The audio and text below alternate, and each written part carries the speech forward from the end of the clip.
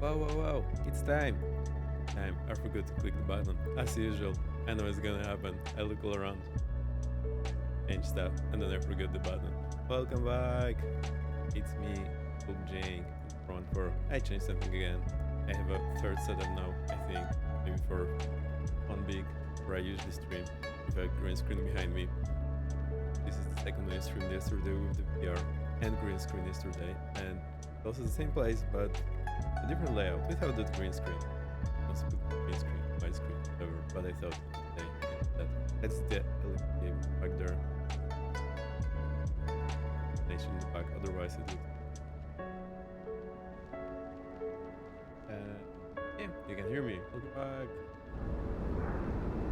Get the thing sound down, and we'll be GAing. I think if ready for VATSIM, like barely, like we can do it. Let me know if anything's wrong. I think. Whoa. My microphone, it turns itself down. Whenever I start it, it's one dot, the lowest, and I need to like dial it up to half scale. Let me say all of that again. Welcome back, we'll be GAing in Tampa. I'm back. I changed the setup again. It's the new old setup. Not the one where I usually sit, is the one next to it. The reflection looks a bit funny. Hey Panagon, howdy. How do you do? I'm still off on holidays. I got up like 2 p.m. today, so I got my breakfast and it was already dark. I'm night owl, I swear. It's so funny. I love it.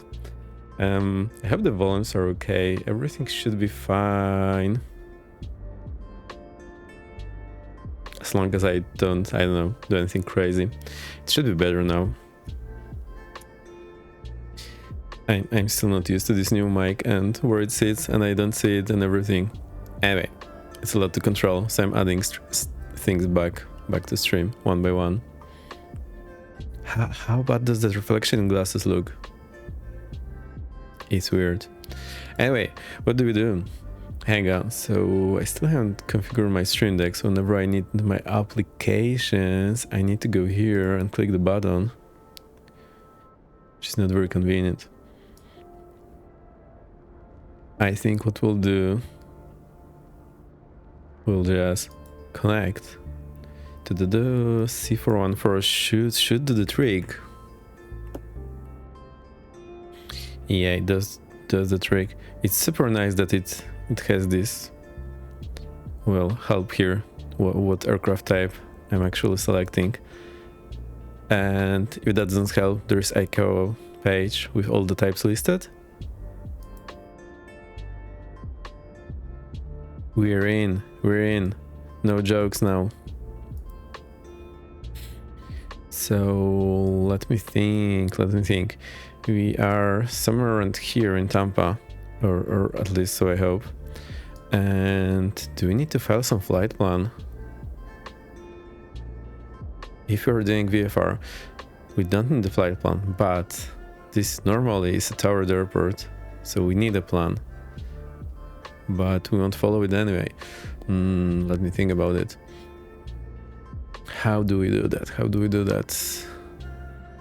One sec. I just need to open my VATSIM window now somewhere and actually get logged in there. It's gonna be a bit awkward. Right, I think I have a plan. Man, we have a plan. VATSIM.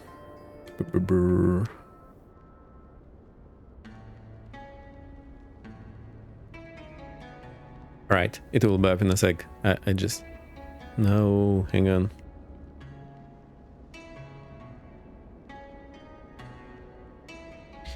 I need to log in there. One sec. I'll show you this beautiful aircraft.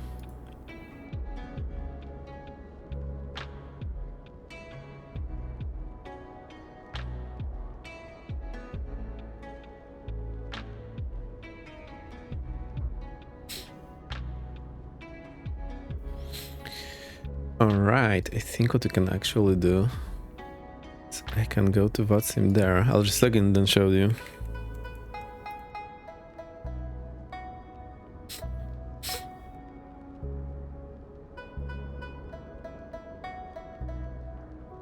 No, it doesn't like that browser. How come?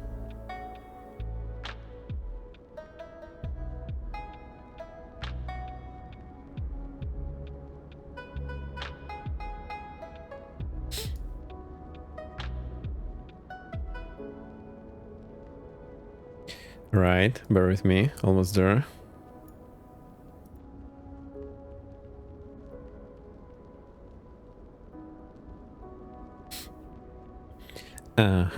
Let's see what we can do.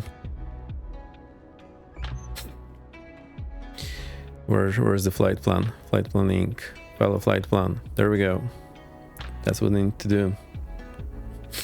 Right, we are November 225 Victor X-ray. That's my favorite call sign. FR, we are C414. Way category. I am pretty sure we're light. Oh no. Now the hard part.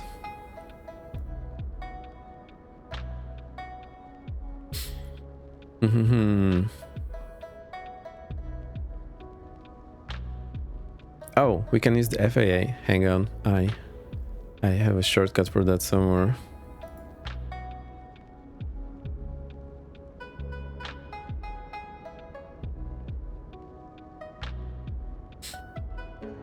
There's one page that I really like, which has that. It was VATSIM Romania. Where are you?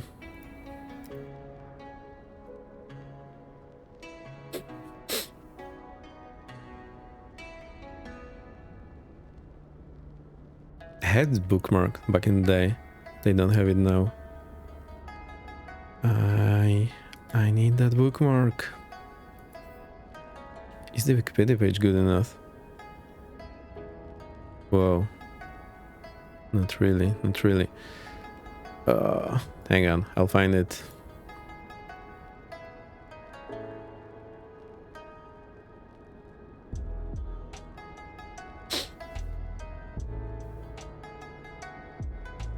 There we go. Found it. We are not RVSM. No reduced vertical separation minima. Definitely. So we go in the bottom box. We have DME, RNAV, and GNSS. Transponder mode Charlie. So that's /golf. /golf is what I need.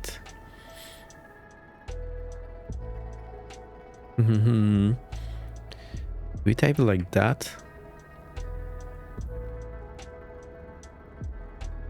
I think that works. Transponder skip with FAA equipment, so we put that here. Right, we're going from Tampa. Altitude. Let's go. What do I know? 3,500. Oh, it's Ibanez 414. Yes, it's me. I'm trying to file the flight plan. I still don't know what I'm doing. So we go. We need a new plan. I just want to fly around. But maybe we can go somewhere. So in theory, I wouldn't really need the flight plan, but yeah, it's a bit awkward because normally this is controller space, but there is no controller here. So it's a bit weird. Where do we go? Any recommendations?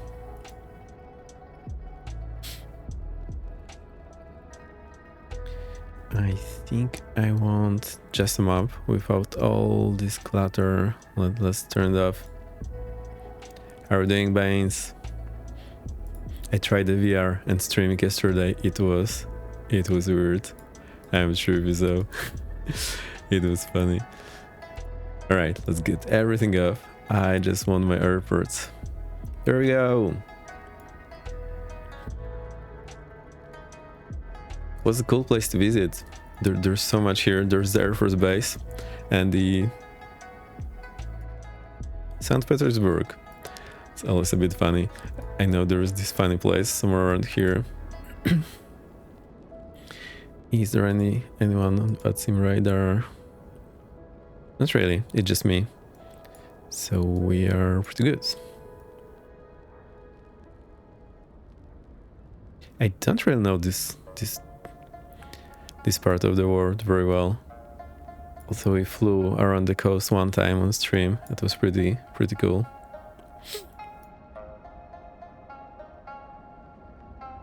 I just need to put something in my flight plan. So I think we can go here. KPGD and back. Let's do that. KPGD and back.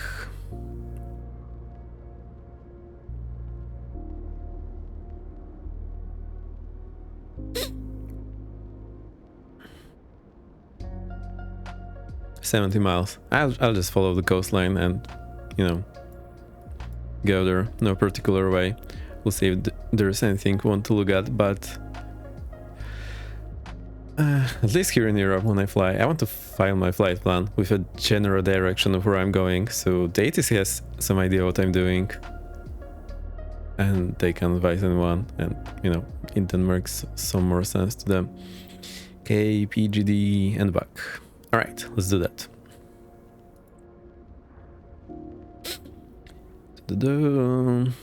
So direct KPGD and back.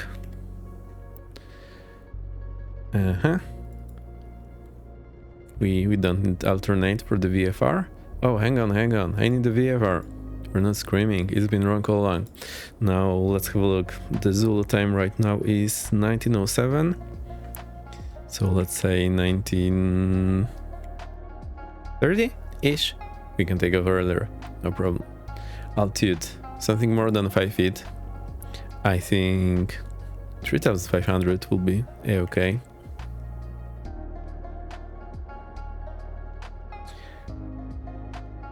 That's interesting, because normally in flight plan you don't just type the number, you type either A035 or flight level something. Right, let's say I think 140 knots is what we'll be doing. Another time 2 hours, give or take. Fuel endurance. Oh, that's a good question. So let's look at our little tablet. Boing. Fuel. All the fuel we can get. Whoa, that's a lot of endurance. How much is it in hours? I don't really know. I'm pretty sure 4 is the safe number. So it says max range 1000 miles here, so we won't be doing 250 miles per hour. So 4 hours looks like a safe bet to me. 0400. Right, no alternate. It's also not required, huh? Right, I don't feel all of that stuff. November 225 Victor X-ray in my registration. That's pretty much it.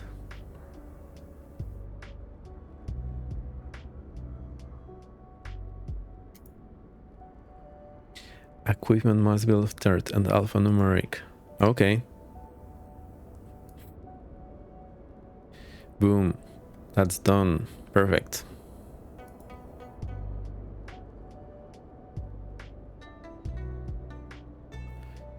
So where's that guy? Here is that guy. Cool. It shows us as locals. We're locals now. Amazing. It has the flight plan. Let's see what else it says about me. Does it say that equipment? That's what I'm interested in. Date of file registration /V. Doesn't say the equipment here. Right, we're all good. Let's go start the engines and we'll check the V-pilot. I still need to check, actually. I remember feeling something with the model matching, but I'm not sure if I deleted the role I'm not interested in. Oh. Right, give me a sec, I'll just see. So we don't have any rule matching, so it will just show whatever is there. Hang on. I need to double check if I have loaded my FSLTL. Because I link and unlink all the stuff all the time. I sort of lost track what's linked now. Is the FSLTL linked or not? Official, no, it's in the community. So even though we have all this new tech, I still need to take care of the linking and unlinking FSLTL. I don't think I have it in right now. All right, so everyone is going to be on Embraer. It's pretty amazing. I love it. Good part is they're easy to see because they're big, Embraer big.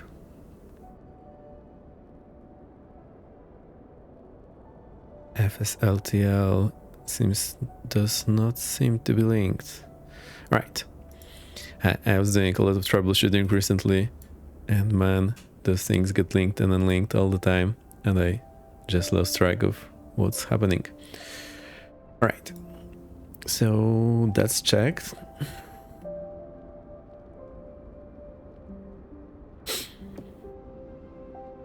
Next thing, push to talk is bound on F9 here.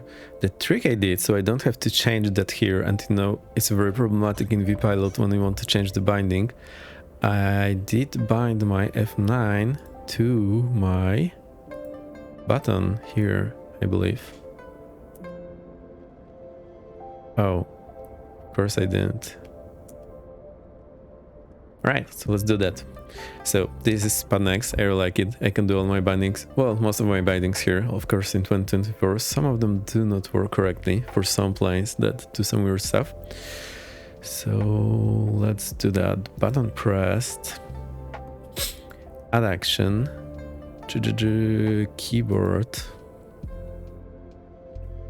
Ooh. There we go. Press key.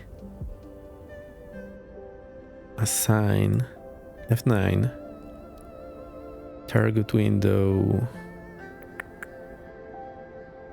I think that doesn't really matter.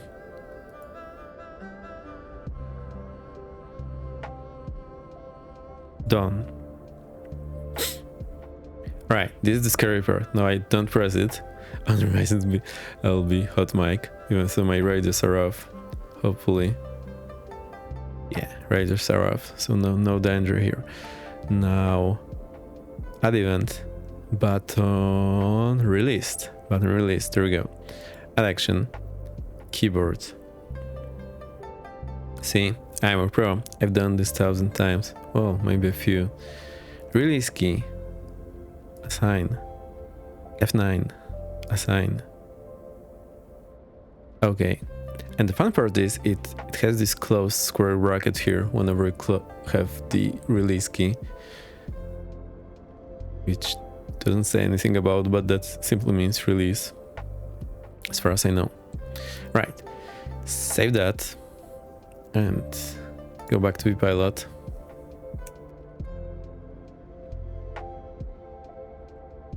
Also, it's I was looking for a good key to bind, and the F9 seemed to be a good candidate simply because all the other keys do something else somewhere, and I just unbound whatever F9 was doing in the sim.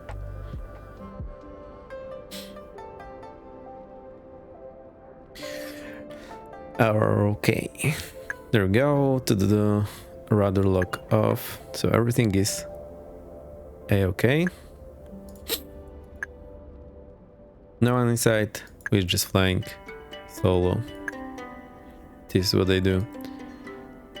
I also didn't link my handlebar mode, so it's showing there. Also, you do not see that. Perfect. Oh, I can get this up? No. Oh, there's my glasses and a pen. Cool stuff. Squeak, squeak. So, let's get the battery on. Start the engine. Also, I said I will be following the checklist from now on, so let's see if we have any checklist here. We do. Alright, the pre-flight. I'll skip that. Cabin door and seal. So cabin door is there in the back. Let's get that battery off for the time being.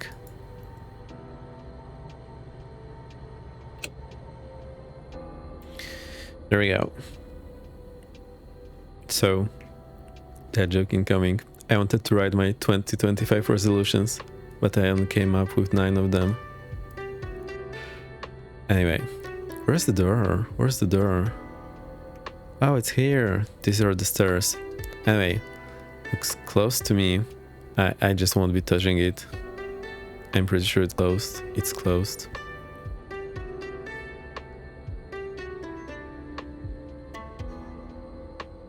Alright, we have add in 1 minute, so nothing cool is gonna happen.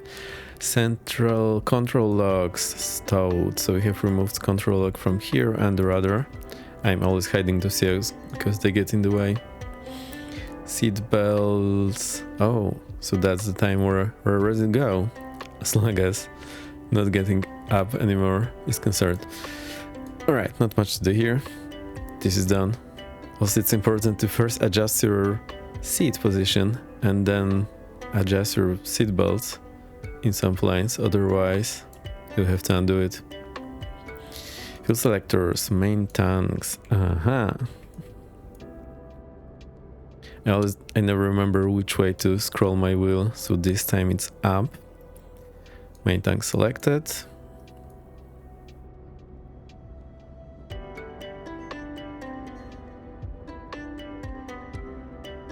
Landing gear, it should be selected down. Also, let's double check if my controls are working. So this is working, this is working. Yoke is working, pedals are working, toe brisks are working. That's pretty much all I have bound. Yep.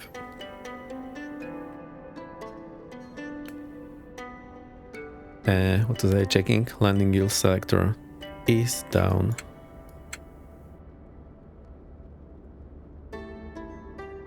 Throttle propeller mixture set. Cool. So throttle goes idle. Props go all the way forward. I'll just be clicking this today. Mixture goes... Let's keep it in cutoff. Also, I still don't have any idea what this scale is supposed to do. If you know, let me know. I didn't try to Google it too much. It just says mixture for real. I thought maybe it's the altitude, but it's not.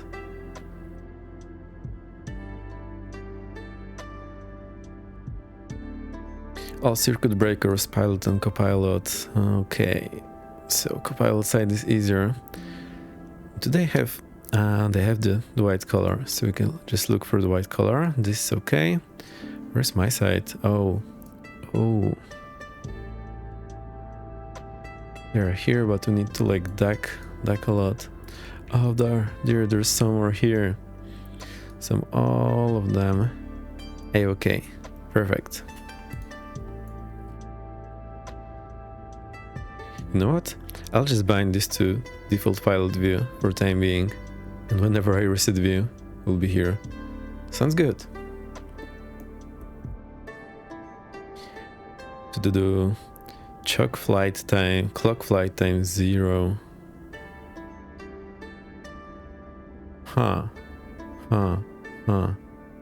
Where's my clock flight time? No, help. I know there is a big clock here, and I know it has some problem in 2024 not working exactly as advertised. There is hubs meter, which is just flight hours on the engine. It hardly ever shows 0, like never. Unless you work in a factory. Do we have any other clock? I know, maybe here, no. Sometimes there is a clock on the yoke. Where is the clock? Where is it?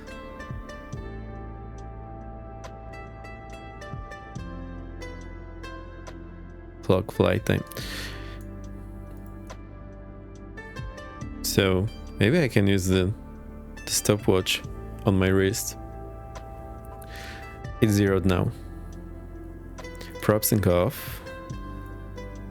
Also we'll learn where it is. I always forget what star is on those aircraft. It's always in different places. Propsing here, so face. It's in the off position.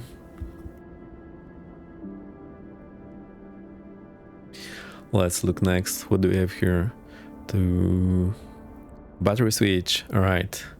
On. The fun begins. So it ons and the crash bar also goes into like open. Battery switch on, gear position, 3 green. Field analyzer. Clock is behind the tablet. Oh, thanks is.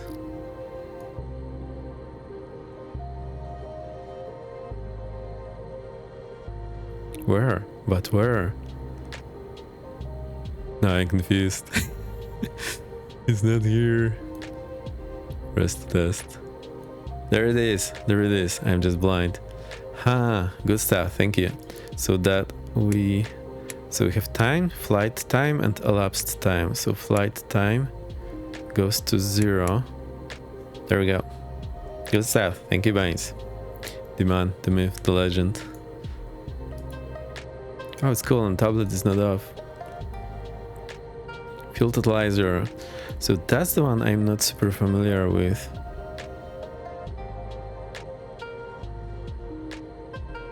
So this is click button.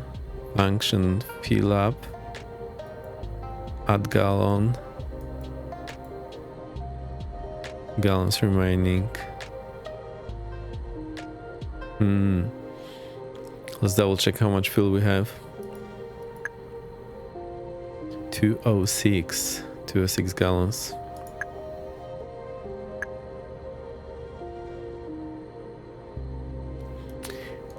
Okay. Gallons remaining. Fill up 206. Gallons remaining.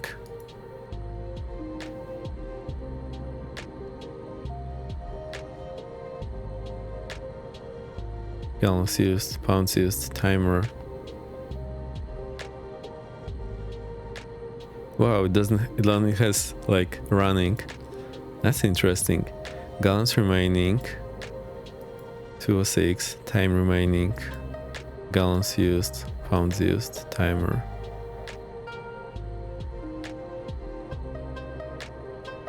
How do I go back to that right spot, and how is it different from this left spot?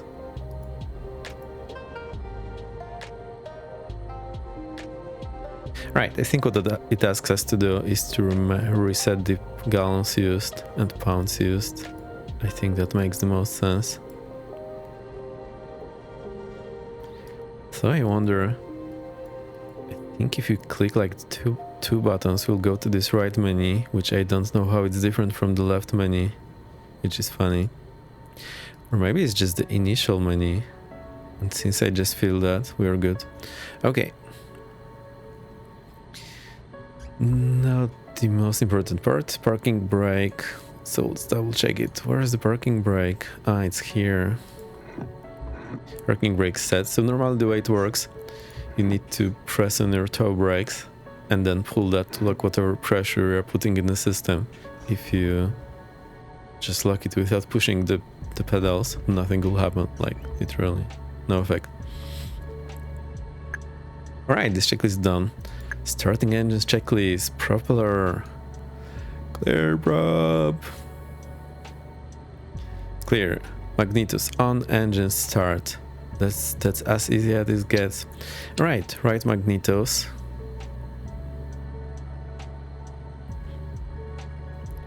Let's get this mixture up. I feel like this checklist is missing some bits. So maybe we're just supposed to have the mixture like that. But there is priming as well, and I didn't say anything about the priming. Did I miss a checklist? Did I miss the page? Before starting engines? No. Did I miss a page? I didn't. Right, let's prime a bit anyway. Right, now what I would preferably like to do is to see the engine and and the button at the same time, which is not really gonna happen, so we'll just listen for it and look at the instruments here.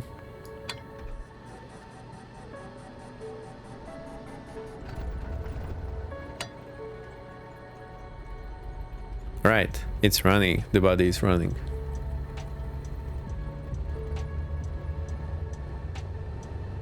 I do have my agent sounds way down, so that might be the reason.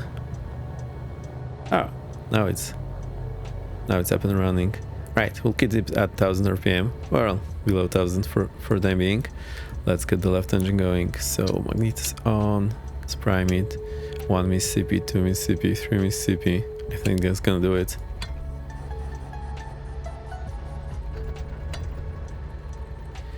And there we go.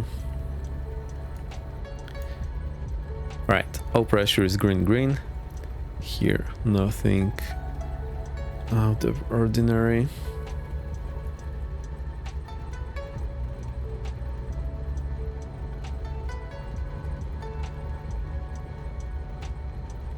Ultra ultrasound. I got so used to not seeing the text yesterday. I just don't look there anymore. So funny. Right, engines have started. Let's go to the next checklist. Before taxi. Avionics on and set. Alright, that's gonna take a moment. So, avionics goes on. Let's double check our flight plan. And he'll get the GTN running in the meantime.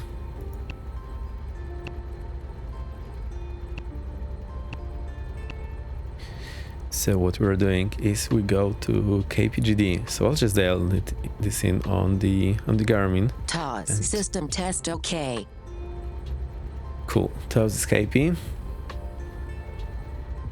KPGD. Okay.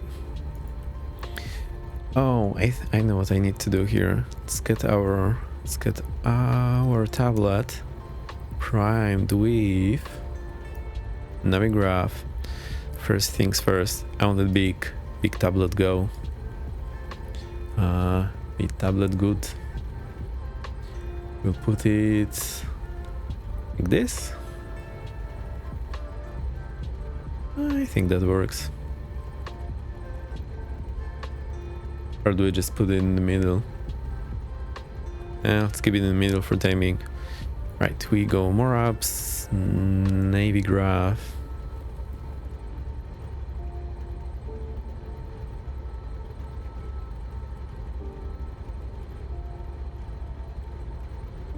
Whoa, it's a bit vertical. There's my flight. And that's pretty much all I need, so I can hide this sidebar now. We can see our aircraft. You can see our route. Let's just get this VFR here. And is there many points displayed here? Interface scale, that's actually, I can keep it this small. It just gives some more real estate over there. Or it's hard to read. I want the scale normal, not 2 times. Now that should be a bit better. I don't know. It kind of make it worse. I want something in between, like 1.5, not 2, not 1, 1.5. Me and happy. So there's scale, and there's only 2 times and 4 times.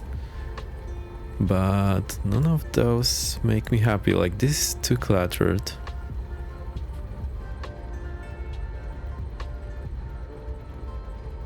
And this is just unreadable. Fantastic.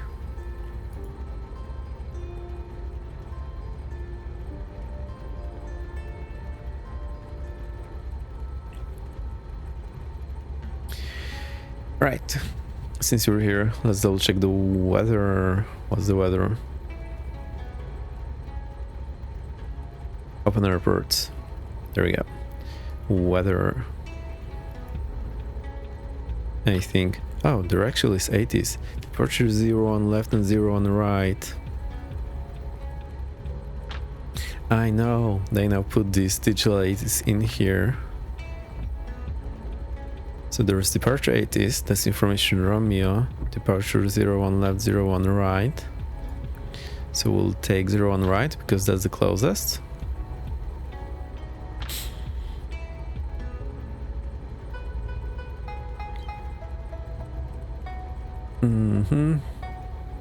Wind 070 at 5 knots, 10 miles visibility, few clouds at 20,000 feet. Temperature 20, dew point 5, 3023. Remarks not important. Departing runway 1 right, 1 left, no thumbs. Okay. Bird activity in vicinity. Advise ground control prior to pushback. All aircraft require to have transponders on or operating taxiways and runways. Right. 2023. So let's set this up. 2023. 3023.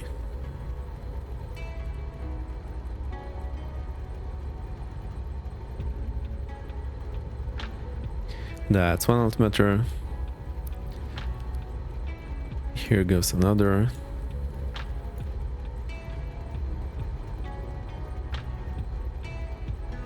Right, it's 3020. 1, 2, 3. Looks about right. And let's verify that shows are about 50 feet. And so now reset my view. I'll save the default view to something like that. I think that's gonna work. Right, we're showing about, well, 40 feet here. Let's verify with our airport chart.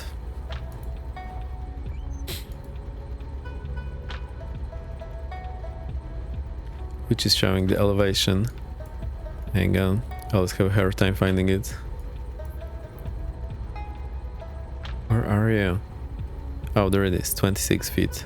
Interesting. So we're showing a bit higher than we should be. Actually, this one looks fairly okay. The other one, I think it's just a parallax effect. Right, I'm happy with that. Let's go map here, direct, select waypoint, KPGD.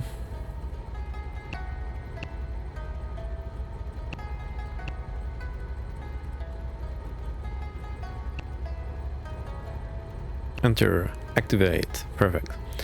So that's active. Actually, we can keep it here, and here I want to test looking at the charts. It's one of the new features, I guess. I haven't used it all too much yet. Come on, there we go. So let's go menu, invert colors. I like the night mode always. I don't know, it's just me. And make it full. Right, I'll just cancel these messages. I think we'll just follow the coastline and go to KPGD like that. I'll maybe keep my airspaces on, so at least I'm aware where we are. And we need to keep track of our CETA frequencies. Oh dear, there's so many that we are crossing. So I think we'll just go over water, and actually we can use the VPilot to get those CDF frequencies.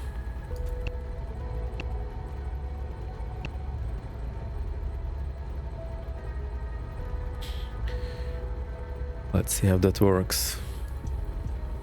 So .ctaf ATPA 119.5. Okay.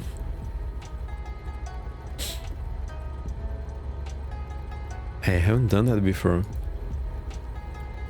119.5. Let's get also our transponder going. So I click here, 119.5. Transfer. There we go.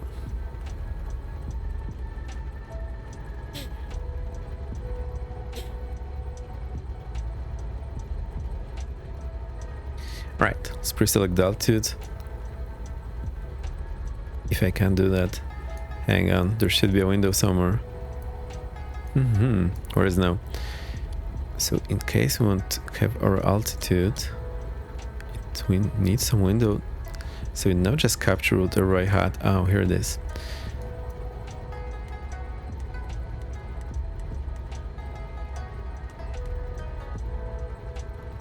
Right, it's a bit hard to read, but it now says 3,500.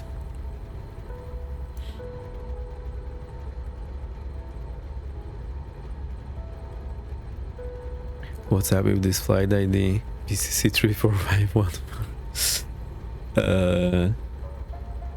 Okay. I don't even know how to change that. Function, flight time, count up, count down, pressure alt. So this is showing according to QNH 1013, that's why it shows negative. And it gets transmitted to ATC, and then ACTC software corrects that for whatever QNH they have set. Outside temperature, the alt, Bluetooth on, software version. I don't think I can change that. I think it just has hard-coded tail number, but I also think it doesn't get transferred to VATSIM in any way, shape or form, so you're A-okay. Is this camera view okay? I think it looks a bit funny. I hope you like it.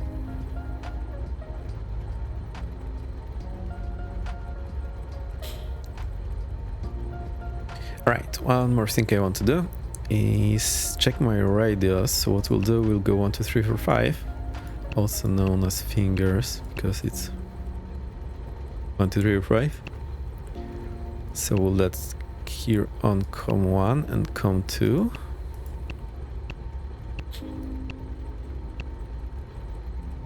Now the important bit of the panel, COM1. So that's monitored radius, COM1 and COM2, and microphone on COM1. November 2 to 5 Victor X-ray radio check. Okay, I can hear that. November 2 to 5 Victor X-ray radio check. But you do not hear that. At least not in the way I want to. So let me just double check my audio settings. I think it's going from the vPilot to the wrong device.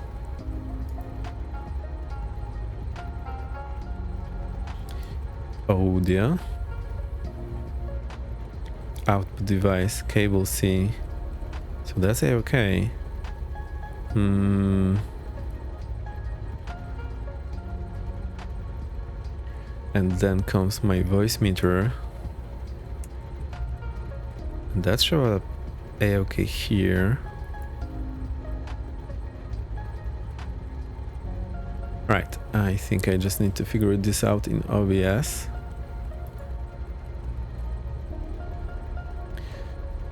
So if you fancy doing that with me, bear with me. Here we go.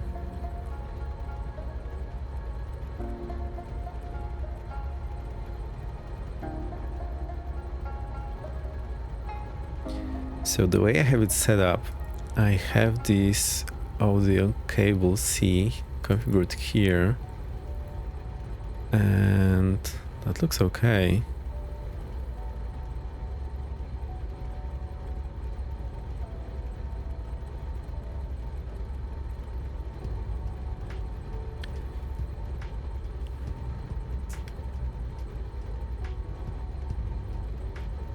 So why isn't it working?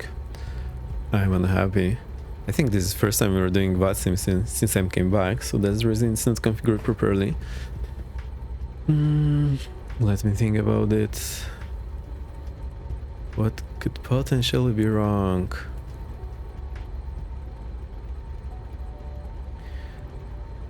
So the cable C test shows up here and shows up here correctly. So that's going out fine, but I don't want to monitor it through here. I want to monitor it through OBS.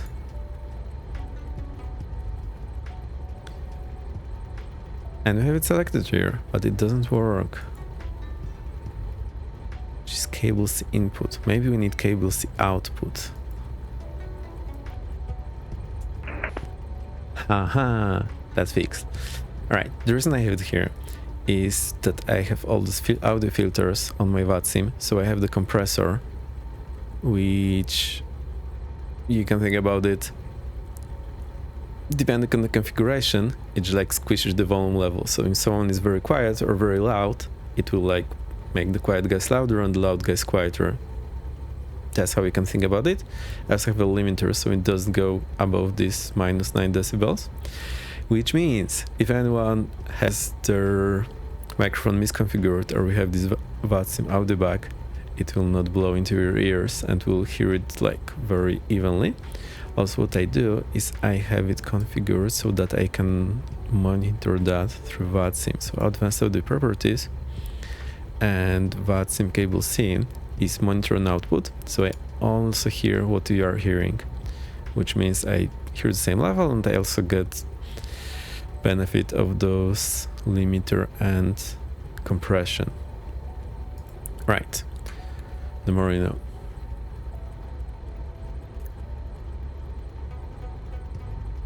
So we're happy about that.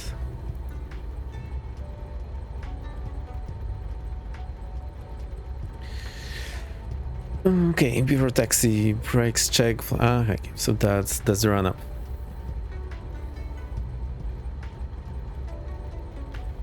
Cool stuff. Okay, let's go back to Tampa and let's dial in 1215 the guard frequency. So I noticed some US controllers, they will talk to people on guard. Like, if you can hear me, go to frequency, this and that. I think I'll put my camera just a touch down and I put my mic just a touch down so I look less awkward on the camera.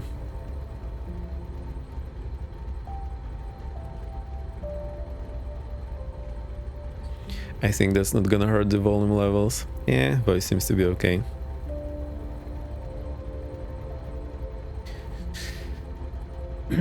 Alright, okay, let's get this flight director off.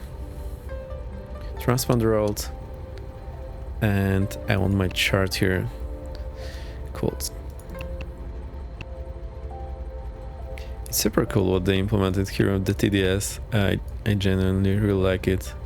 I wasn't a big fan initially, but now it's so good. And I need to learn this avionics. And time I get back in the real aircraft with this avionics, I need to be on top of it. Also, we used to have the small one, not the big one. The big one's pricey, small and cheap. We like cheap. Right, we'll taxi Romeo Foxtrot 1, Delta 1. So I'll just announce taxiing from general aviation to holding point runway 1 right, because that's all everyone really needs to know. They don't need to know my whole taxi route because no one will actually remember that.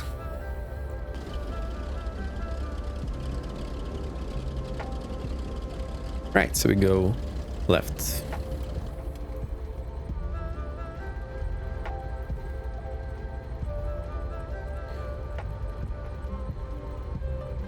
Tampa traffic number 225 Victor X-ray, taxiing from general aviation area to holding point runway 01 right, Tampa.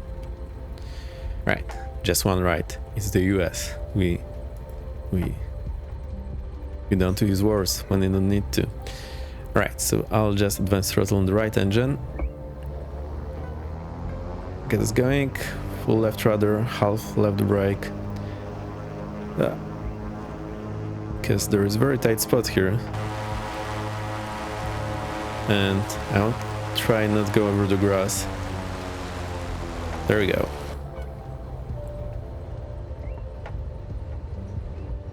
The throttle squeak is so cool. Also, I need to remember to lead my head on the headrest and not hit those muscles tensioned like a madman, which I always do. Right, you can always follow along. We're on VATSIM and multiplayer Europe North. Actually, I should probably turn off multiplayer.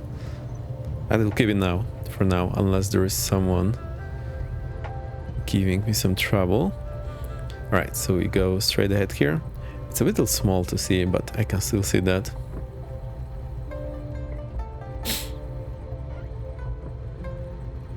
Also, yeah, follow the center line. I need to add this to my new resolutions, which I will hopefully follow. I don't know. I know. I always write this step down, only to delete it later, because there's no point in keeping a long list that I'm not following anyway.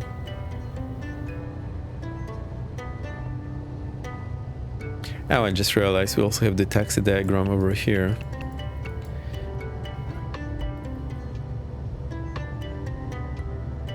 I wish I knew my ground speed. It is probably somewhere on the Garmin. It's here. Yeah, it feels a bit fast now.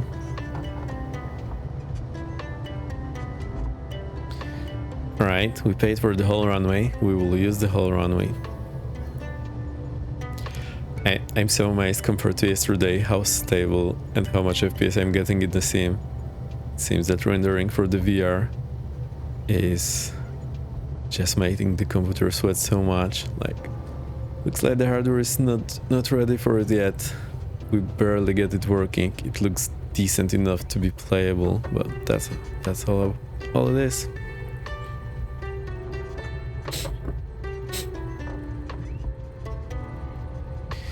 Squeak. I don't see any run-up base, like any place where you can do the run-up and not bother anyone, but because there is 2 entries to the runway here, if you occupy one of them, we won't block anyone anyway, so it's gonna be fine. In my right turn, I will just advance the left throttle and slow down a bit.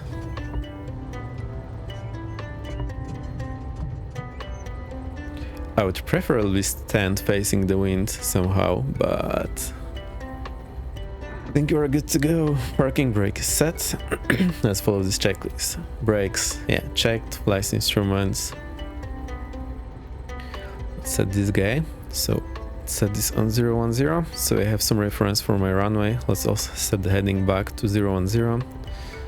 The runway heading, give or take. I didn't bother checking exact runway heading. Alright, I'll be just reading this. I hope you can see that.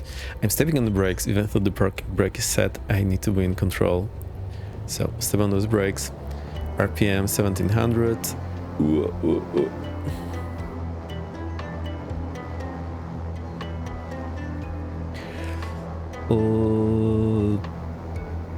Left and right flow lights off. So I think, yeah, it's just one of those warning lights somewhere, but we don't see them. I think it's like low fuel somewhere here. Alternators, check. How do we check them?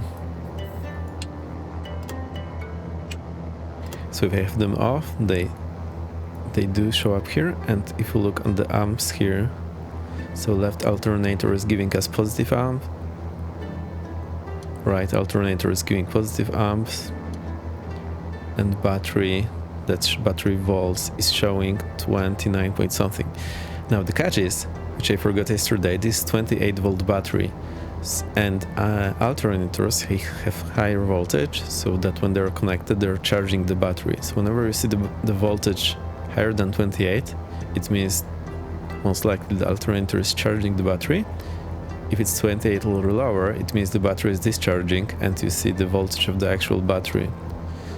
So we are happy with that.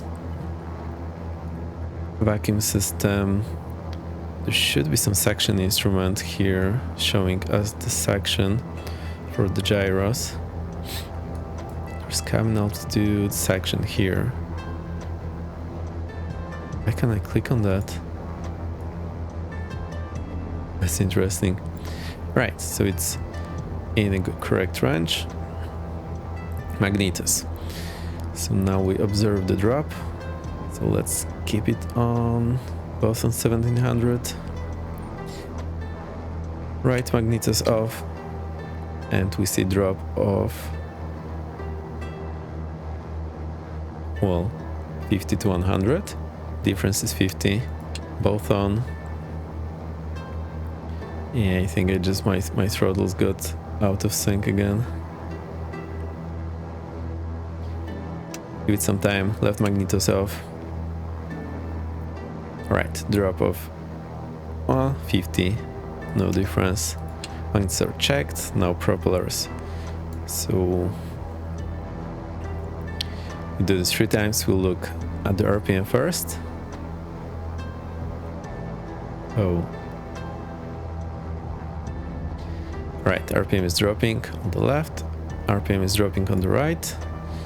Now we'll look at manifold pressure. It should be going up. It's not changing. Bug. I think it should be going up, depending on what I know how this functions, but it's not changing even a bit. And last thing we want to look at is the oil pressure. So the oil pressure is used to operate those blades, and basically, so let me think here. When we don't have the oil, so there is oil pressure on one side and the spring on the other side. When we don't have the oil pressure in a twin, we want to go feather, so the oil pressure is making it flat. So when you reduce, oh, MIA, please contact me, 135-175.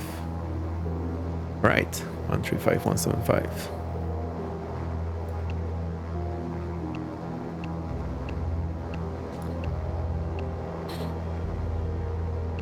Hello.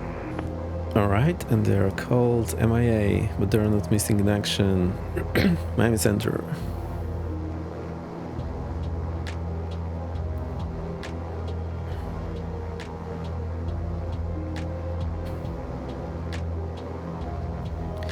Miami Center, November 225 Victor X-ray. Hello, halting short runway 18 right at Tampa. We need still 2 minutes for the run-up. 225 Victor X-ray, Miami Center, say aircraft type and destination. Cessna 414, route to Kilo Papa Golf Delta, VFR, number 225 Victor X-ray. Victor X-ray, your audio cut out. What's your destination? Destination Kilo Papa Golf Delta, number 225 Victor X-ray. Punta Gorda? Say again? What is it? Punta Gorda? You keep cutting out. Okay. 225 Victor X-ray, say what's your destination? Papa Golf Delta?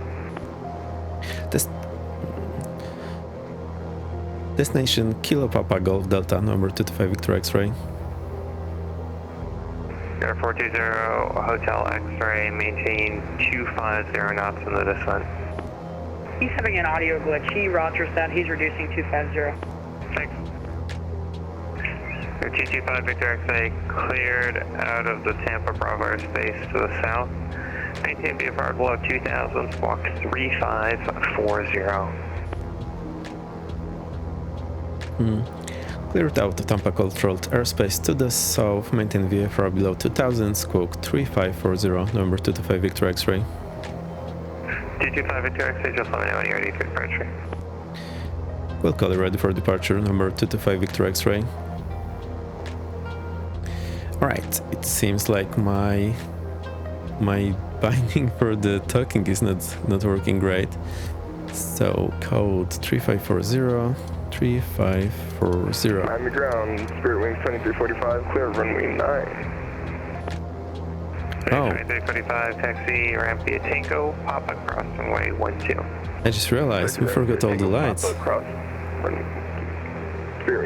Anti-collision, no lights. American 2434, Taxi lights. spot 9, taxi right.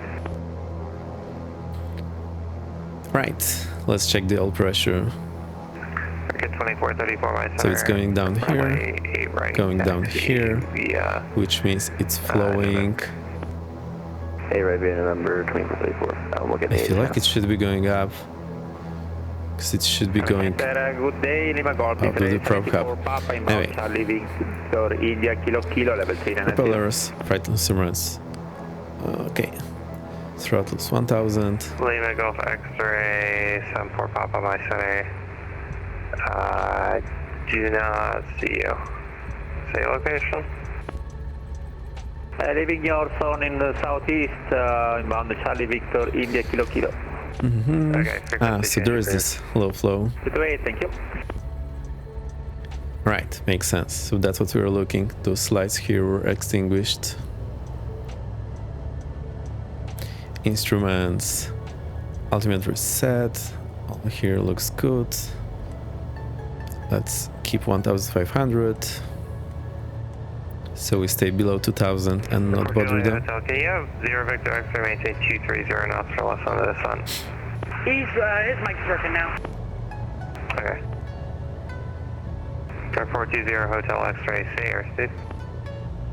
We're at 250 for, as requested, for 0 Hotel X-ray. 30 Hotel X-ray, reduce speed to 230. 230 0 Hotel X-ray. All right, we'll follow the coastline to the south here. So I'm happy. Actually, I remember now we have in VATSIM this controller thing. Don't know where to show that. All right, we'll bother about it later.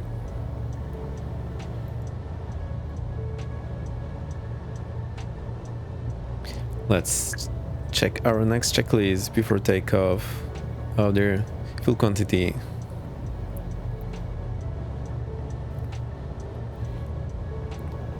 Where is the fuel quantity? We see it here on the totalizer, but there should be, oh, there we go. It's full. Fuel tanks, main and main. Miami, Caribbean 483 radio check. All right. Emergency cross fuel shut off, check open, push down. 5x5. All right, I don't know what to do now. Roger. Cold flaps are open. Runway 12. Trim tabs set for takeoff. Miami Center, American 2434. What There we go. Give us a taxi clearance. Oh, disregard that. Sorry about that. Ah, you're good. Wing flaps up, prop sync off. So, Remaining 483, runway 8 right, taxi to Papa. flaps, prop sync off. Flight instrument and avionics. Everything we have said a few times already. Lights as required. We'll just get the landing light on. Center, 844, today with you, flight road 360. Transit 844, my center, roger. Doors closed, pressurization. We don't set it now. Unnecessary to final clear. Auxiliary fuel pumps go to high. Negative, sir. We'll just maintain IFS. Okay, 4 Juliet Hotel, expect a visual approach. Flight controls. 9er left. Alright, we'll expect a visual 9er left. 4 Juliet Checked. Hotel. Thank you. On the Jet 0 Hotel X-ray, expect a visual approach, runway 9er left, reduce speed to 210. We're just 210, expect a visual 9er left for 0 Hotel X-ray. American 1912, frequency change approved. Good Ice protection not required today. Seatbelts checked. Landing lights is on. 1912. And power takeoff. Make sure to check fuel and totalizer. That's it. 4.55. Alright. Jet 142, contact event center. Takeoff engine instruments. Our minimum control speed. After takeoff. We'll do in a sec. Miami Center, Delta 12, radio for level 360. Now gravity still up. Yeah, I closed it, sorry. Alright, it's getting real. Delta 1221, my center, squawk 7324, climb maintain level 370. I know what the problem is. Actually, no, it says press and hold here. Miami Center, American 2434, ready to go, 8 right. American 2434, I have to jump a runway right, clip takeoff. 8 right, clear for takeoff, American 2434. Citation 4 Juliet Hotel, maintain 250 knots. 250 knots, 4 Juliet Hotel.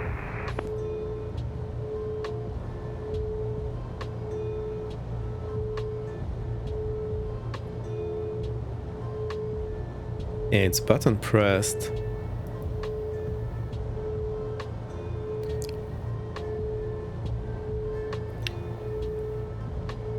Ready for departure, runway 1 right, number 225 Victor X-ray. 0225 Victor X-ray, right downwind departure approved, runway 198, clear for takeoff. Clear for takeoff, runway 1 right, and pattern departure number 225 Victor X-ray. Right, let's double check the approach, don't see anyone there, parking brake released. Following this checklist, I have a hard time doing that in this kind of aircraft because there's so much to do. I'd rather remember the flow.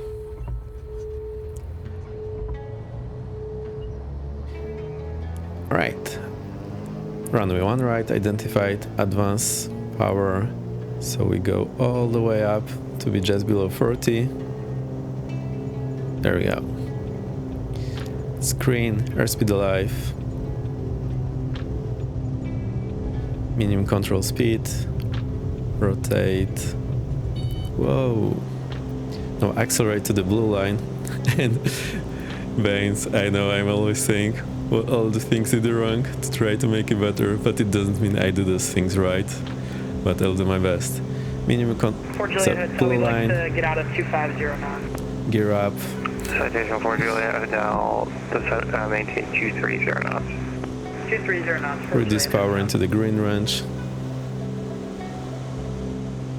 This is covering all my view.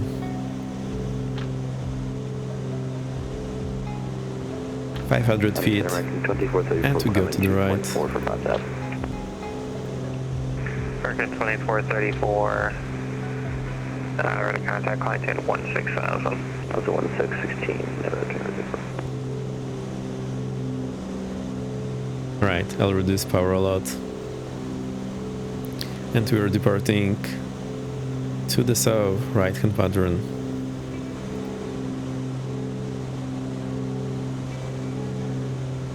Jeez, I'm not confident with this setup. 225, Victor X-ray to contact say altitude. Passing 1200, number 225 Victor X-ray.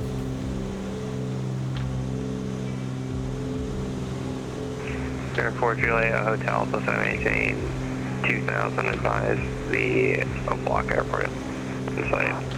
Down to 2000, we'll advise 4 Juliet Hotel.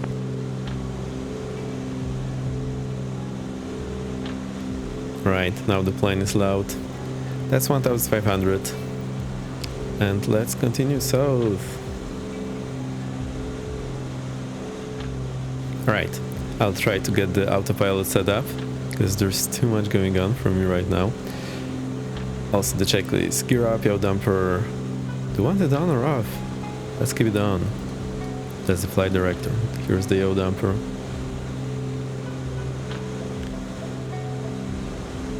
And this goes altitude and heading.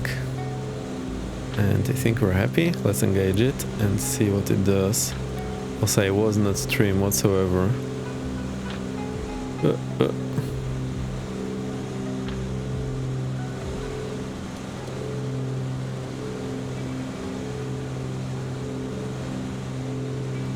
Come on, plane. You can do it. You can do it.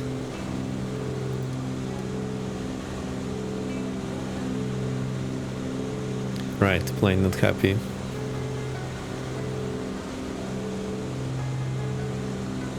I'm also glimpsing in the navigraph to see where we're going. Alright, get those fuel pumps too low. Miami Caribbean 483, hold and show that Mike 150 departure clearance. Korean 483, you are enough to fall or runway right, clear for takeoff. Are not ball up setting runway 09 Caribbean 483. Let's reduce the power here.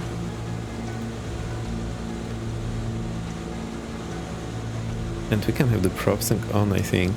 So that will be the cruise checklist now. On the Jet 0 Hotel X-ray, turn right heading 170 to maintain 3000. Power set, mixture link, properly synchronized, pressurization set.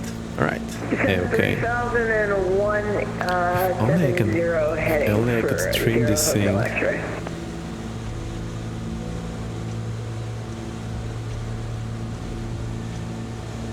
Right, lot of trimming, Jeez. I haven't actually flown it with these joysticks, so it's part of the reason why I'm struggling so much. I think I need this view as my default.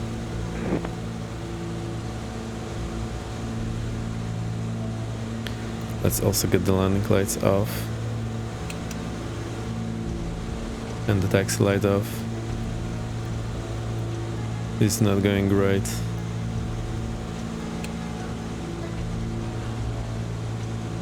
I'm pushing the yoke like crazy. I mean the joystick. I have a hard time trimming it for some reason. So we'll follow the coastline going south.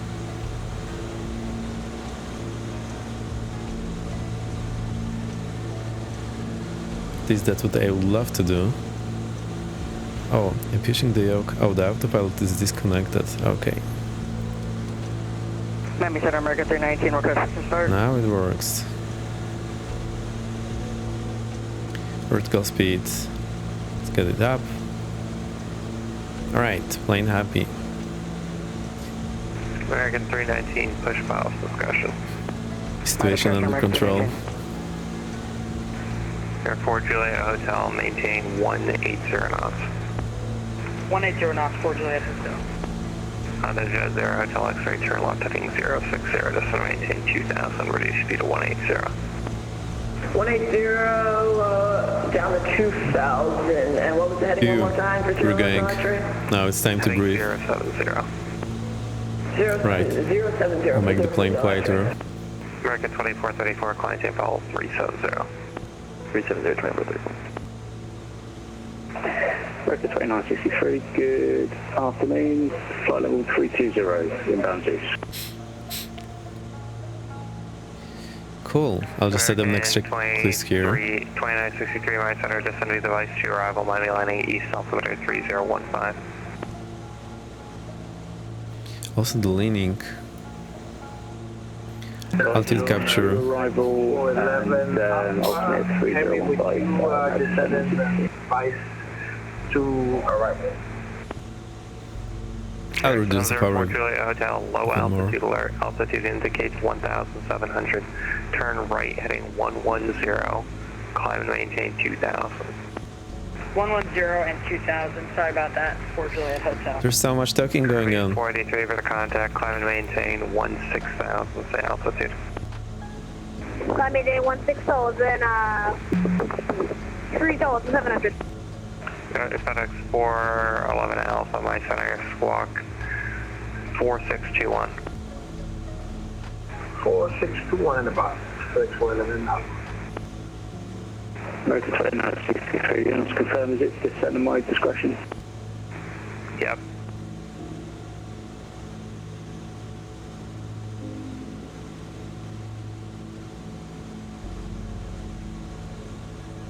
Miami Center, hello, American 1972, way too long, flight level 340. 4 Juliet Hotel, we have the field. 4 Juliet Hotel, maintain 170 knots to 5 mile final. Cleared visual approach, runway 9 left. 170 knots till 5 miles final. 4 Juliet Hotel, clear to land. Nope, cleared visual approach. Cleared visual approach.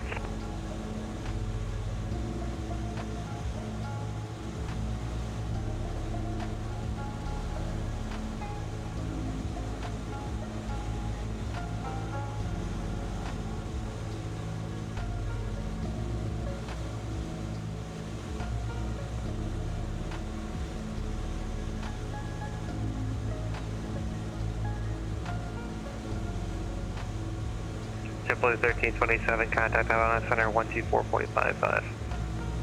Over to Havana Center on 124.55 for JetBlue 1327.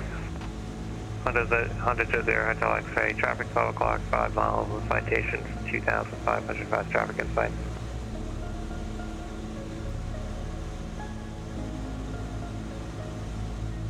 Further traffic, 0 Hotel X-ray. FedEx 411, descend and maintain flight level 300. We'll have more information shortly. Flight level 300, FedEx 411 Alpha. Delta 1979, freak change approved.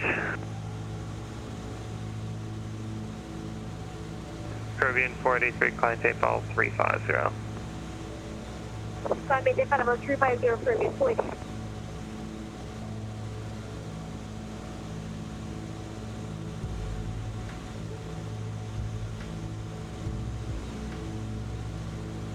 Miami Center, hello, American 1972, level 340, Mount Muddies. American 1972, Miami Center, squawk 4747. For sequencing to Miami, turn right, heading 340. Squawk 4747 and right heading 340 degrees for American 1972. Zero Hotel X-ray, did you say you have the traffic?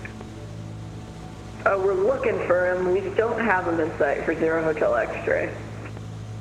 Honda Jet Zero Hotel X-ray, turn right, heading 180. Heading 180, Zero Hotel X-ray. Miami Center, American 319, ready to taxi. We have Quebec. American 319, runway right, taxi November. 8 right via November, American 319.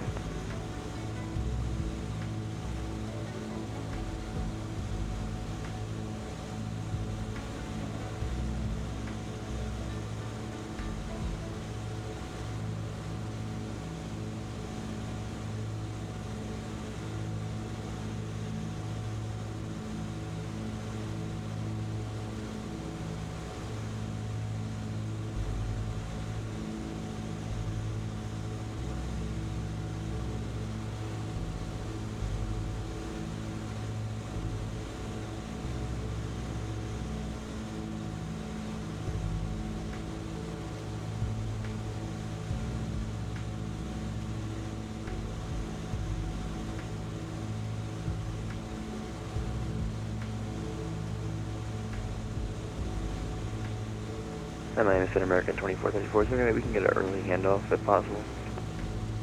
American 2434, freak change approved, good day. Thanks, man. Appreciate you. See you later. American 1972, this center maintain flight level 320. Centimeter in for 320, American 1972. Product 411, descend pilot discretion, maintain flight level 240. Pilot discretion, descend now, flight level 340, 411, car heavy.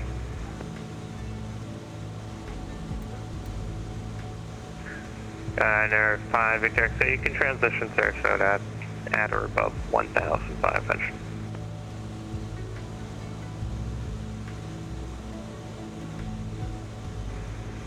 Honda Jet Zero Hotel X-ray, turn left heading 040 and reduce speed to 170.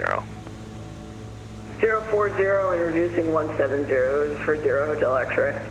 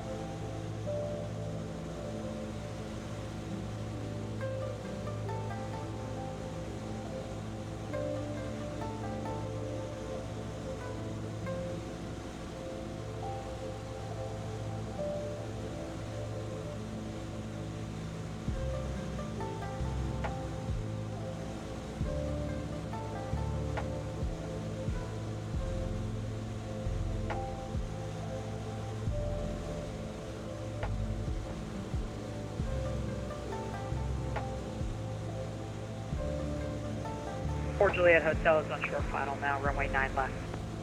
Airport Juliet Hotel, runway 9 or left, clear to land. 9 or left, clear to land, Fort Juliet Hotel.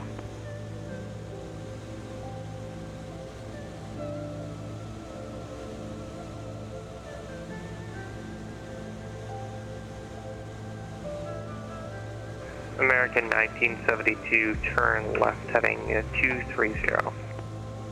Left heading 230, American 1972. Thank you, Iceberg TA. I hit the, I don't know, maybe I hit that for a reason or forgot. Thank you, thank you. I do have a mute button on my mic, and it seems I clicked it. Thank you for nothing, no. So, long time no here. Hey, and see. Yes, nice to see you again. It's chill. I'm testing my yet another setup. So I have my usual big setup, and this is the small setup where I see it. Yesterday I had VR and a green screen. Today is just normal simming and no green screen. It's fun. And a funny reflection in the glasses. I don't know. It looks a bit odd. And nav graph in my windshield. Yes, I was just playing it with, so it has the own track. So you go here and show own ship trail. The only problem is it also shows like a line from where I was flying previously.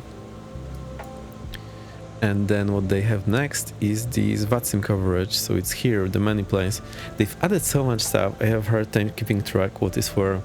Miami Center, November 1 Sierra Alpha, ready to check. So this guy was ridiculously quiet, and the 5x5.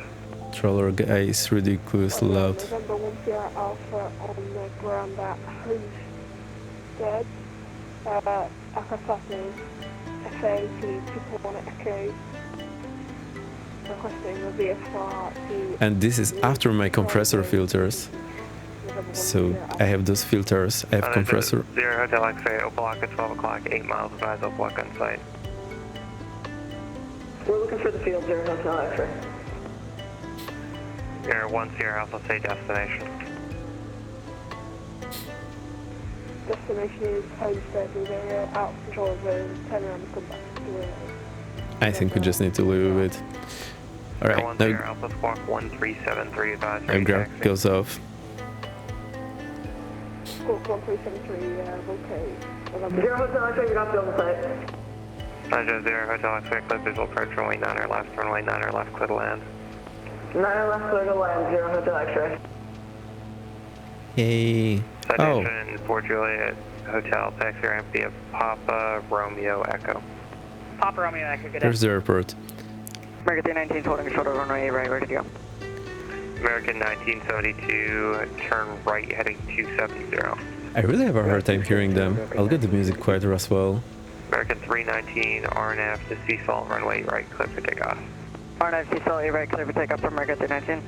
Alright, I think that's gonna work. But the guy is as loud as me. I will end my nav graph and go Lido in CMFB and charts. Probably one right or one left. Whatever works for you. It's super great. It's really great that they added it. Although I still love my nav graph. I'll give it, because I have the updated nav data, and also I have the Jepson charts, which I'm more likely to use in the real world. So that's good practice for me. Also, I love this chart app, but Asobo / Microsoft adding that, very amazing. All this I need to learn the Lido charts, but also it's only for the bigger airports.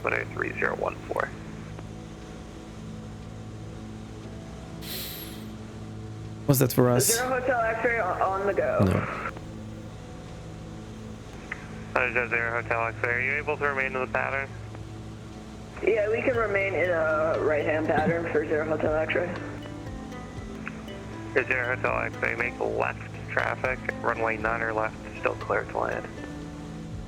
Left traffic, 9 or left for 0 Hotel X-ray. Dead Zombie, welcome. Long time no see. Sorry for not responding. I didn't hear you. So descend via Kuda. Great to see you again. Discovering the emotes. I really like them. They're so cool.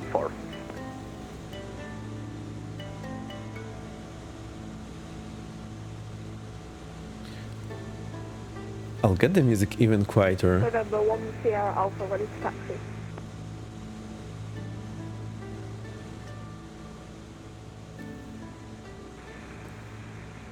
Bear 1 Sierra Alpha, standby.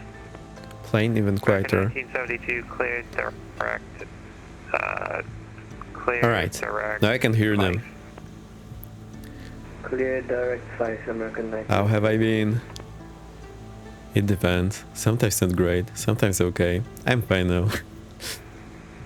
FedEx 411 Alpha, descend via device to arrival, Miami landing, east Alpha. Streaming again, which is fun. I like all of you watching me and feel more pressure. Trying to do things right. Also now, there's so many things in my ear. I have a hard time hearing these guys. American 1972, descend via the Vice 2 arrival, Miami landing east, altimeter 3015. Sensei the Vice 2 arrival, Miami altimeter 3015, American 1972. American 319, we're to contact, climb and maintain 160. I think it's just one controller controlling too many planes. Climbing to 160,000, American 19. Also, he's fine with it. Alpha, runway 6, taxi Alpha. Runway 6, taxi Alpha, November 10 Alpha.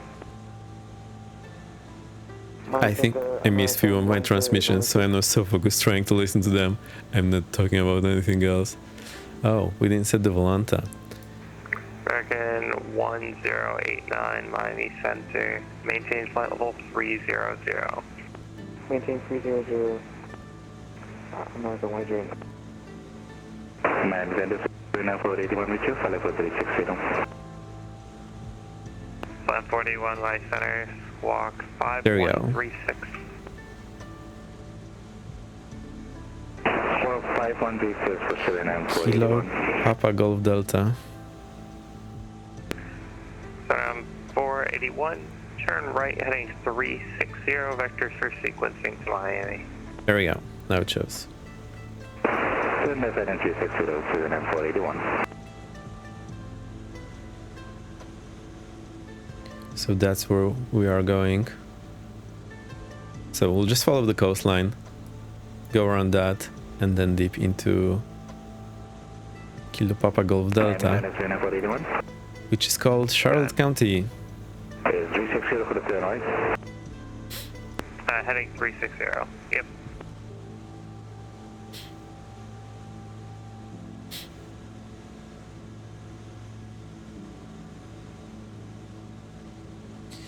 Crazy times. I like flying when PhD is doing Delta for Dummies, because then I'm under one controller, there's not too many planes, they're in my area, so I have a good feel of what's going on. This is just a bit wild. FedEx 411, are you paused, sir? No. I haven't watched Twitch for a long time. Really?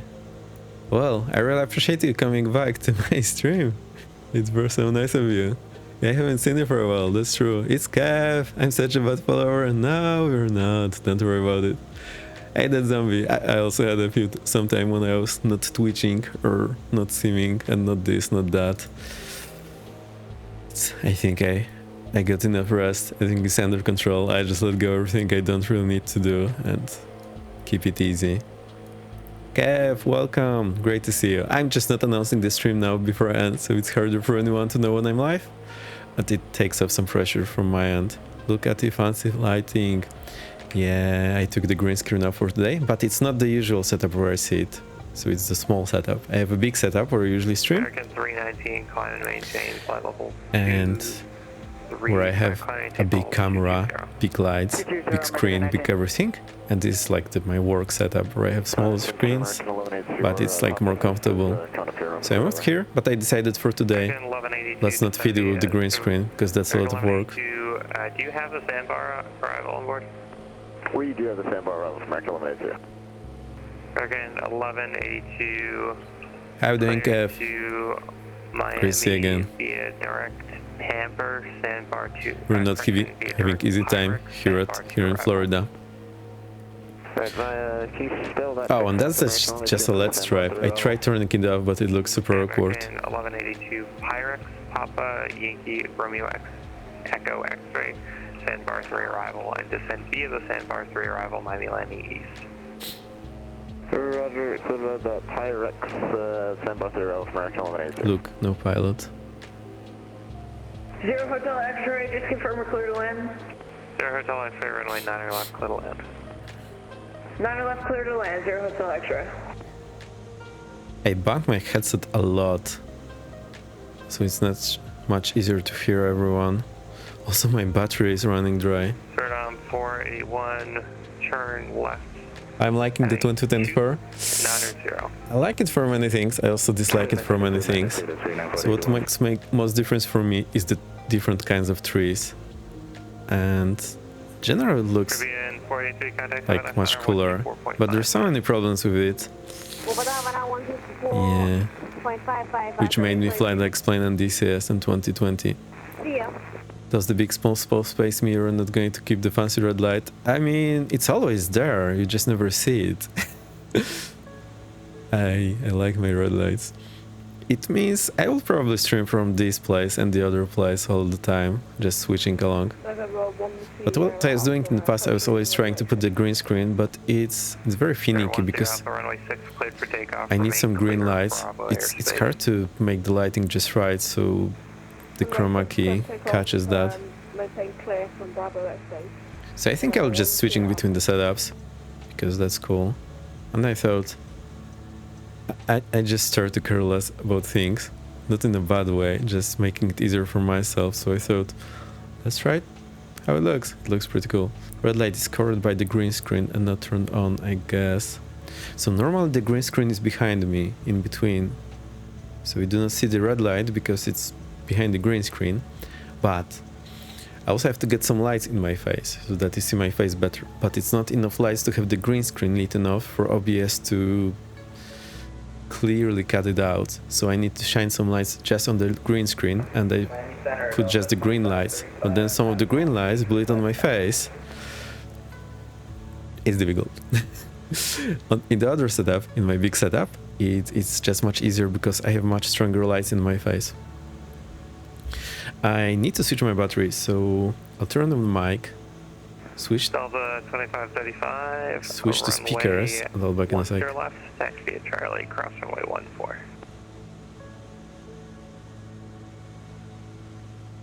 Taxi to runway 10 left, via Charlie, cross runway 14. Delta 2535. Air 10 Alpha, further contact, stay altitude. Altitude 5,500 feet, give it 10 Alpha. There we go. Good idea, changing this before the battery runs out. Also my headset, the noise for the battery running out is very similar to VPilot message. Having put my keys myself and never critical is it actual lighter screen. Yes, it is. And I did a trick, I just put a green LEDs on the screen.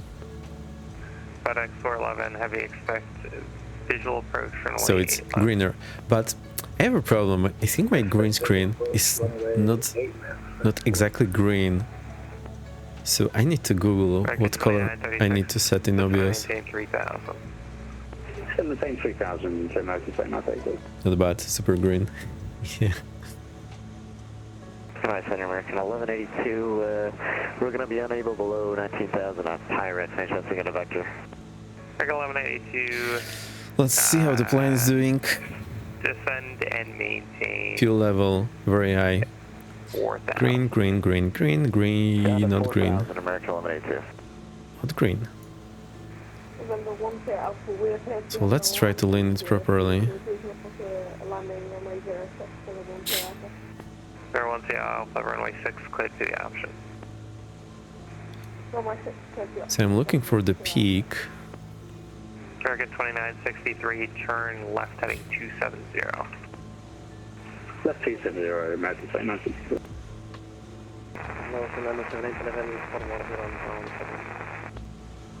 I think that's the peak right there. Squawk 2250. So here? That's a lot of leaning for flying on sea level. Do I fly with failure sound? No, I don't. It doesn't work well with VATSIM.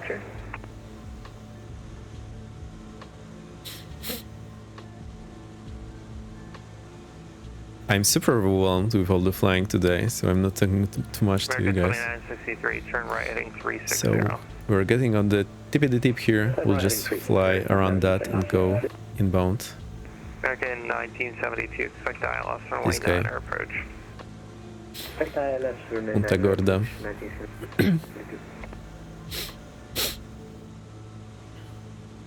American 319, cross D side and maintain 11,000, 250 knots, Tampa, altimeter 3023.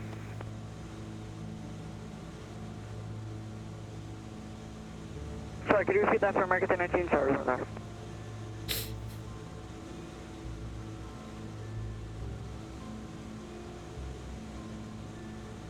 Let's refresh direct to so I get a better reading of how far we are. American 319 cross D side out to maintain 11,000, Tampa altimeter 3023. So ground speed is here, 154, and distance 15 miles. American 1089, just want to maintain level 240. 240, American 1089. Turn on 481, just want to maintain level 240, clear direct device. 240 and clear direct to Vice, 481. Air 225, Victor X-ray, make straight in, runway 4, clear land.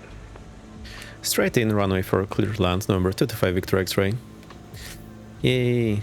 American 2963, turn right, I think 120 vectors for descent, maintain 2000.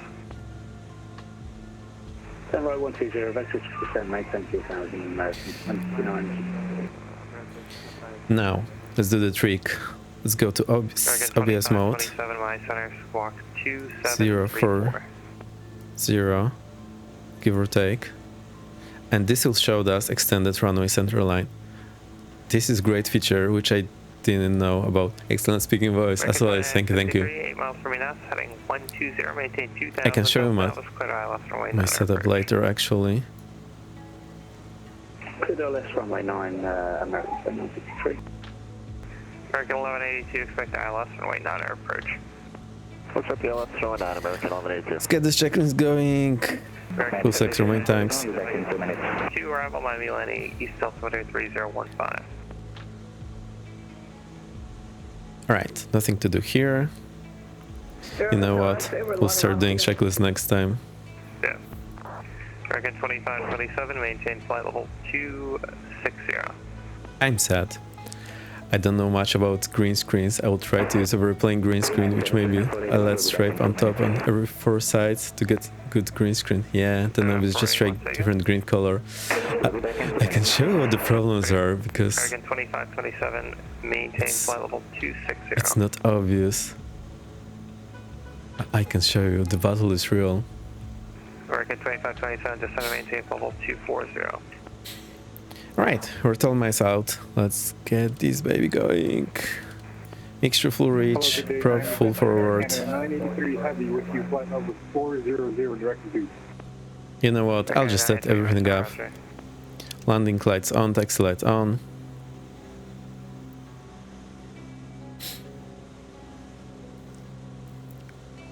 Autopilot up. Flight director off, yaw damper off. Whenever you don't want to follow the flight director, just get it off, because it's very unprofessional when you have the lines and not follow them. And using this OBS feature, absolutely great.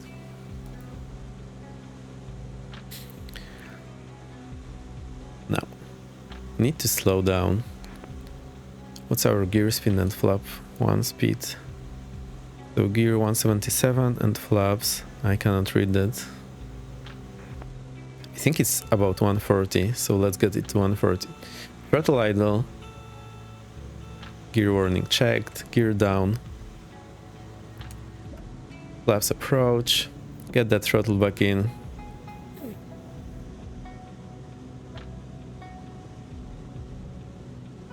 So that OBS line is really helping me now just to get on that extended runway center line, and I can assure you finding where the runway is from aircraft can be very difficult.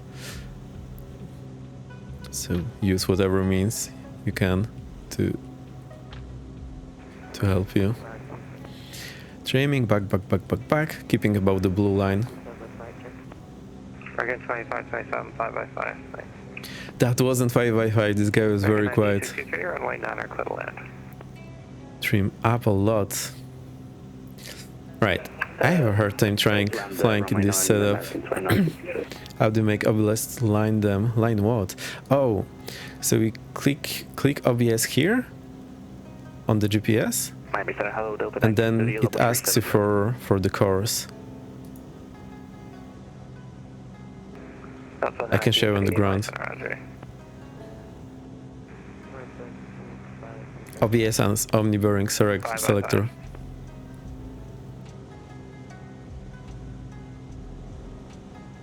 I think we're not clear to land, so we'll call them on short final. Let's keep that 1,000 feet, so... Miami Center, Delta 2535 with you climbing through 1,200. Delta 2535, Roger. Miami Center, good afternoon. 8 miles. 3 Victor Sierra on the ground at Peter O'Knight Airport in Tampa. I'd like to pick up IFR to Orlando, please. Is that over there? Victor Sierra, stand by. I think it is. Suriname 41, are you back? Transat 844, expect visual approach, runway 10 left. Yeah, it also works on the G1000. 844, expect visual approach, runway 10 left. It's a great feature. Also, what we can do, we can switch our CDI to GPS. Say again for Transat 844. Transat 844, expect visual approach, runway 10 left. I know it's doing what I want. 10 left, Transat 844.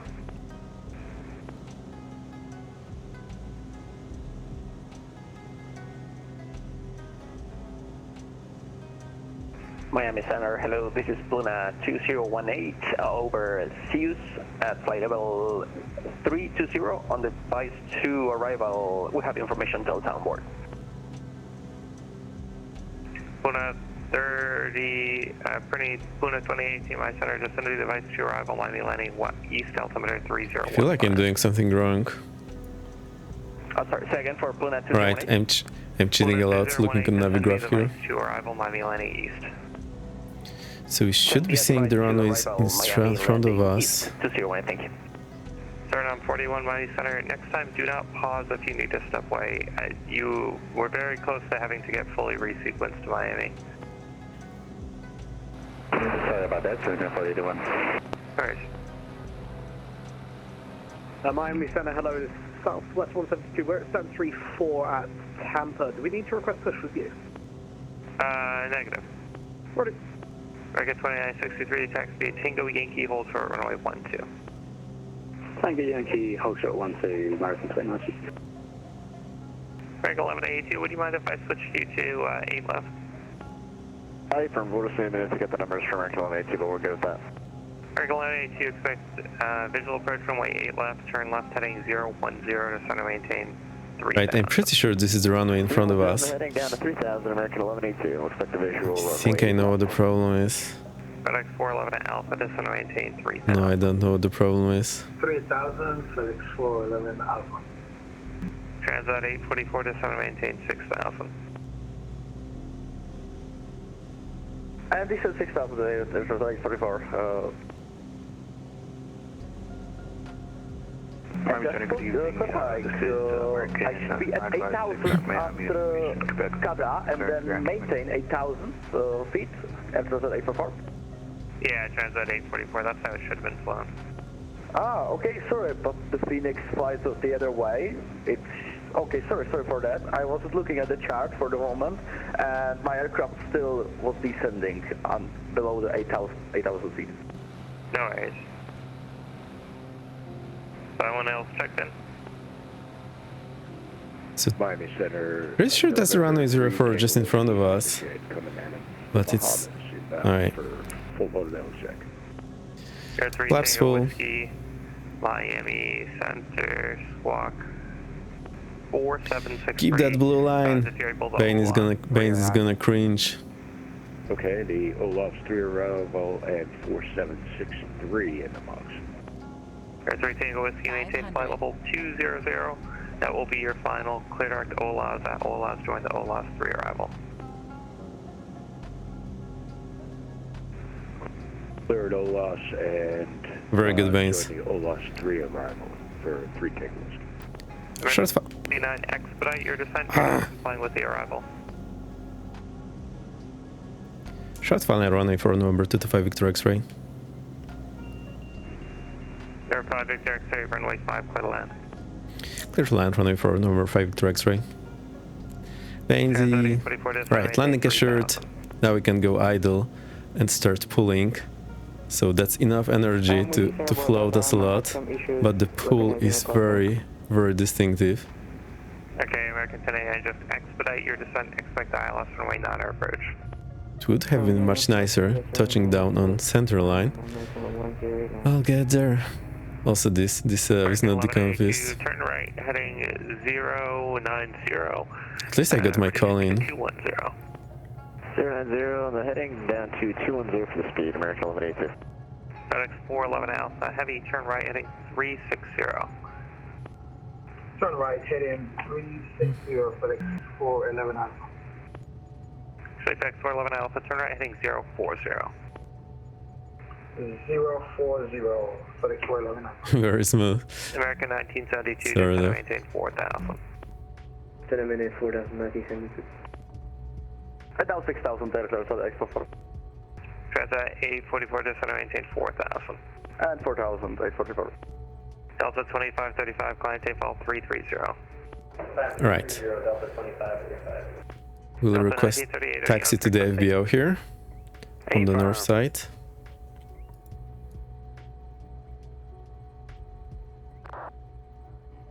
Suriname 41, descend via the Vice 2 arrival, Miami, landing east, altimeter 3015. No strobes here. One less thing to do.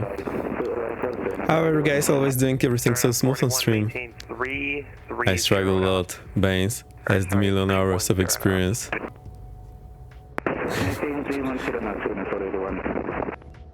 American 1982, ready speed of 180. It's honestly much easier when I'm flying the real plane and not streaming. FedEx 411 I Alpha, swear. maintain 210 knots, Miami Airport 11 o'clock. Correction 2 o'clock, 2 miles advised, Miami in sight. So we'll go to park over here and we'll take a breather. I think I feel I deserve it. FedEx 411 Alpha, heavy cleared visual approach, runway 8 left, maintain 210 knots to 10 mile final.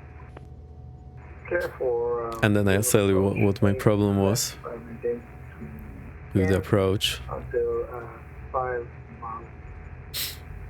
8 miles. American 1182, traffic 12 o'clock, 6 miles. The additional workload, trying to fly correctly and streaming. And we're looking American 1182. Yeah, American 1972, just to maintain 3000 or but speed to 210. I like the VATSIM gaming. You guys can school me. Everything I do. American 1972. Transat 844, 8 miles from Oh. Nova, turn left heading 130, maintain 2000 until I think we went too far. I'm doing great. Thanks.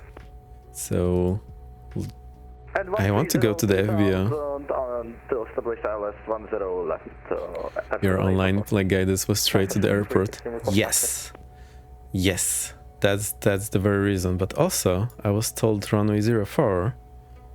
We'll check that. I think the heading was way off. So yes, that's one of the reasons. 6316. I wanted to explain that in a sec. Taxi via Charlie, cross runway 28. So let's go around here.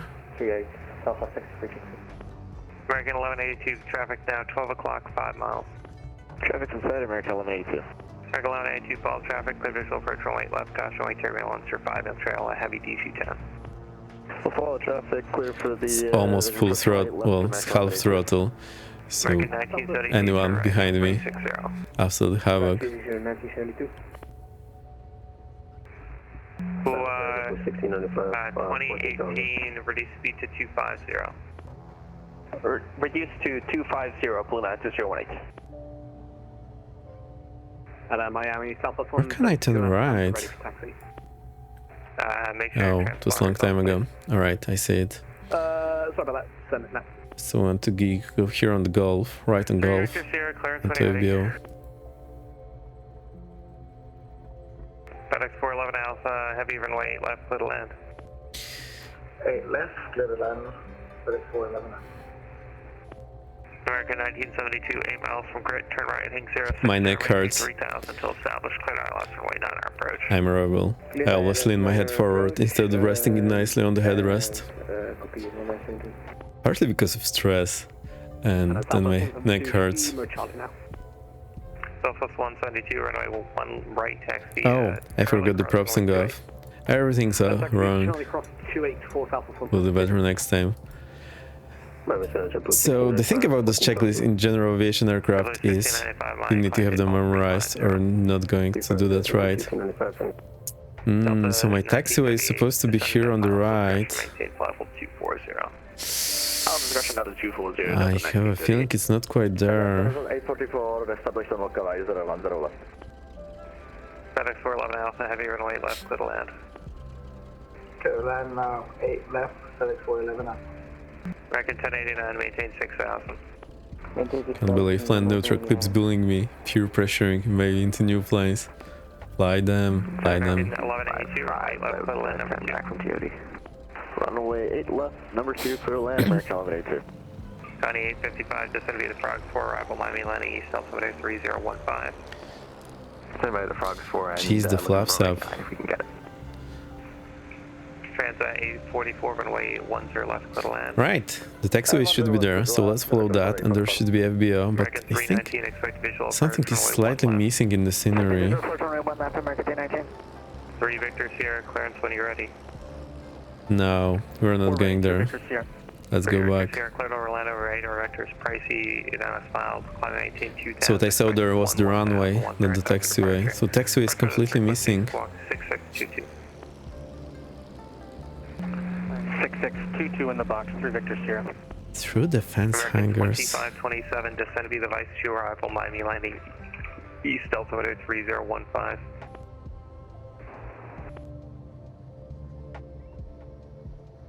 So I tried to follow the checklist, and then I didn't follow my checklist that I usually remember, and I did neither of them. Not great. So the thing is, in this J aircraft, things are happening so fast, and you need to move your hands a lot. You don't really have the luxury of reading of a checklist in those fast happening phases of flight, so you just need to remember all of that. American 1089, descend to maintain That's it. 3000. 3000 American 1089. So trying to follow the checklist that they have there on the side that has a lot of the items. Not good. Had me in the Dang Twin Otter. Oh no, a Dang de Havilland from the 60 Cray allowed. It's also not the best aircraft, I think. It's the one we had from Aerosoft. I know it had a lot of glitches. So there's supposed to be some hangars here. So we'll just go here and take a breather. Also, can you see that, Kev? The drums. So cool. Expect LS, runway 9 approach. Someone else checked in? FedEx 411, heavy clear of runway 08 left at kilo 7. FedEx 411 Alpha, heavy taxi ramp 8 kilo. Right. Let's take a break over here. We're supposed to be hangar here, but well, it is what it is. Right. Altimeter standby.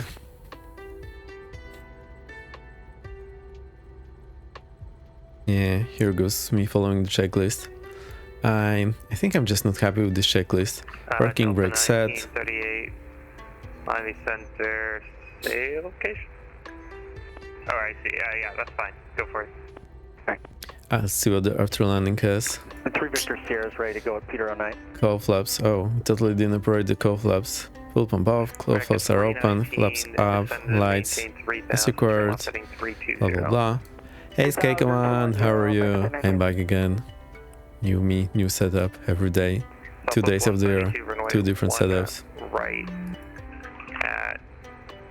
at Charlie 2, cleared for takeoff. Landing lights retracted, avionics. Actually, we'll keep it off because we want to see some things. American 1089, turn right, heading 360. Was that for me? No. American 2636, after contact, proceed hard to end it, climb 12000, stay altitude. Hey Sky Command, finding the emotes. They're so cute, right? There 3, Tango Whiskey, descend via the Olaf's for arrival. Mixtures cut off.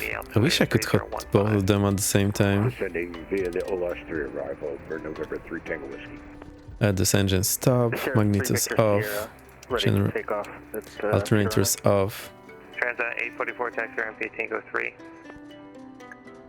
Also, how do I charge this? Do you know? Like, how do I connect the cable? Because it's discharging all the time. Sierra, standby 1. American 1089, 3 miles from grid. Can help be amazing. It's in DNA. I hope it is. I'm glad you guys like it. Trying my best here. I wonder how is Benz always doing this. They're keeping everything so smooth and clean. American 1182, welcome to Miami Cross runway 8 right, taxi ramp. Talking and listening to VATSIM, not easy. Silence. Finally. So, the OBS feature, it's here, and whatever you have direct to, so I had direct to my airfield. So normally it draws a line to the ARP, airport reference point, which is just in the middle. So that's the reason why it wasn't aligned with the runway. That's one of the reasons. And then what you do is you go here, click the OBS, and dial in the course that you want, 040. In Garmin this is done, in G1000 this is done with the knob that you normally select the course. Hit enter here, and then it draws this infinite line on the map, with magenta part being 040 inbound and white line being 040 outbound. And for traffic patterns, as a reference, I think this is great because with just a glimpse, you can see where you are with general reference to the airport. Now the two big problems are, one, you can see my line is not aligned with the runway whatsoever, because I need to be smart and think ahead and read the bloody numbers. It's 035, as far as 040 as it can legally be. I love this trick, right? I actually never did that in your aircraft. I only started doing this in the sim, because, you know, I have so much time here. I'm glad the stream is running fine, except I feel so overwhelmed by everything and the flying new aircraft and whatnot. Maybe I should have taken an easier aircraft. Anyway, when it's hard, I'm learning. Let's keep it. So 035, 035. See? See? You see that? Here. Here. That's what we need dialed in. Alright, now that we know the number. And you know, it takes just 55 years of your life to look at this number, but it's worth it. So then what to do? You go direct. So this Avionics is a bit weird because I want to do my thing, but the buttons are just wrong. So I go to OBS. OBS again. 035, that's magnetic. Also, I know Misfits has some problems with the magnetic somehow, sometimes it's not great. So now I see that it's perfectly aligned, but it's moved a bit to the side. So my problem was, not only was I coming to the side, I was also coming at that angle, and I saw the runway like in front of me, but at an angle, and I'm like, what? What's going on? So that was the problem. Well, two of the problems. The bigger problem was actually that I had the wrong course. Because what got me, it was that this runway was like not aligned with my nose. So that's one thing. That zombie with the sub. Thank you. Thank you. Welcome back on board. You're sub number 2 since I came back. Great to see you here. Enjoy the emotes. I'm glad you like it. I took a lot of time of dialing in those emotes. The follower ones you cannot use in the other streams, but the regular ones you can. Seems it's only me who can use the follower emotes in the other streams. And I think everyone now can put in their follower emotes, even if you've never streamed. So what you can do is you can go to your Twitch manager and go to this section. Or maybe you need to be affiliate, I'm actually not sure. I think you can pick up the runway, but it's different in every avionics, which is a bit awkward. So let's try to do that. Because every avionics on the planet has different way of doing that. I think we'll disconnect from VATSIM for the time being, just so we don't bother anyone too much, not listening to them. We'll reconnect later. Right, so I'm disconnected. Not with the OBS and the airport decal. Yes, it's not Yes, it's slightly to the side. So I had two problems. One, that I was pointing at the ARP, not the runway end. And the other problem, which I think is bigger, is that I had the wrong course selected. I just selected 040 as a gross reference, but it was supposed to be 035. And it turns out 5 degree difference added to the ARP being translated a lot on this airport because it's triangular. Yeah, that was a bit different. So it got me pointing, well, it got me to this runway at a very odd angle. So actually the easiest thing you can do, the very easiest thing to do is you go procedure. It's very similar in G1000, any other, and you just select approach, KGPD, and just select 04 visual 04, and it will draw the line for you, just like that.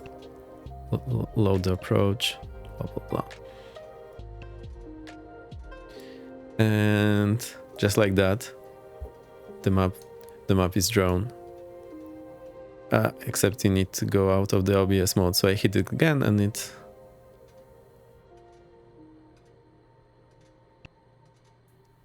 Oh, I think I didn't activate this procedure. Let's do that again. So approach. Not Tampa. KPGD. KPGD. Why do I have a problem remembering string or full letters? Not LS04, but just visual 04. And load and activate. Not quite in you need, but centrally more than you'll need. Yeah, good idea.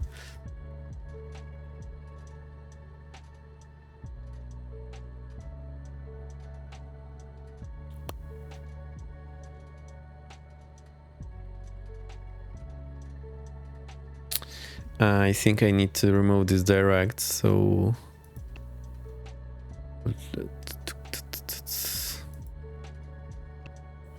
Yeah, you can see I'm not up to speed with this avionics. I think it was a good idea to start using it.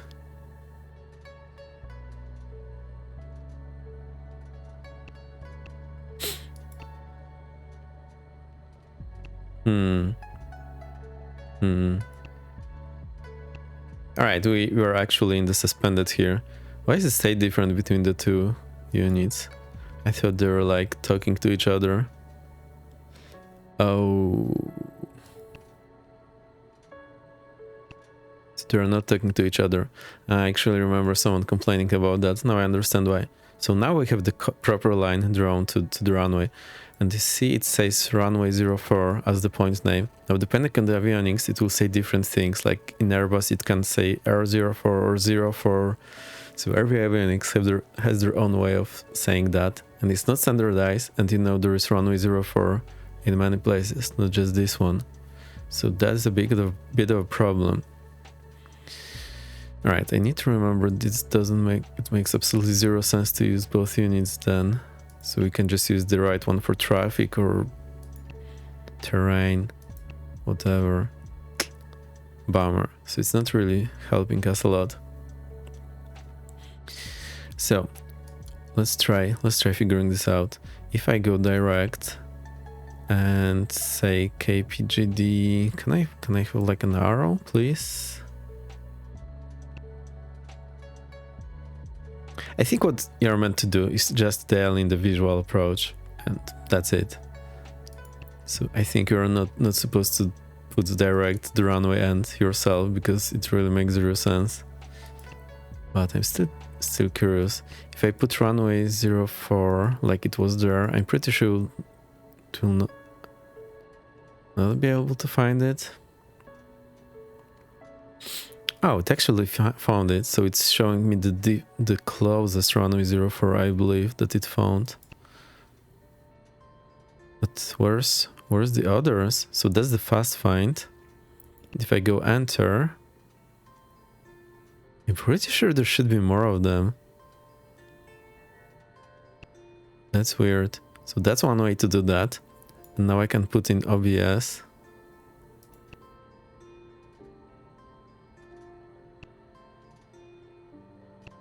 I think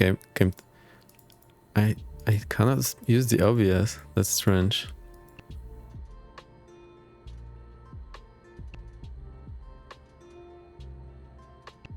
Right.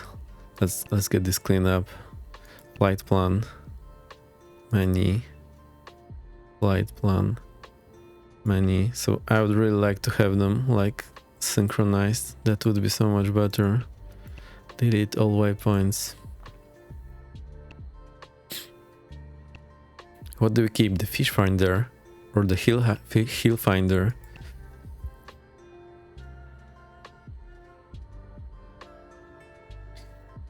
So now it's just showing direct runway 04, but for some reason it does. Oh, now it wants to do the OBS. So 035, enter. But you know what? Just selecting the visual approach is much better idea. I think what I'm normally doing is when I'm navigating using the G1000 and just flying VFR, I just need to know general idea where the airport is. So I have direct to the airport code. And as I get closer, I just dial in this OBS line just for my reference. And that's it. But because, you know, when I'm already inbound on the direct, it's just much quicker to click the OBS and dial in the course. And boom, there is my line that is not great, but good enough as a general reference to where I am. However, the best way to do that on Garmin seems to be to just dial in the visual approach. But on G1000, that's a lot of clicks and turns off the knobs. So that's why I'm often doing this OBS trick. Also, if you are doing any hold, the OBS will also work. Any hold, for example, on RNF waypoint. Alright, I need to get a sip of drink, so I'll be back in a sec. I can show you my trademark camera cover. It's just a small eye. Could there be an option somewhere in the AFB or the plane to link the two GTNs? Now it's a problem with the TDS. I remember someone else complaining about that, and now I understand why they were unhappy about it. So in the real plane, I understand they're linked together and they're talking to each other, so the plan is synchronized. And in the Asobo, the GNS, you know, the old Garmin, they're talking to each other, but this TDS is just not doing that. So I took my post-it note, just cut out the part with the glue, and boom, I have a camera cover. So cool. Right. I'll be right back. Hang on, do I have a be right back text? So don't go anywhere, we'll be flying back. I don't think I have anything to put here to entertain you for the time being. So let me just put the BRB text and we'll be back in a sec. Where's my BRB text? There it is. Ah, there it goes. This is the perfect back screen. Yeah, actually it was yellow. Like, I can do Alexa, all lights on. And see? No, it's not the black screen. Right, 1 minute.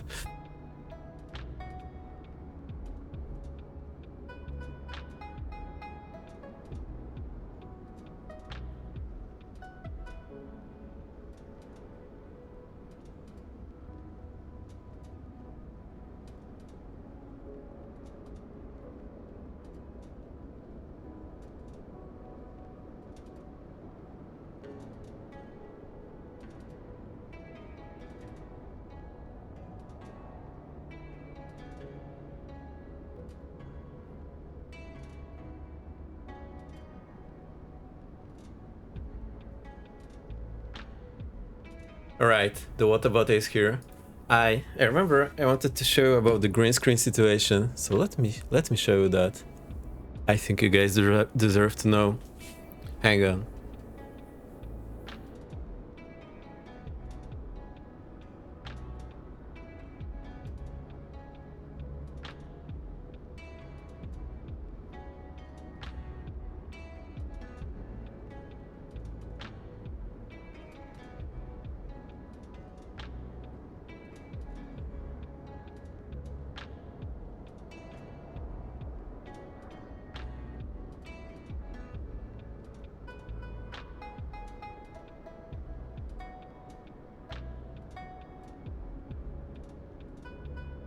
So, the green screen is up. Now, you see there is a problem, and I'll try to show you how this works.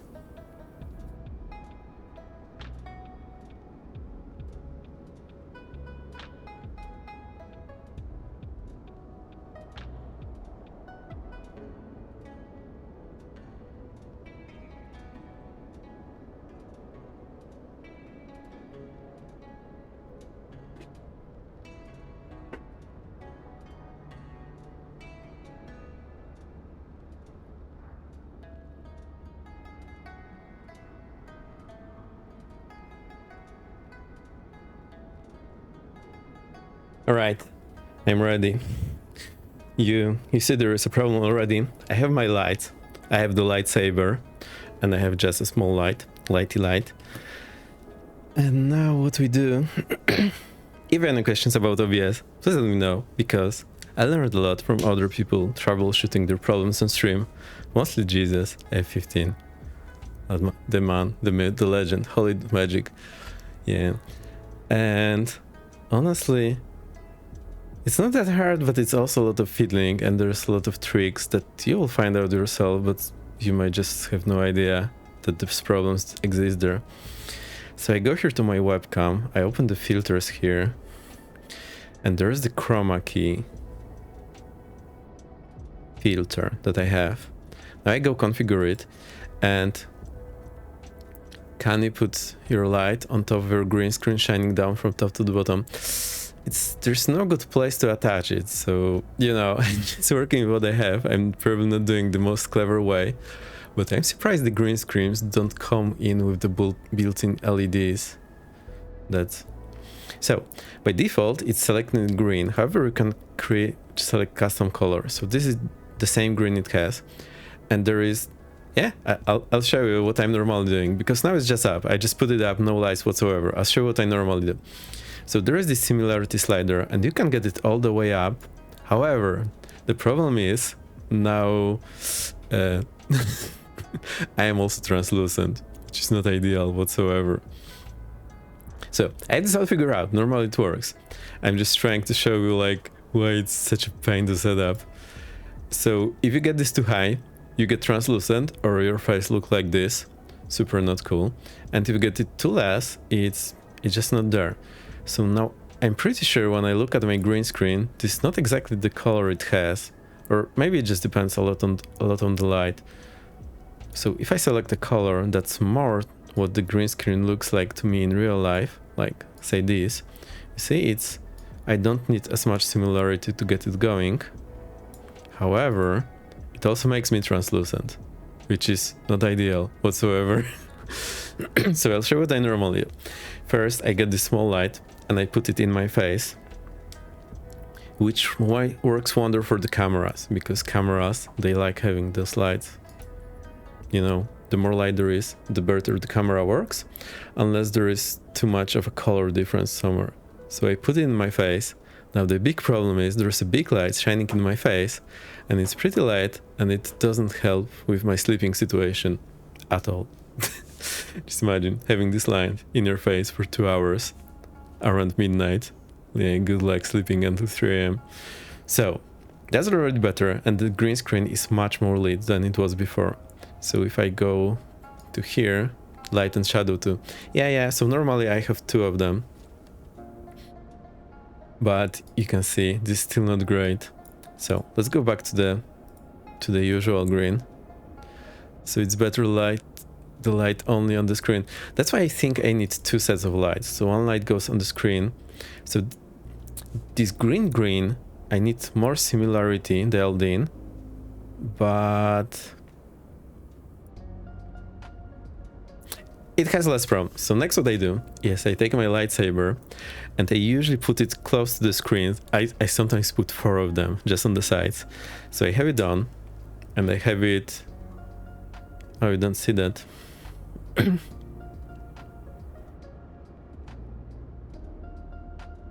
Yeah, it appears white to you, but it's green. It's just so bright. So now what I do is I put it like on the 4 sides, like one low, one up, and see it's shining on the screen. I think it's just a bit too bright at the moment, so I usually have it like less bright. However, the problem is it's also illuminating me, so I am getting a bit green as well. So let me show you how this normally works. I think I need it less bright, and I just put it, you know, somewhere on the side, and I have like 4 of them just standing to the side, so they're illuminating a bit of me, but mostly the green screen. And this is my green screen enhancer. This is green. It's better to use white lines on the green screen. Maybe if I figured I'm smart, and if I shine green light on a green screen, it will make it more green. But I may be very wrong about it. So if you look at this, I'm just shining on one side. Looks pretty good to me. I mean, it works. And if we do it just regular light, let's see how this works. So just regular light, I find it's a bit too bright, and then it's like having some issues there.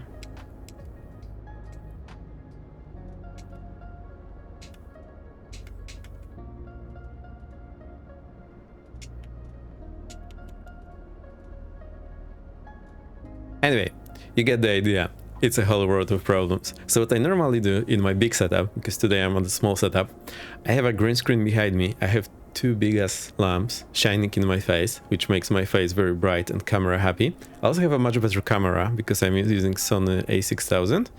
And then I put 2 or 4 of those lightsabers in a low, like in a green mode, but not very bright. And they're just shining on the green screen. And this makes OBS perfectly happy. So that's what I have been using for the last 2 years when I've been streaming for, and it worked great for me. However, today we don't care. We just get the green screen off, but you get the idea. I hope it's fun. Really just fiddling with it. I would use a LED strap. Yeah, probably, but you know, attaching it's a bit difficult. Also, Iceberg, I think it might have been you who recommended me those wheels for my chair that I can lock. I got them from Amazon. They're absolutely amazing. I love them. You know, my room is not very big. Can I increase distance between me and the green screen? Not really. I cannot. That's as far as it goes. But I'm not complaining because I have all of this figured out. It works very well. It works so well. No one saw too many problems. But if you ever see anyone having either the shimmer on the green screen or some part of them translucent, this is because getting this light situation just right and getting this similarity just right, it's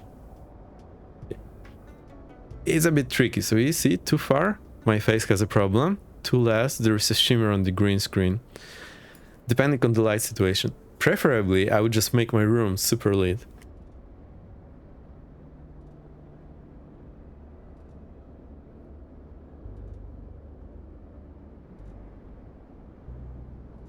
So I turned off all the lights in my room, and you see it's already much better. Maybe it's not. It's a weird stuff. Best solution: buy a 150-inch TV and show a green wall on TV. Yeah, maybe. What I was also doing at some point, I was shining the green light on the back of the green screen, and I think that's probably the best solution. Hang on, let's try this.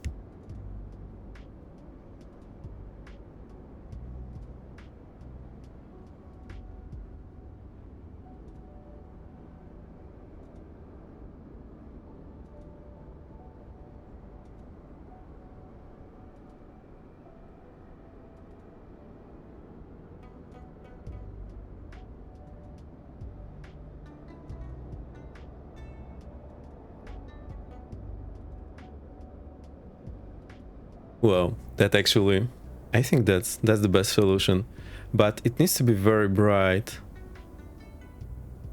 And still, you see the range on the similarity slider, like 500, and I'm getting problems with my face.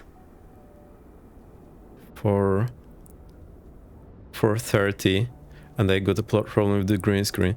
So this range is very small. And honestly, it's a weird game trying to get this working. Anyway, usually it works fine for me. I have all this set up. Repick your green screen. No, it's the Elgato one. It costed a ton of money. It's huge and it's great. I love it. So it's not really a problem with the green screen or me or the camera or anything. It's just that the technology is very finicky. Kind of contrast and brightness.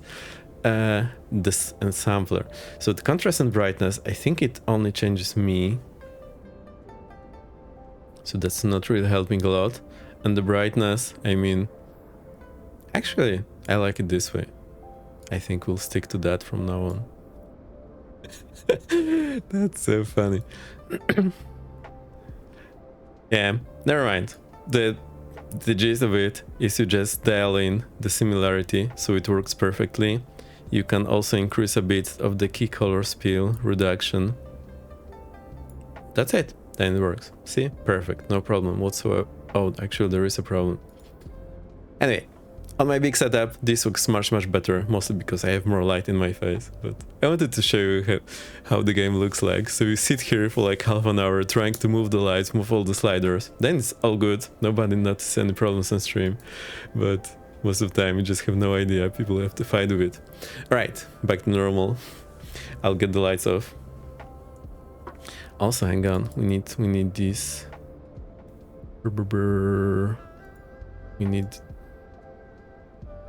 We need this filter off.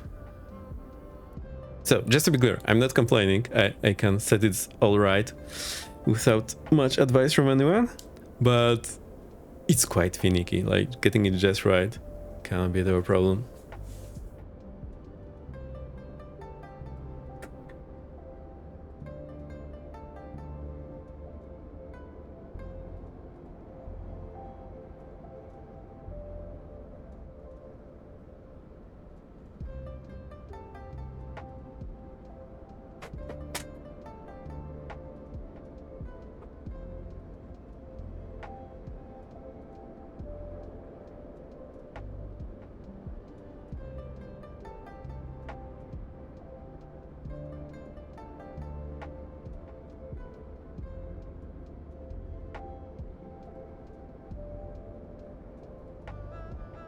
So, I hope you enjoyed that.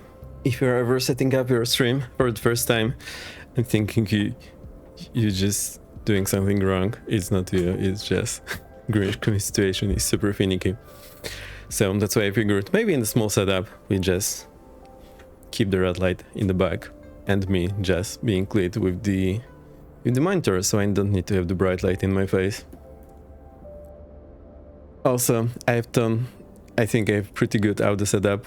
I used the knowledge of other people who are streaming and gave me a lot of ideas. So I can always share that if you want. I think the backlighting idea was smart. Yeah, so I usually just put it like very close to the screen, so it's just shining mostly on the screen and it really makes a difference. So I'm using a lot of compressor, limiter and ducking. And this works wonders, especially on the music. So this is where the music comes from. It equalizes the music, also makes sure it doesn't go too high. And I do the same on the VATSIM. And I think it helps, but today it was super bad.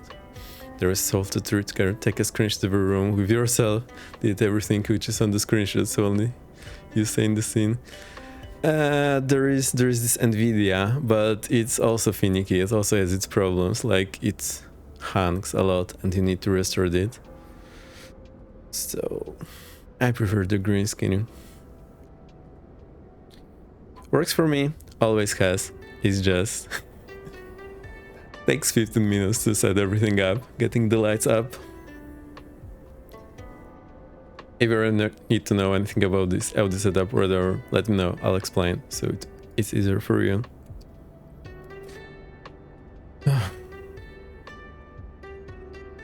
Cool stuff. I super like it, but I know people don't share it all too often, so you don't really know how to do that, and then you start doing it, and there's a ton of things in the OBS that don't make too much sense. Let's have a look at our flight. What have we done? So we flew all over here. I know. Oh, this Cape Coral. This is a fun area. It looks super amazing. See, like everyone has a channel. Super weird. So that's where we are. Oh, Volanta is super happy about my landing. It didn't look as good.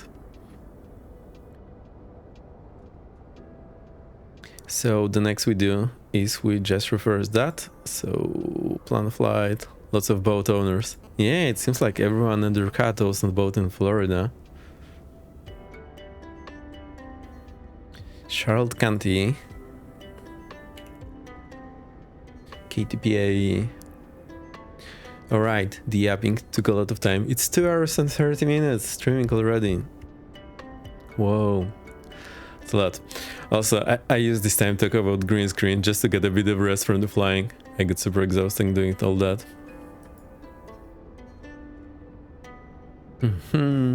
Tampa information Golf. 3023. Simultaneous approaches, 1 left, 1 right. Turbojet, expect 1 left. Blah blah. Alright.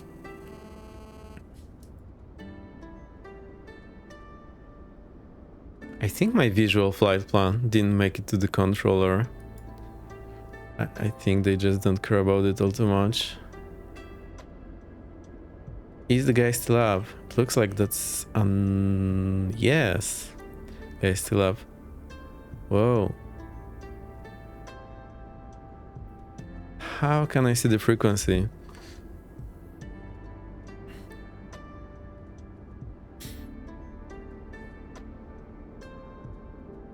The trace of Navigraph. Yes, so we go to the aircraft triangle, and there is, first you need to like have it on. So you click this guy on, then you see yourself, and then you set follow, show ownership trail. And see, that shows the line. However, I don't know a good way to clear it. Maybe if I just close Navigraph.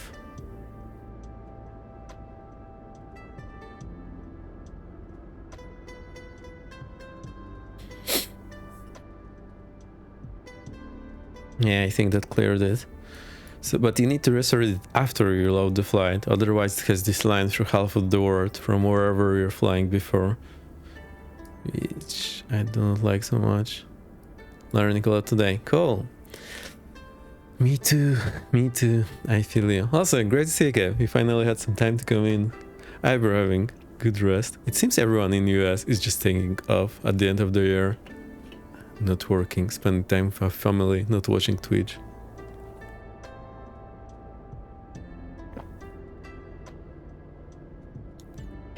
Oh, the water. You usually don't talk so much. My throat hurts. New flight.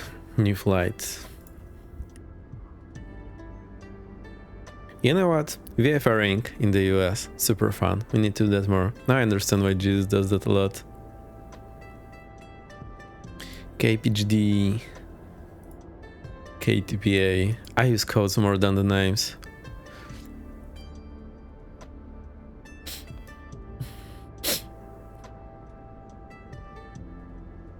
Oh, the music might be ending soon. Still recovering. Alright. Better by day. Good stuff. I'll just switch the music to the beginning. Oop.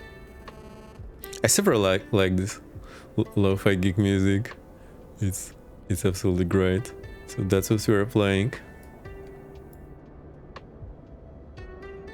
And the important part is they have like royalty free. So YouTube and nor Twitch show any problem about that. However, sometimes Twitch complains and say, oh, there's a copyrighted track, and this. Yeah, I know. I have the rights to play the track because it's there in the description.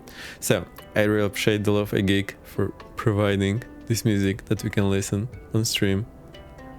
Very helpful. Absolutely love it. Plus, it's just super nice.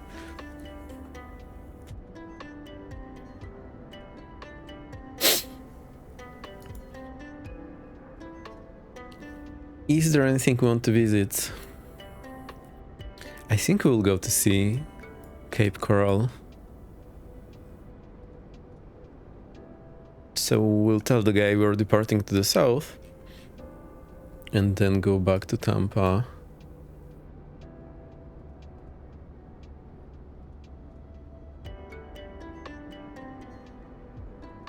Should be okay. And the VATSIM layer is here, the many planes. It took me some time to find. So you turn that on. And VATSIM traffic and ATC. The only problem... Oh, they actually fixed that. The planes had a problem with the aliasing. They looked super jaggy when they released it. At least in the night mode. Maybe dark mode was a bit better.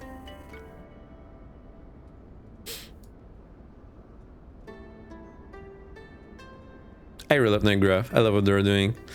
And I love that they have the Jepsen charts, which global subscription costs $10,000 per year.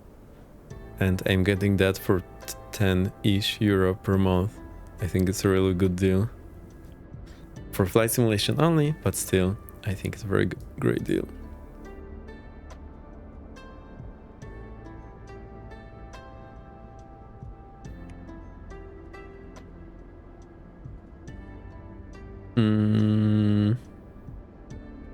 Do we do any touch and goes? No, I'll just do the route today. I don't feel like touch and going. Why is there so many planes here? What's happening at Clearwater? Also, what does it say when I click on the guy? NA, VATSIM. Interesting.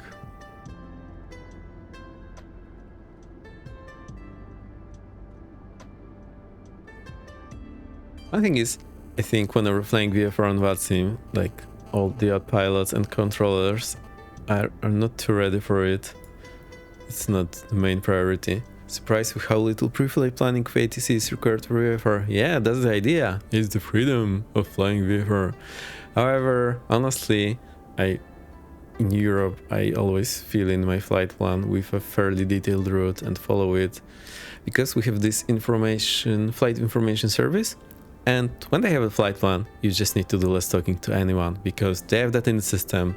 They know who we are, where we want to go, on average.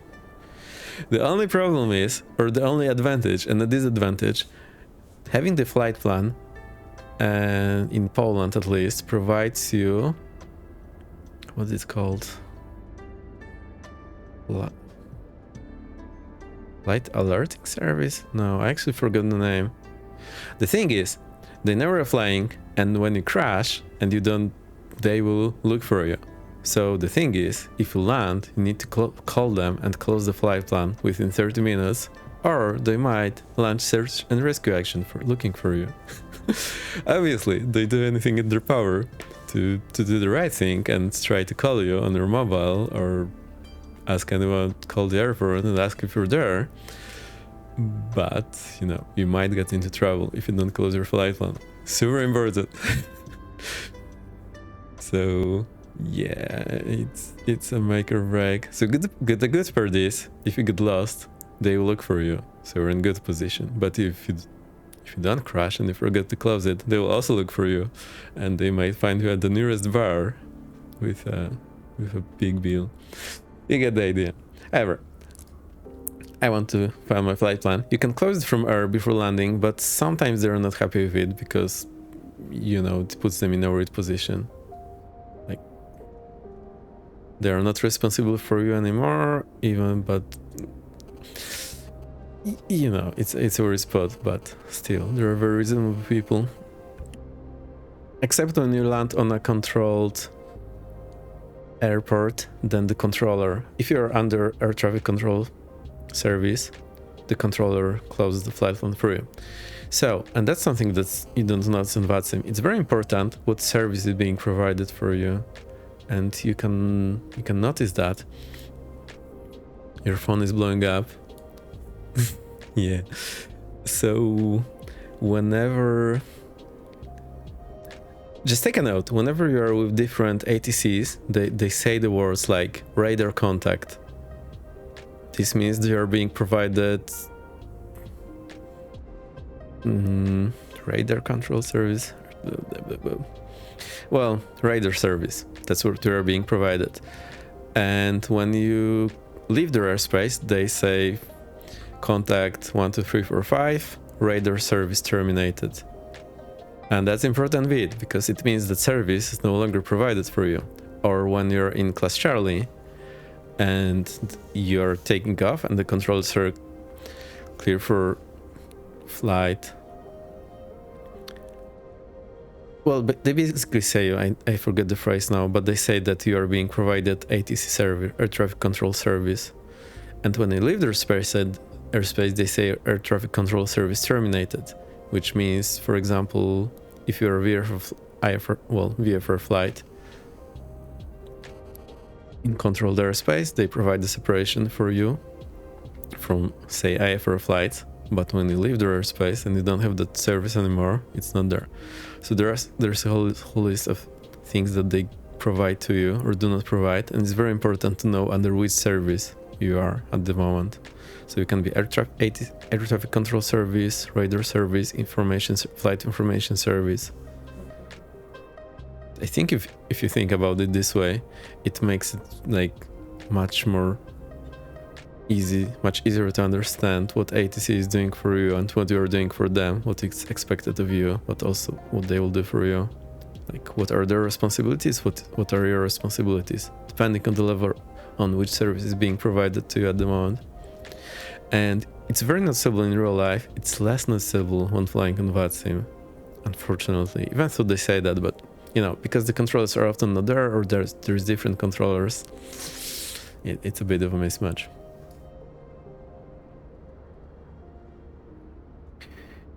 Alright, let's get this plane going. I've enjoyed it.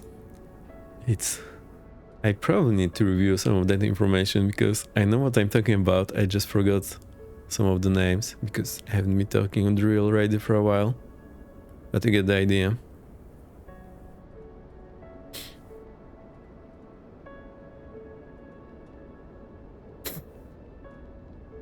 Oh, also, connecting to that is the visual flight rules and the instrument flight rules. Now, depending on which rules you're at, the controllers will have different responsibilities for you, and you will have different responsibilities for controllers. And that's why it rules, not just conditions.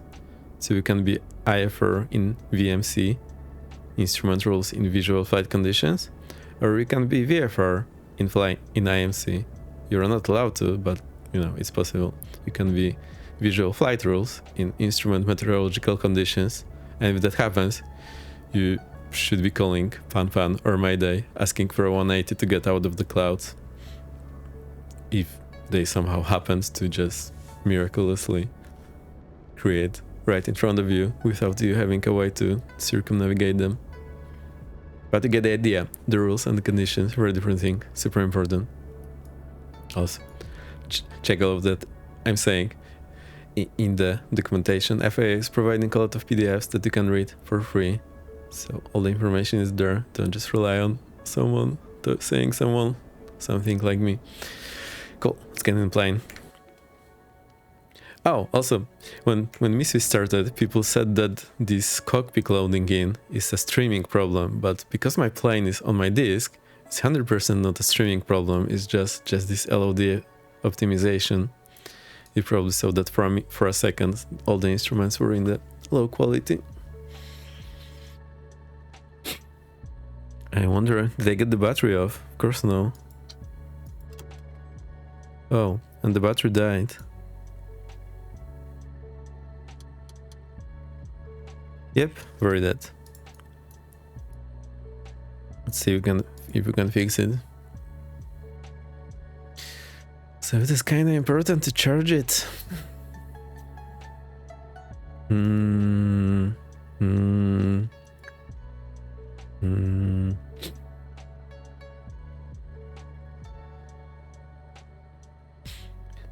I think we can put it to ready to start state, and this will solve the problems. So I still don't know how to charge this tablet. Wow, now you.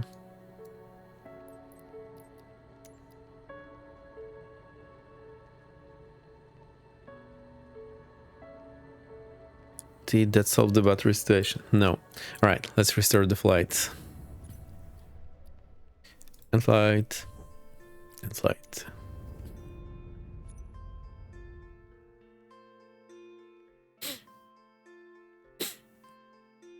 So see, there is a runway here, and there was supposed to be a taxiway. Don't cry the zombie, we'll be back. We will be back. I mean, I hope.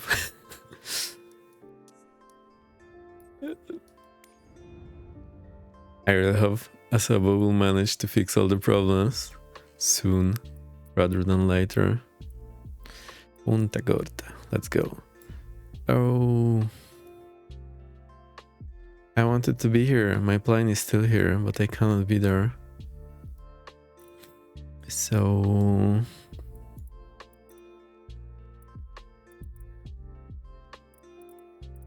yeah, let's just select this one.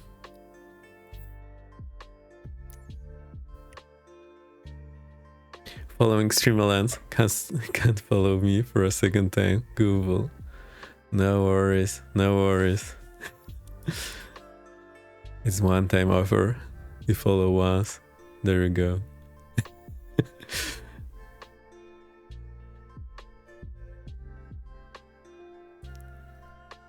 No worries. One follow is good enough. Will load. It does load.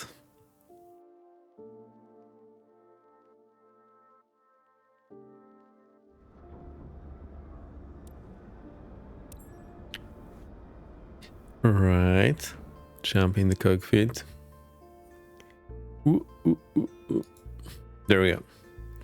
I hope my plane will be fixed now. Right, this plane is kinda complex and fast. Alright, I'm ditching the checklist now. I think what I need to do is get the checklist that they have and write it in my own format with the steps in some reasonable order. So what I often find is the manufacturer prints a checklist in the manual, but then you try to do that, and one thing is here, next thing you jump all over the cockpit like a wild monkey. What you need to do is the things that where we can change the order, just put it in a logical flow so that it's like next to each other. It just makes things so much easier. But some things need to be done before the others, and doesn't always work. These guys go up, these guys go up, these guys go 1/4 inch or 1/2 inch, whatever. Yeah, you want a flow, but you'll be surprised that the manufacturers don't put a proper flow. It's just what makes the most sense technically, but it doesn't make most sense from a flow perspective. And sometimes I will just rearrange those items so that it is more in a flow, but still you need to know which things absolutely have to be before the other things. Alright, alternators are off. Let's get the light on. Anti-collision nav lights. There is no strobe lights here. The elapsed time is 0, the flight time is 0, and the time is this. The fuel. Let's have a look at this fuel totalizer. So what's our fuel situation now?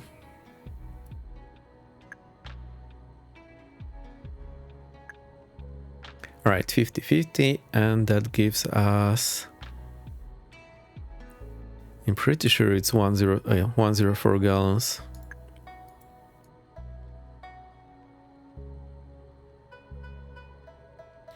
Okay, 104 gallons. So now we are in this setup mode. So I switch that and I go like, alright, so in the setup mode I can somehow dial in how much fuel I have, but once I go back from there, I'm not sure how to go back into the setup again. I need to check the manual. Also, FlySimmer, super cool developer, they've kept identing those planes such a long time, really great stuff.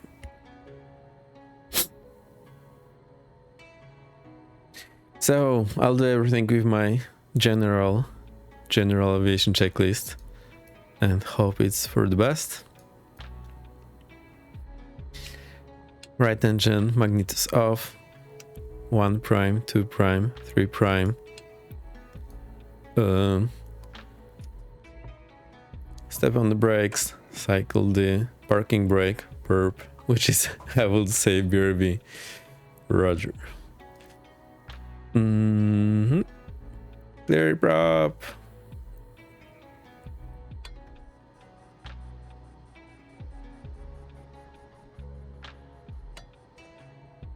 Did it start? No, it didn't. Oh, I know what I'm missing. These guys. That will definitely have. Good evening! Hey Canada, I hope you're doing well.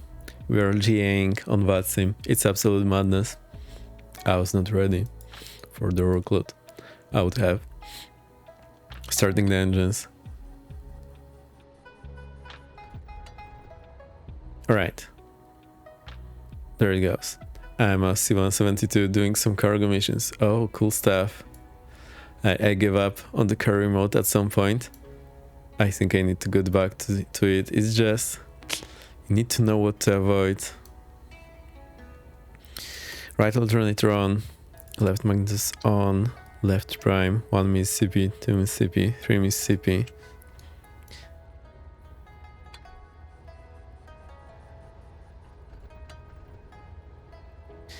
Right, it's there. All pressures are in the green. Left alternator, avionics master.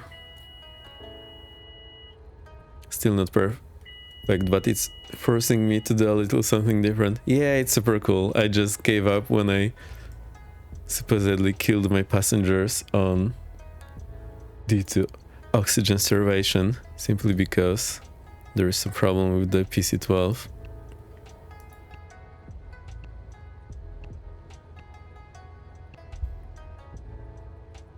So that's where we're flying next from System test okay. Punta Gorda to Tampa. I can understand how that would be demotivating. Yeah, I just thought I'll give up for a while and come back later, because the carry mode is super fun. However, it has some problems. And just, spend 1 hour doing something just to having to reset and go from scratch, not fun.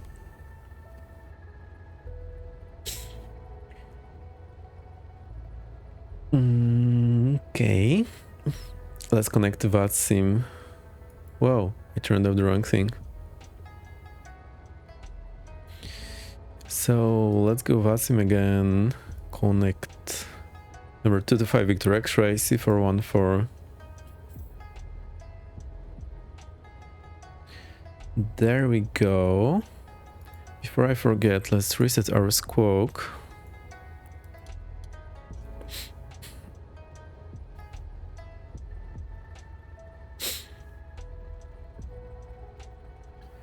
$1,200.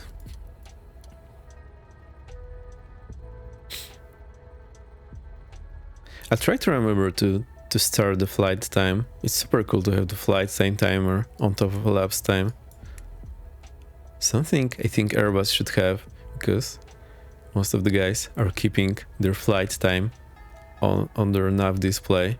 So whenever they need to actually use the timer, they'll have to reset their flight time. They'll like, oh no, we don't know how long I have been flying now. What do we do?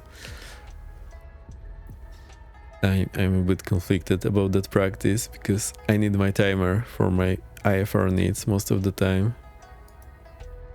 That is what ACARS is for. Yeah, I think you're right. I think it only makes sense to keep that flight time until like a few minutes into the flight, once you are safely flying out, otherwise.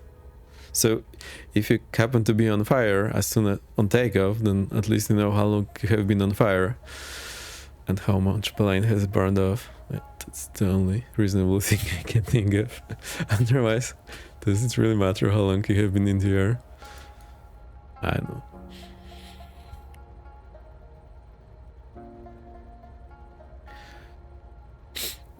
Alright, flight plan, direct, KTPA, that's what we do in GA. Just use the good old direct too. I mean, that's what I do. It's for 10 minutes toggle limitation. Yeah, and I heard that from you, and I think that makes the most sense, because that's something you actually want to keep track of. Once that 10 minutes is up, just clear the damn timer and have it ready for use.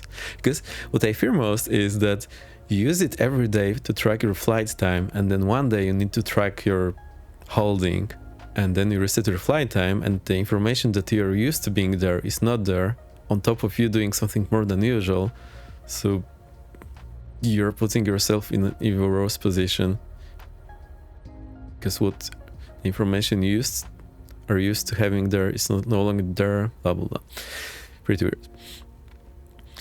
Okay, so sadly we learned that those two units are not linked, so we'll just use the other one as a fish finder or the hill finder. I'll say I don't remember last time I actually take my holds or approaches, but the thing is, when shit gets real and you actually need to do something what you get paid for, which is handle, you know, the manual flying, if it ever happens in your career, it probably won't, but then, you know, not only you have a lot to do, which you haven't trained in a while, and that piece of information that you're used to having, the flight time is no longer there. So that's why I think I like to try all these unusual situations, like manual approaches. You get the idea. So I'm always on top of it when it happens. I think it's just because I did so much of it in my training. I like doing it. Right, I think that is up. Will be over soon.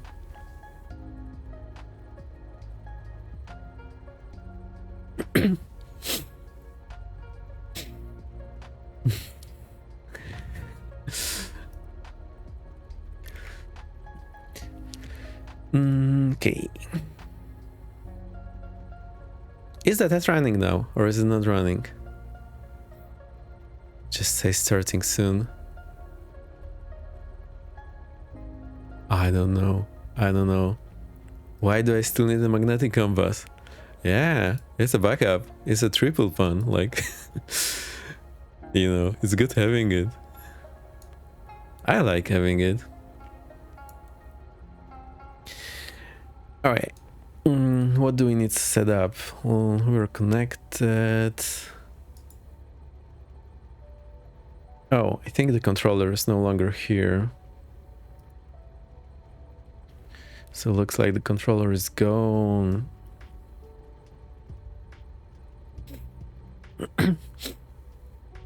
No controllers whatsoever.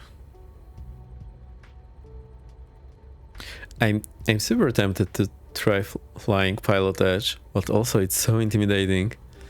But the thing is that you have all the controllers, so you don't have this break in the service provided. I think I need to try that finally. All right, let's just see. Do we have some weather here so I can dial in my QNH? Open airport. I feel like I'm struggling 2 times as much during stream compared to my normal. So QNH is 3020.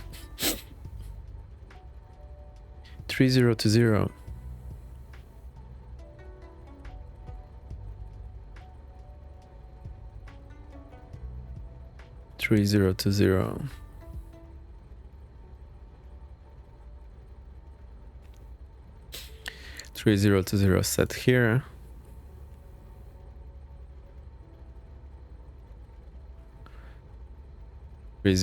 Sets here. The ad is over. I don't think you have missed much. I just set the QNH and look that the controllers are all out, so we're all by ourselves. We'll just taxi runway 04. And a magnetic compass. I like it. It's a cool device, you know, when all things are off. This guy still works. I like having it. I like that in A320 it's in a pop-up thing, so it's not there when you don't need it. It's so cool. Let's dial in our altitude, 1500, will do the job for us. Also flying this plane so low feels super awkward, but that's what we're gonna do. Alright, transponder, old.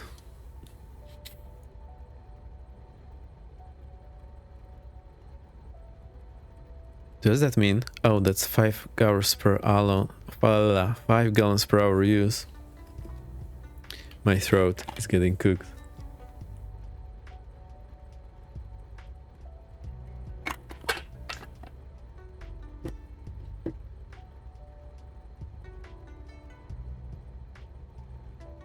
Alright, let's try to do. Navigraph was still blocking, thanks. I'm not on top of my game, I'm still forgetting things. Thanks for the reminder, sorry for all the problems. No worries. So let's the course. What I do, I like to set as many arrows as I can to my course, which we learned for runway 04 is actually 035, which put us in trouble before. Well, just minor trouble. So that is set. You got the hill finder. I'll call it hill finder.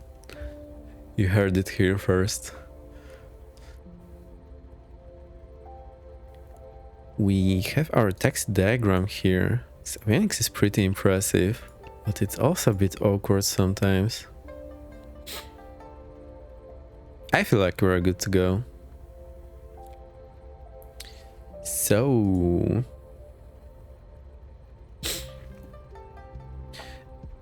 right now I'm just clicking a button on OBS to get my applications up.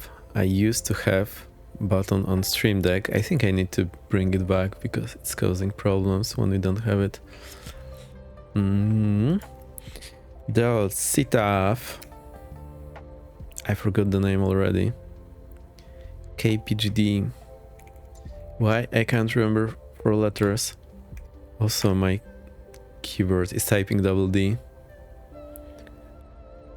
1 to 1.0. Let's dial it up. 1 to 1.0.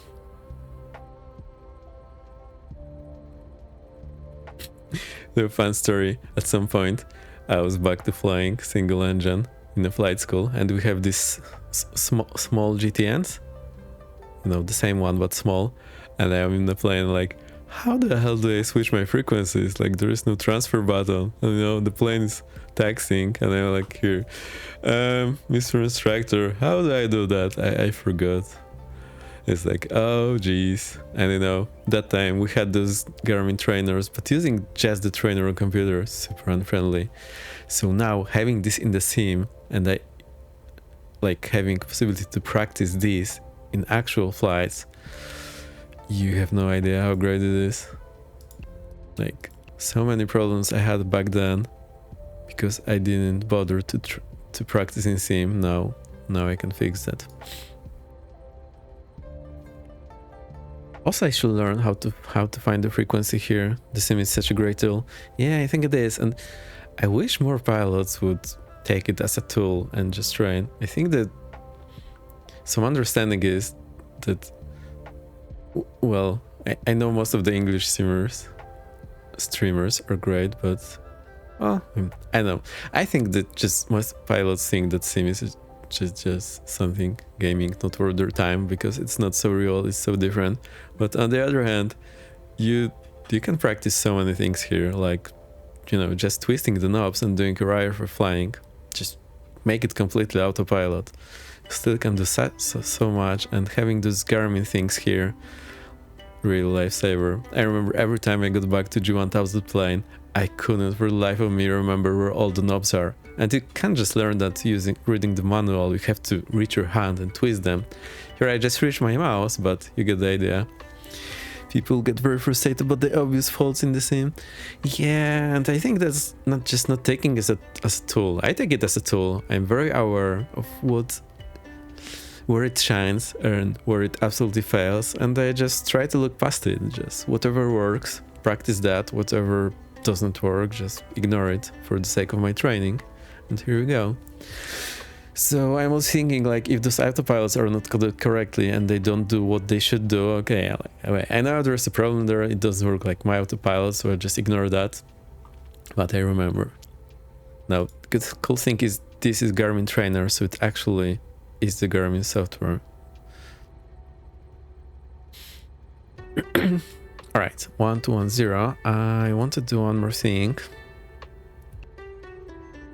So what I do is I go to 1245, which in Europe is not allowed anymore, and which is a funny situation. And some countries have provided new frequency, which I cannot remember, obviously, because it's not 1234. I prefer touching knobs in Sim 2, picking bytes and joystick makes me lazy.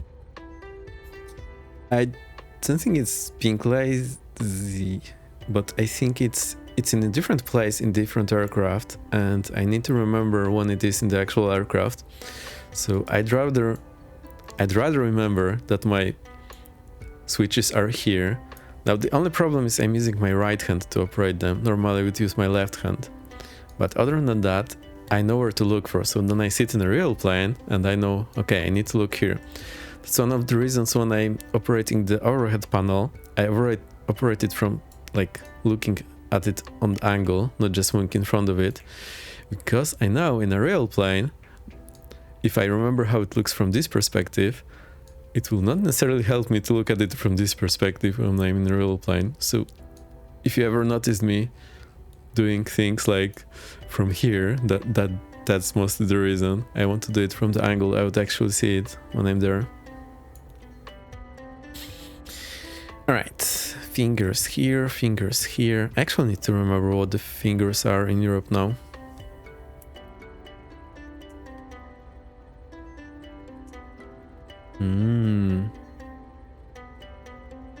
I know the problem, okay. So we need to go to audio panel. Oh, so we just click COM here and it's on the monitor. So microphone is on COM 1 and you are monitoring COM 1 and 2. There is the same frequency dialed in COM 1 and 2. I believe they have different antennas for the two radios, but I'm not 100% sure. Are you doing air flying again? I have all be doing this year. That's my plan to go back. We'll see how this works. It's been a while. Last time I've been flying was 2020, so I sort of miss it, but this sim helps me get in touch. Like, I feel more confident going back to the plane now than I felt when I was actually flying it, because, you know, most of the time I had like a week, 2 week, 1 month break, and, you know, we come back to the plane not having flown or touched the avionics for 1 month, and good luck with that. So now having the possibility to train in sim, I feel much more in touch, but I am super aware I will not be doing great initially because there's some things I just cannot brush up here, but at least I feel more confident about the avionics and whatnot. Also, one more reason why I should probably fly on pilot edge, because there's more ATC coverage, like more robust. It's always there. Thanks, Canada. I'm also excited. I need to go to renew my medical, so that's gonna be one story. And then if that works, I need to get some money back on my account and talk to my flight school how we can get the renewal going. That's gonna be cool. So I understand there's 2 separate antennas for each COM radio, but I might be wrong. I'm not 100% sure about that. And that's the reason I hear myself. So first I do the click just to make sure it's coming through. November 2 to 5 Victor X-ray, radio check. Cool, so I hear myself talking, so I'm talking on COM 1 and hear myself back on COM 2. So at least I know this works. I've heard you can do this in real life too. I've never done that because I didn't know, but super useful. Now, let's dial in guard here. In case anyone is meowing or intercepting us, they've got our attention. Meowing, absolutely not cool. I've never done that in real plane. I want to sound very professional, just keep my transmissions short and accurate, but not too short, just the right amount. So not missing any words for the sake of brevity, but also not adding extra words where I don't need to. Paid 500 a year and they still meow so bad. Human's gonna human. What do you do?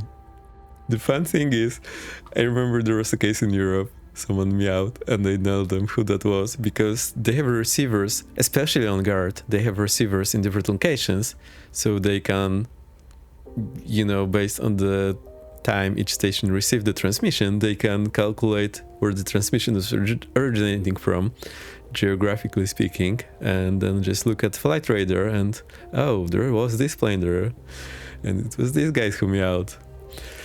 Not cool, guys, not cool.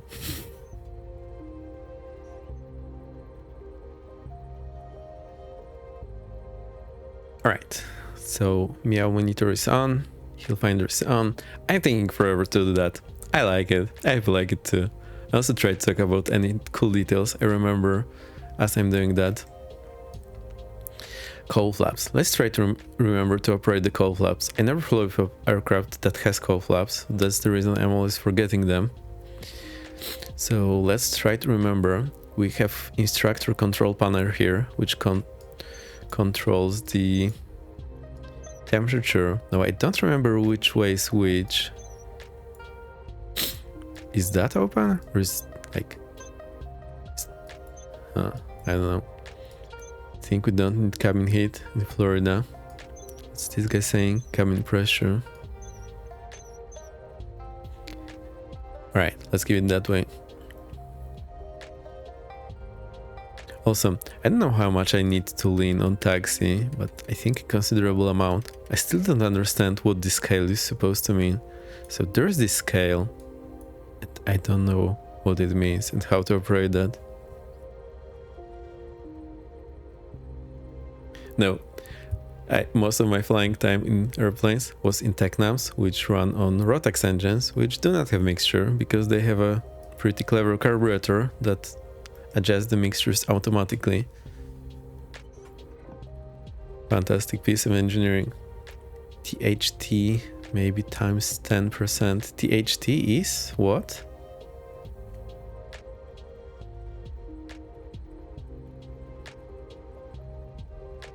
That. But what? But what times 10%? I don't know. It says ICO and FR. That's all about. There is. I don't know.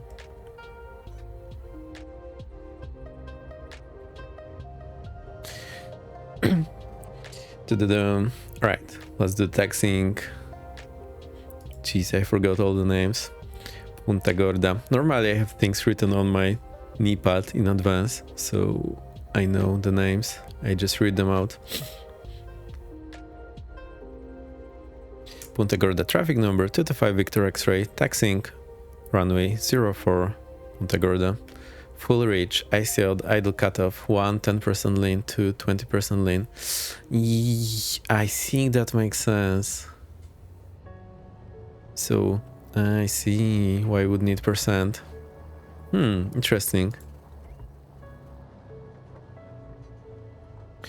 So it's not linear. The jump from full reach to 10% is much bigger than any other. I think you're right about that. Interesting. So we'll take off runway 04 and depart right hand to the south.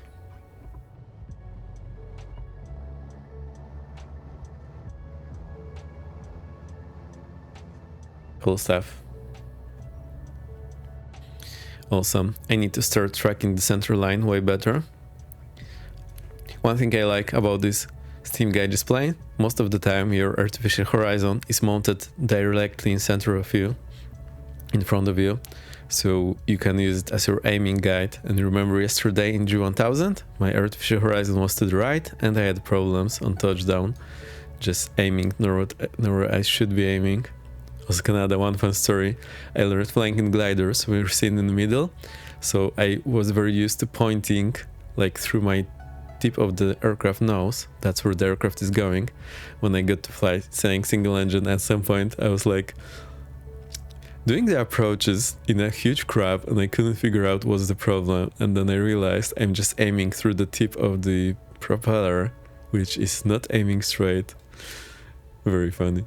I just couldn't figure out what was wrong for some time. Like, why is the plane flying sideways? I'm aiming the right way. What's going wrong? And then oh, it's me being dumb. I'm just aiming for the wrong thing. Super funny. Still, sometimes I forget that and I do the wrong thing. It's amazing how much the small perspective can change through. Yeah, it is right. But since I was sit in the middle, you know, it's much easier aiming, and it got a habit. I have a hard time getting rid of that. All right, we can do the run up. Let's at least do this thing right. Also, I forgot the taxi light, which isn't too big of a deal in daytime. So we go 1700 on the RPM. Step on the brakes, just so I have positive control. Remember that the parking brake just locks the pressure that you put, which might not be the full braking action. But spelling, no worries with it all the time. Right magnetos off. Wait, I put the wrong RPM. I was looking at manifold pressure, not the RPM. Jeez. Alright, 1700-ish. Right max. We have a drop of 50. Right max on. Keep them running on both for a moment. Left max on. Here we have a drop of 50. Left max on. Keep them running. Now the prop. Okay, we need to do a lot. So left is responding, RPM is responding. The manifold pressure should be going up, but it's not changing. So I think it's not coded. And the oil pressure is going down. I'm pretty sure it should be going up. So I think that might not be implemented correctly, but I'm also not 100% sure. Now the right prop, RPM down. Manifold, not chain, no change, but should be going up. And all going down. I think it should be going up. So there's a cycle of articles that I think are absolutely amazing, that explain very well how this works. And you can read all about that. It's from the Pelican Perch. Guys, amazing. Those articles explain it, just brilliant. So think about the prop is that you have spring pushing it one way and oil pressure pushing it the other way, unless maybe in this one it might be controlled both ways with the oil. That's also possible. I would need to check the manual, but in the most regular twin it would be oil one way, spring the other way. Now depending whenever we are single or twin, you want your engine to feather or go full flat. So in single you want the prop to go full flat when the governor fails. In single you want it, in twin you want it to feather, which means in single the spring is pushing for flat prop, and in twin the spring is pushing for feathered prop. So from that you can figure if the oil should be going up or down. So if it goes up in the prop hub, it goes down in the engine, and the other way around. So in twin, if we reduce the RPM, it means the prop goes into the feather direction, in direction of the feather, which means spring is pushing more, which means there's oil is getting out of the hub, which means air should be going up in the engine. So it's actually correct. All right, so I was wrong before. Let's try that again. So if we go prop down, the oil is going, so it should be going up, but it's going down. So I think it's wrong, but I'm not 100% sure. It might be that this engine has different construction. It's very possible.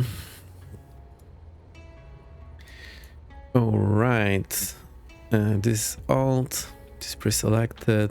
Just get the landing lights on and fuel pump to high.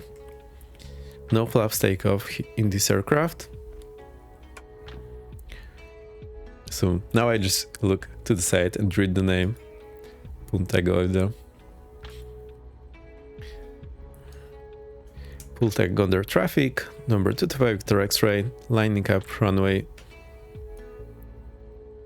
Did I taxi the wrong runway? No. Punta Gorda traffic, number 225 Victor X-ray, lining up runway 04, departing right-hand traffic pattern to the south, Punta Gorda. Right. Don't see anyone there. Let's have a glimpse on VATSIM radar, no one there. I'm just so confused. Oh wait, it is the wrong runway. So we are meant to go... No, it is the 04. Blah. Alright, runway confirmed. Let's double check the heading. So we look here on the magnetic compass and on the gyro. It's A-OK. Throttle, make sure it doesn't go over the red line, which is quite possible in the turbo. Alright, I'll stop it here. Engine instruments look good, airspeed alive, keep some backstick pressure.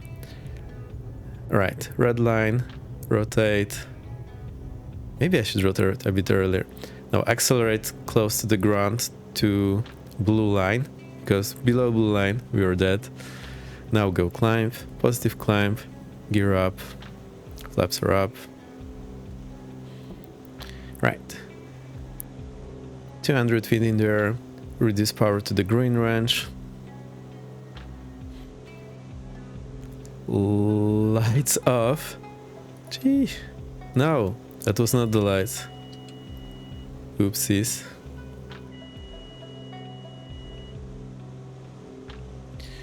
And so much for doing everything by the book. And we depart to the south. Alright, let's reduce the power a lot. We're closing in on 1500. Test okay.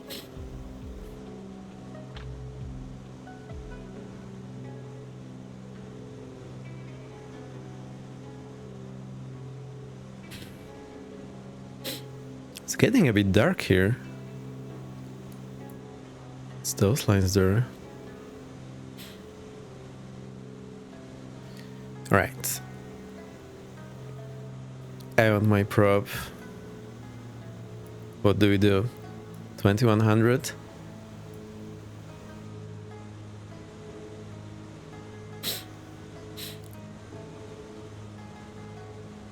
I just want to fly it nice and slow today and enjoy the views.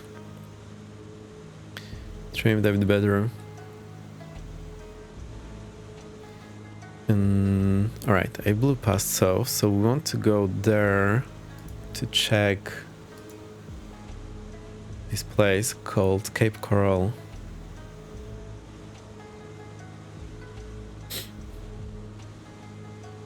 Actually, I think you can go a bit faster.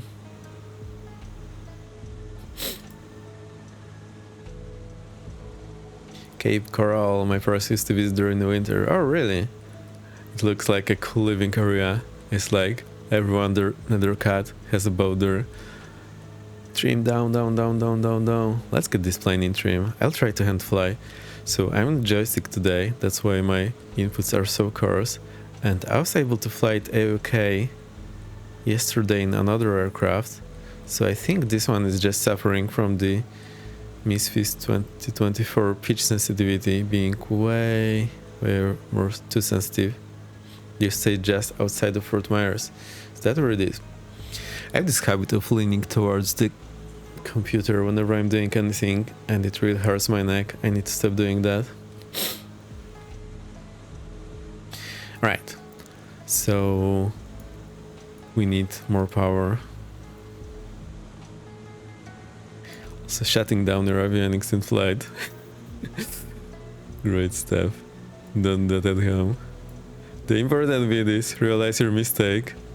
Don't panic. Correct. You're golden. Did we take out with the engines? Leaned? Of course we did. Another whoopsie. So let's lean it now to whatever it should be. I remember from the last flight it was around here. Thanks for finding this out, Canada. I need to add this to my whoopsies list and make sure I don't do that ever again. The problem is I'm not used to lean mixture on taxiing, nor am I used to having mixture at all. Pre-takeoff checklist. Yeah.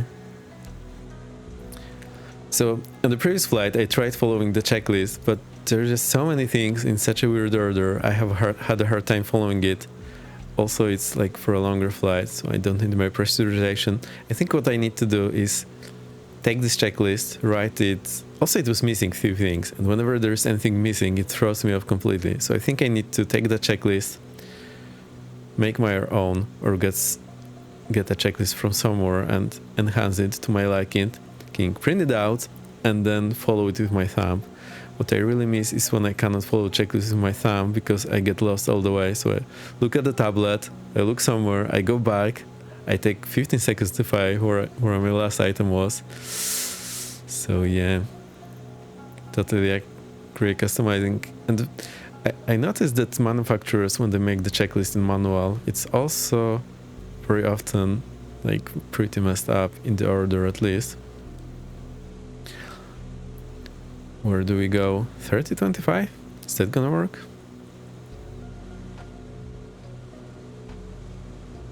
I think it's gonna work.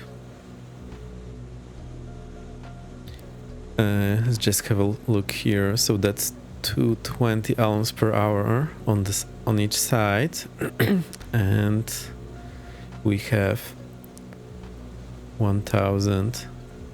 So we have 5 hours. Well, 4 or 5 hours, 4.5. Gets better in commercial plane.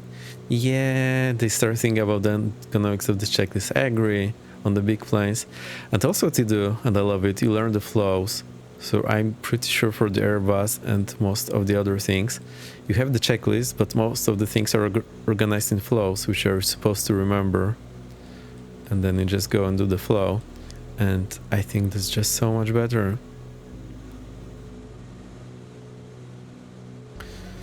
So I may have my flows for my super simple small GA aircraft, and you can clearly see that I'm missing some of the items here, which I'm not used to, like those co-flaps and the mixture.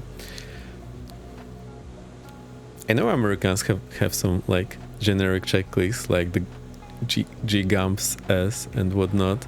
I also have never learned them, so I can't really follow them very well. I think this is missing some homes here. I'm pretty sure there should be more homes around there. Anyway, what can we do? Ooh, wrong button. Always funny moment when it loads. Cockpit in low LOD. A few houses missing unless they're simulating hurricane damage. I don't think the hurricanes were so bad. But I remember this area looked much better in 2020, so I'm surprised how that got sorted out. Alright, whenever I stabilize my cruise, I like to just go around the aircraft, make sure everything is okay. So, this looks good. The fuel pumps need to go to off.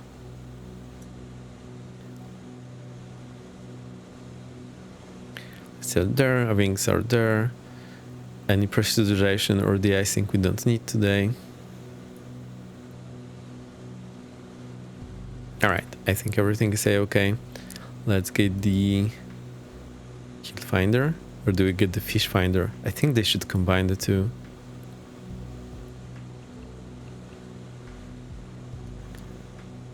It cleared our flight plan. Outrageous. That I'm pretty sure the real unit just remembers what it had and it just loads it after the reset.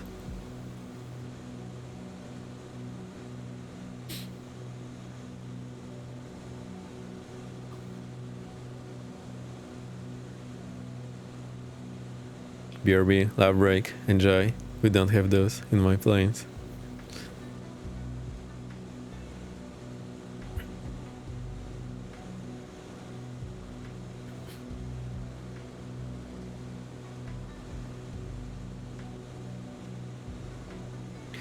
Right, the Cape Coral in 2024 is kind of disappointing.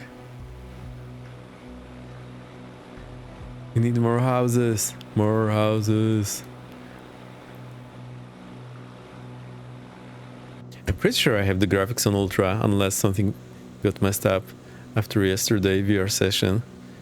I tried to set up everything today, but it might still be a bit weirded out.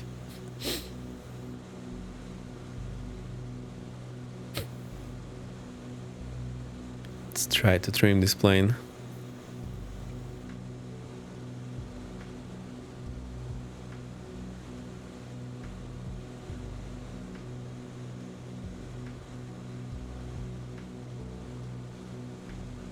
I return, welcome back. Also, thanks for hanging out.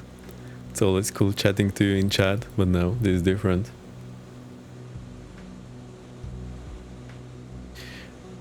I'm pretty sure we need to go back to 1 to 2.8. Let's double check our situation. Oh. Yeah, that's been a long time ago. One, 2, 2, 8.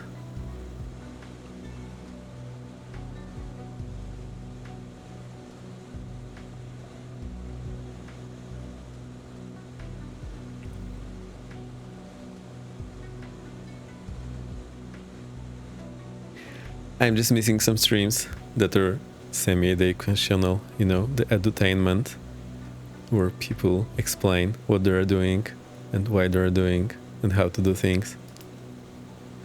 I'm trying to provide this sort of content, but I'm pretty aware it's not up to speed compared to the other players that we have seen.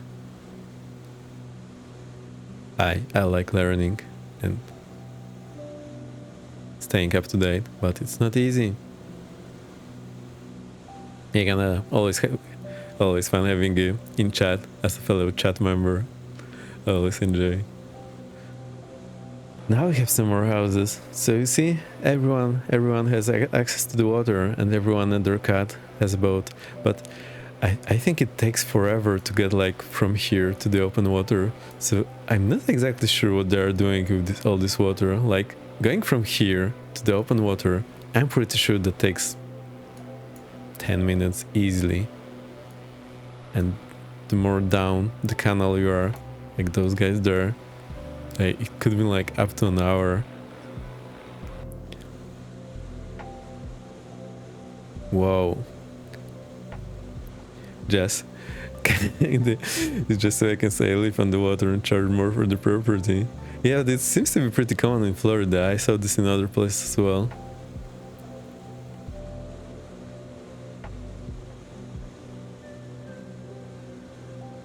Anyway, it's super cool.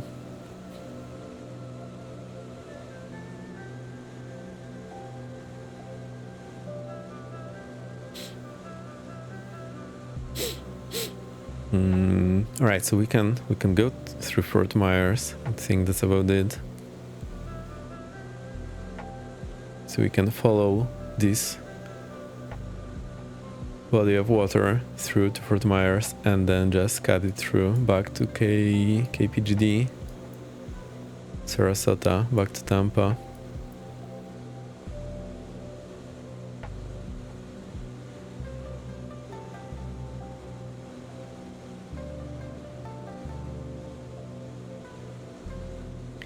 Geez, pulling 180 knots indicated.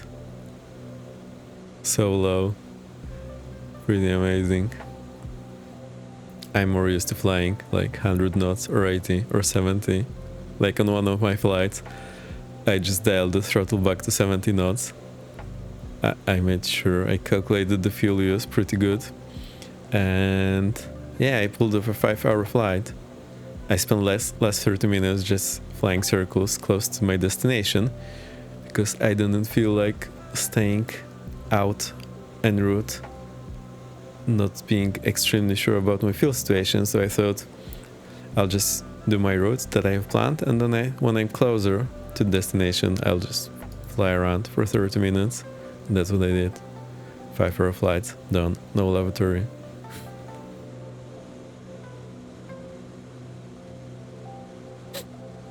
Also, the fuel gauges that we have in GA are very unprecise. That's why this guy has the fuel totalizer, because it measures the fuel flow, which is much more precise, but you need to know the initial state.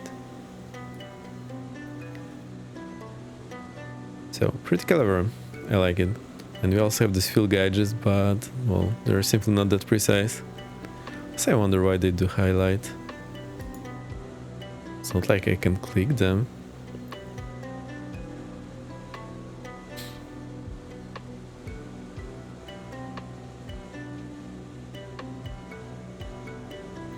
So Fort Myers should be on the left. Let's go there. Whatever that is, I have never been here.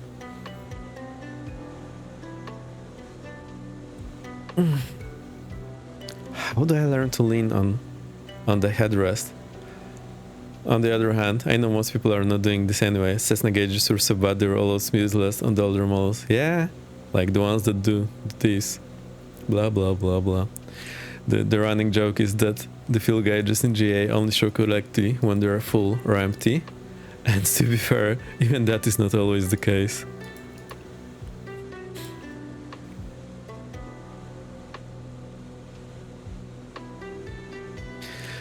That's the running joke. Also, it depends a lot on the fuel tank geometry. So in Tecnam I was flying, you know, it's in the wing, so it's like goes a bit uphill.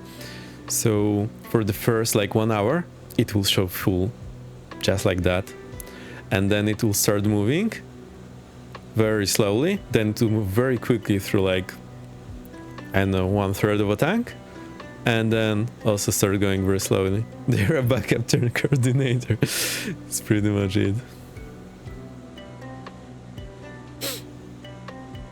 So what's this Fort Myers thing? Is that the airfield? Yeah, I think that's it. It's super cool US having the small fields. We have a paid runway. We have a lot of small fields in my country, but most of them are not paved runway whatsoever. So this is super cool. I think that's the main reason why the Zeros need so much runway, because there is abundance of them in the US. But in my country, Zeros is not a great choice, unfortunately.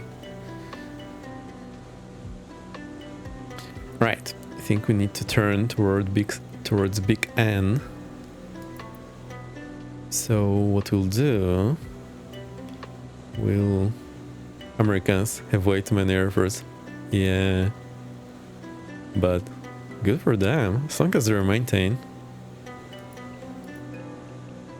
We had a lot of them after the Cold War era, and sadly a lot of them got just not maintained and closed and are unusable now or turned into industrial parks. So switch my CDI. Oh, so that's VLOG, GPS. All right, so that's GPS. Oh, so we're just on track. The only thing I need to do is I need to find our track. What was the Tecna model we were training on before? 2006 and 2002. So 2002 was the one where I did the long en route flying.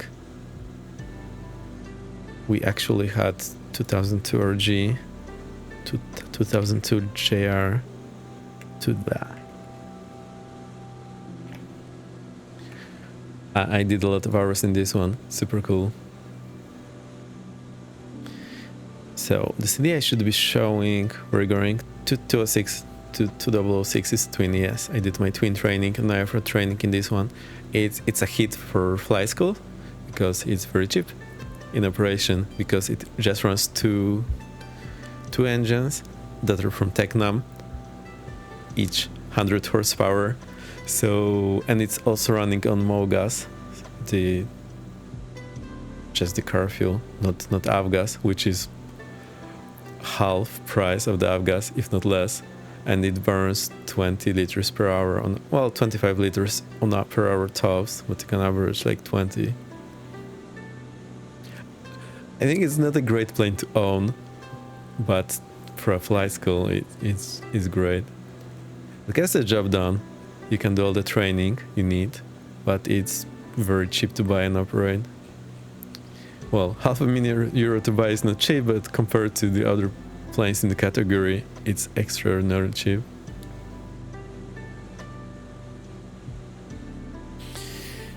So that's our airport again. The one we took off from. I have a hard time dialing in some cool view over here. Right, one thing I need to know. Trying to trim this plane, not easy.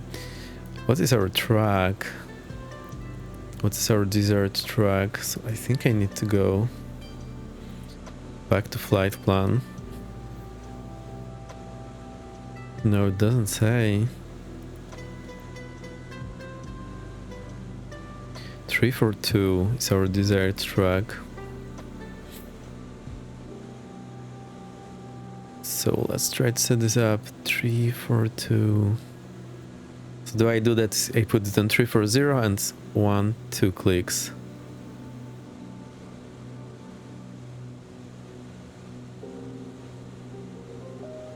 Lack of spar on the high wing and the little winglets. Yeah, nose spar is actually cool. The nose spar craft I think look much cooler. And the winglets are weird because if you look, they're absolutely huge compared to the aircraft size. Like relatively speaking, they're absolutely massive. And what happens when you're taxiing in a crosswind, the plane just goes like this or this. And you know, then you're me not remembering that you need to put aileron on crosswind taxi and like, why the hell is the plane tilted? Like, what's going on? I'm like, oh, it's just my technique. I was in such a rush, I forgot to do this right. Or you land at the airport after crosswind, you're happy you landed, you release your aileron input and the plane goes like super tilted. What the hell? Is the runway off? Did I break the plane? Looks like a baby twin otter. It's nowhere near as sturdy as the twin otter, nor the performance. But it's super cool for training.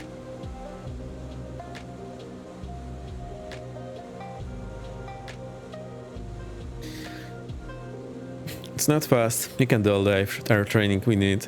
Also, my instructor took me up to the center level, so we popped up to talk with the airliners at astonishing flight level 80.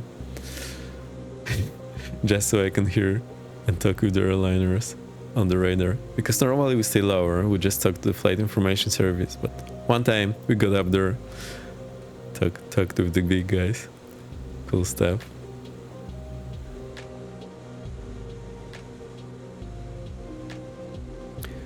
Look mom, hand flying. I've got this new joystick from WinWing. It's absolutely fantastic. It has fairly light springs and it has dampener. And it's just such a joy to fly. Like very small movements are absolutely there. So I'm moving it right now like a millimeter. I'm not even joking.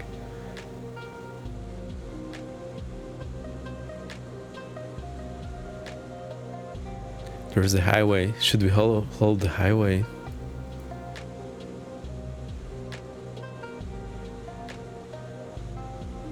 Let's have a look. So if I go here and reset this stuff, no, it's here.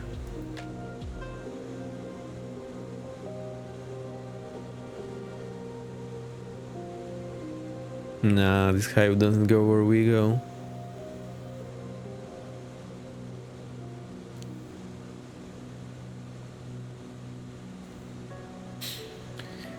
So we just go over the swamps. Yeah, Ursa Minor, like USA with an R. Ursa are like the bear, you know, the star constellation. And I got the airline edition, left hand. It's really great. I think they cloned some of the design from PKB Gladiator, this dampening thing. But honestly, it's great. And I hear you can flip it upside down. There is like a hatch that you open. You just, you know, pop finger and open it. No screws required. And you can take off the springs. And then I believe it's great for helicopter flying without the springs. I haven't tried that because I have other stick for helicopter flying. But really recommend. And also, interesting fact is that this airline edition is nearly half the price of the fighter edition. So that's 50 euros for a great joystick. I couldn't recommend it more. GAing is really nailing it recently. Like, they've got real high quality products that really do the job, and for a very good price. I think what they also do is you can only buy it directly from them. You cannot buy it anywhere else. So I think that cuts a lot of the intermediary price. I got the GAing rudder pedals. They're great. I absolutely recommend. They're not perfect. They have like maybe one glitch. Like they have a noticeable center detent, but it's not throwing me off in any way. Even for the helicopters, it's just great. And for the price, I think they're best priced. Well, you can't get better rudder pedals, and for a better price, excluding maybe those force feedback from Brunner, but they're really good. And what you can also do, you can remove the spring. You just the spring has a loop, so you just put your finger in the loop, pull it, remove the spring. It takes 5 seconds. And if you buy the damper edition, it's perfect for the helicopter flying because it has this dampener and you can adjust the dampening force. Absolutely great. And I bought them from the European shop in EU, and they were shipping with, I think, DHL or UPS, I don't remember, and extremely fast shipping. So they shipped, I believe, from Germany, so it took 2 days to ship it to me, and I didn't pay for the shipping, which normally it would cost me like 25 euro to ship from Germany to Poland. So yeah, can recommend.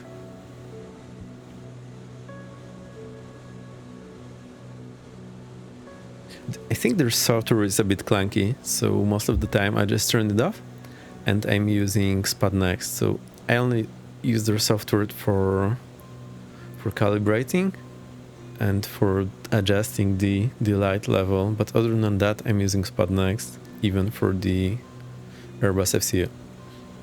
But it works pretty good, so you can always use that. I think I had some conflict between their software and the SPAD Next for the Airbus FCU, which is also great. I can also recommend that. Absolutely great. Other than that, pretty much no problems, and fairly good quality. Like, it could be better, but it's just right quality, and they're super fun. Sorry about the FCU and EFIS. My only complaint was basically the software was in desperate need of update. Yeah, I know. I think it has this Chinese software feel on it. So I'm just using SPAD Next. It's pretty cool, but it's payware. And not only is it payware, you pay to buy and you pay to operate. So you pay some euros like every year or few. But I really like it. And the FCU I can operate totally from the SPAD. The joystick, also this joystick has vibrations inside. So their software is doing the vibrations in the joystick, for example, when I touch down, or when the gear are in travel, or when it's stalling.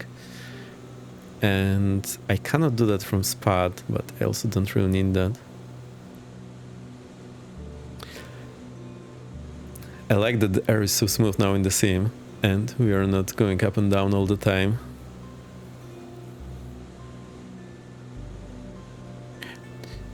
I've heard people use SPAD. Yeah, it's super cool. It has its problems, or maybe more precisely, some other software has problems with it. Like, for example, the GAing software seems to be conflicting with it for just in the lighting for the FCU. That's one problem. Another problem I had is DA42 from Chaos. It doesn't read the primary flight controls very well from SPAD for some reason. It worked okay in 2020, but in 2024 it just doesn't work. So I had to configure my primary flight controls in Misfits and use everything else in SPAD. Because I figured if I can just use SPAD for everything, it will make my life easier, but that doesn't seem to be an available option at this time. So I was hesitating for a long time before buying it. Also, look at this radio tower over here. We are well within the killing zone of this radio tower. Now, one thing you may not know is those radio towers, they have cable wires to keep them in position, and they go pretty much 45-degree angle. So this is the killing zone. And there have been cases, people flying through it, getting their wings snapped off. Not cool whatsoever. Yeah, what they did, there was this Willow VFR add-on to 2020, and what they did, I think I don't have that command anymore.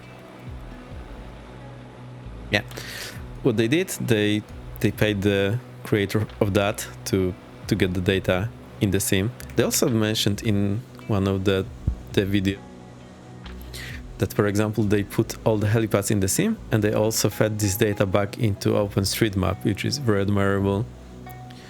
So yeah, all those obstacles are now in. Which problem is we're more interested in the hill finder than the fish finder. So there it is on the hill finder.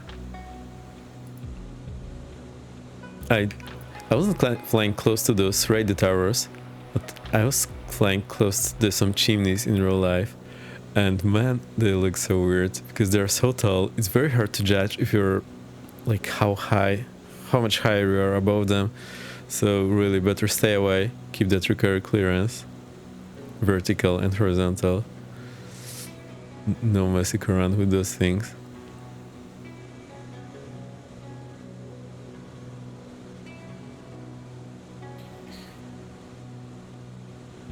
At the expo they were talking about the tower thing, yeah. So proud that it seems like another slight miss. What do you mean? Why is the miss? The data might be slightly inaccurate, but they also have all those power lines. I think it makes me like see all those power lines are there. Just make it so much better for the VFR flying, because I use them to navigate in my VFR flying. The power lines are, some of the power lines are very easy to spot, sometimes much easier to spot than rails. So I did absolutely use them in my VFR flying.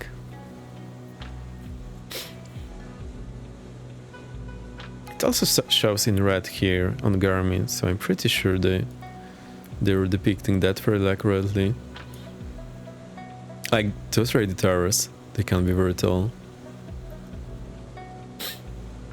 Data inaccuracy, yeah, it's there. I think they're trying. Accuracy is getting better. I think it was a great move for them to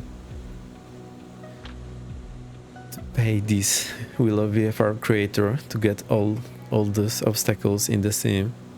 And I think they also got the other one, the Mamu design, which had the lifts, ski lifts and whatnot. It just makes the sim so much more immersive, like seeing those towers for the VFR or the chimneys. I love it. I can feel the air is so smooth. That's a screenshot right there.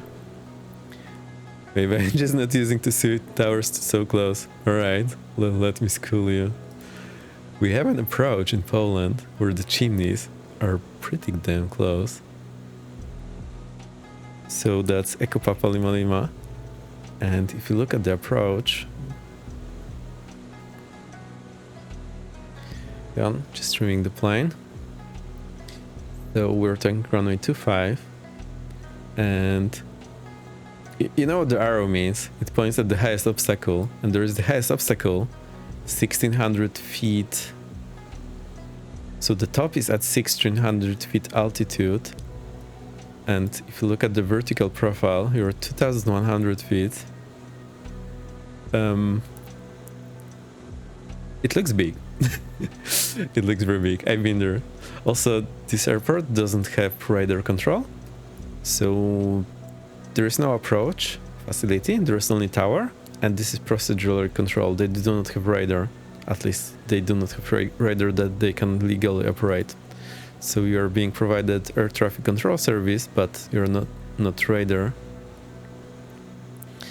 And they do procedural approaches, so they will stack their airplanes in hold. I was actually here. There's another big Polish flight school at this one. Yeah, it must be minimum clearance. Like I don't even know. Like it's so close horizontally and vertically.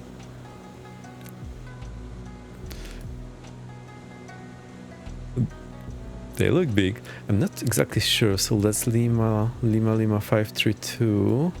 Lima 532. Yeah, so we're 2100 and the tops are 1600. Like just next to you.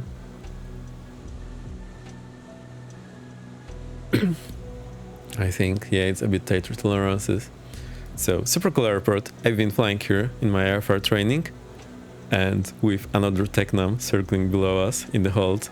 Super fun. And then you do the approach, then send you out. You join the holding again, and wait for your turn.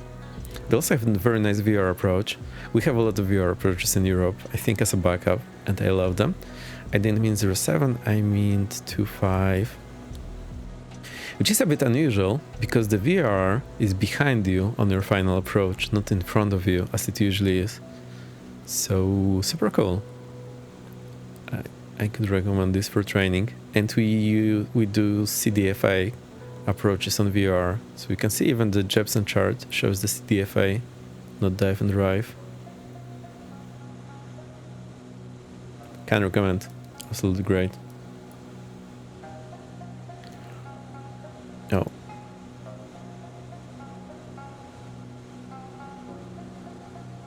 Yeah, so now we're showing the flight paths from the whole session. I don't know how to get this right. Okay, I think we need to get going. So, Tampa, open airport, weather. 3022. Slight note, contrary to popular belief, this level pressure is not the same as QNH. It will actually be different, but you'll only notice that when you're higher elevation and temperature difference from ISA. Otherwise you'll not see that. Yeah, not many approaches with the VR behind. It's so cool, but also throws you off because you're so used to having it in front of you, and they're like, huh? What's going on here? So super cool. So 3022, and all right, let's set this up first. I super like that you have this display here, as opposed to this guy. Eek. Right, I think we're good. Now we need DC TAF.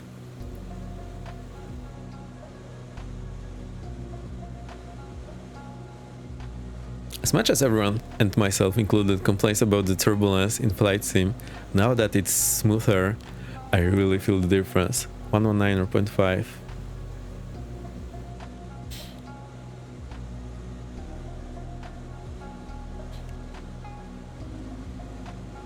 or 0.5. Let's get that in. I think we're close enough already. Well, maybe not. I got way off track, so another set of chimneys here. I love this city light post. I think turbulence is much closer to realistic, at least in G8 type line. I mean, it is and it isn't. So in my experience, there were like two kinds of turbulence. One is like just riding over potholes, so it's walking you up and down all the time and gently like giving you some bang that you need to correct to. I've never seen a turbulence this to my nose. So when you have this bumpy ride, it's just a bumpy ride. You don't really need too much control inputs except for correcting the bank occasionally. The other kind is thermals. So what happens is you fly straight on level and you look away and you will look back and now you have 500 feet per minute climb, like, and you're like, oh, I'm climbing. So you reduce the power and you reduce the power and then the thermal goes away and you like find yourself sinking. So it's like, but it's very long frequency. If you know what I mean, it's like waves. It keeps you climbing you for like half a minute, and then next half a minute it will make a descent. So it's very smooth. It's so smooth you may not notice it, other than airspeed slightly rising and your plane climbing. So And this second one, it is there in the sim, and it has been all along, even in 2020, and I love it. But it's just very exhausting because you need to correct power all the time.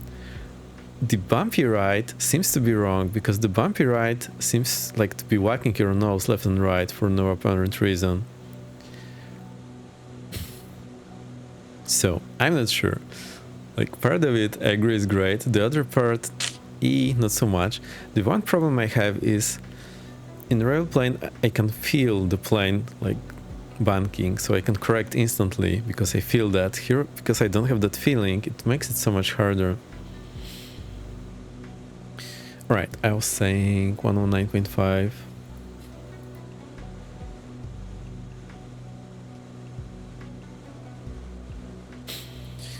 Right, let's have a look here.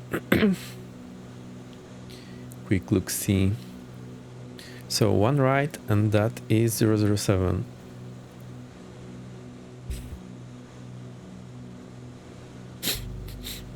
So I'll go CDI to the localizer, even though I'm not using localizer. So it wouldn't be a bad idea to dial it in. Right, I think that's 5, 6, 7. Might be it.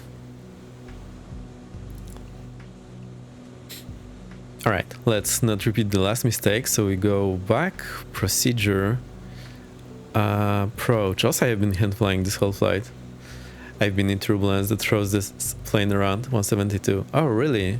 More associated with mechanical turbulence. Interesting.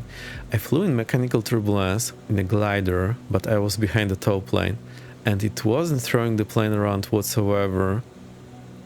But I think I know what you mean. But it's like it's not that constant, am I right? It's like you fly and then 1 second it just makes a bank 45 degrees, so we correct instantly, but for the next 5 seconds there is no action. I'm not sure. I haven't experienced all of those types of turbulence, so I'm not perfectly sure about that. Also, it's a bit different feeling in sim and not sim, so I'm not super sure, but I know it can be a bit annoying in the sim. It seems to be like more binary. Either there's full strength or nothing. Right, visual 0 on right. Load and activate. So last time I used the OBS feature and that wasn't working very well. So I think in this nav unit is just much more convenient to dial in the visual approach to have my reference. Let's see how that works. Uh-oh.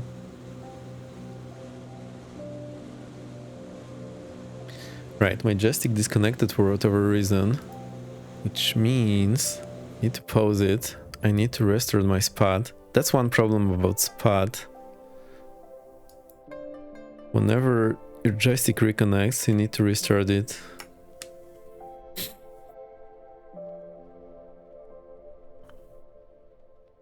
Also, my SPAD died. I'm sure it looks like some USB power problem. I have that a lot.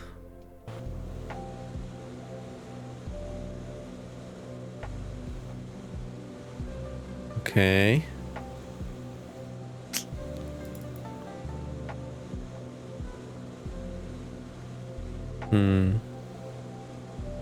But not happy.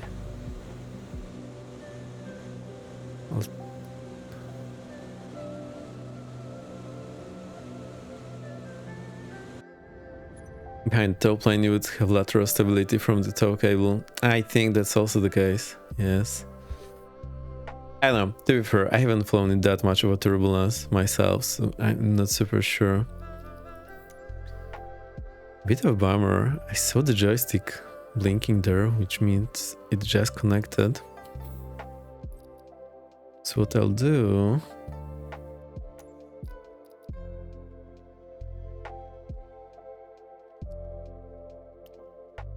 This should make it work.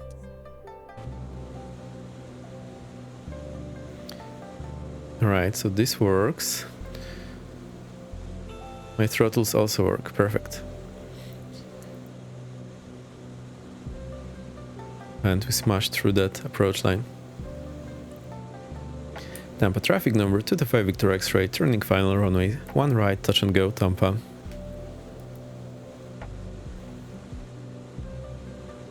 Right, throttle idle, mixture for which, props full forward, just don't fly too low over military air bases. Sure. Right, I'm slightly confused. Which way is which? Right, now I see.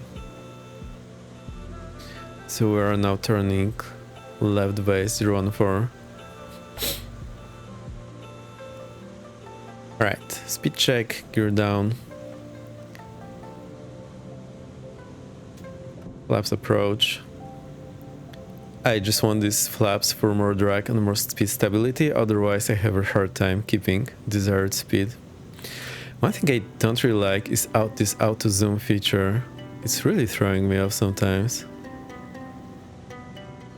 Also, I have so many lines here, which I'm...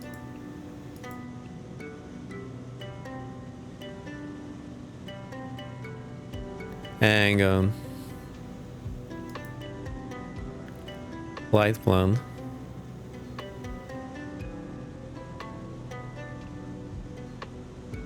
Alright, I messed up big time. I'll just look at Navigraph because I don't know where I am. Oh, we're just south of it. Whoa, whoa, whoa. Terrain ahead, too low. Idiot, yeah. There's the one for Z1 left and you have to stay high on one final VFR. And now this other magenta line threw me off, but that's actually just airspace. Guy got below blue line. Absolutely terrible. You know what? We'll keep this CDI on GPS.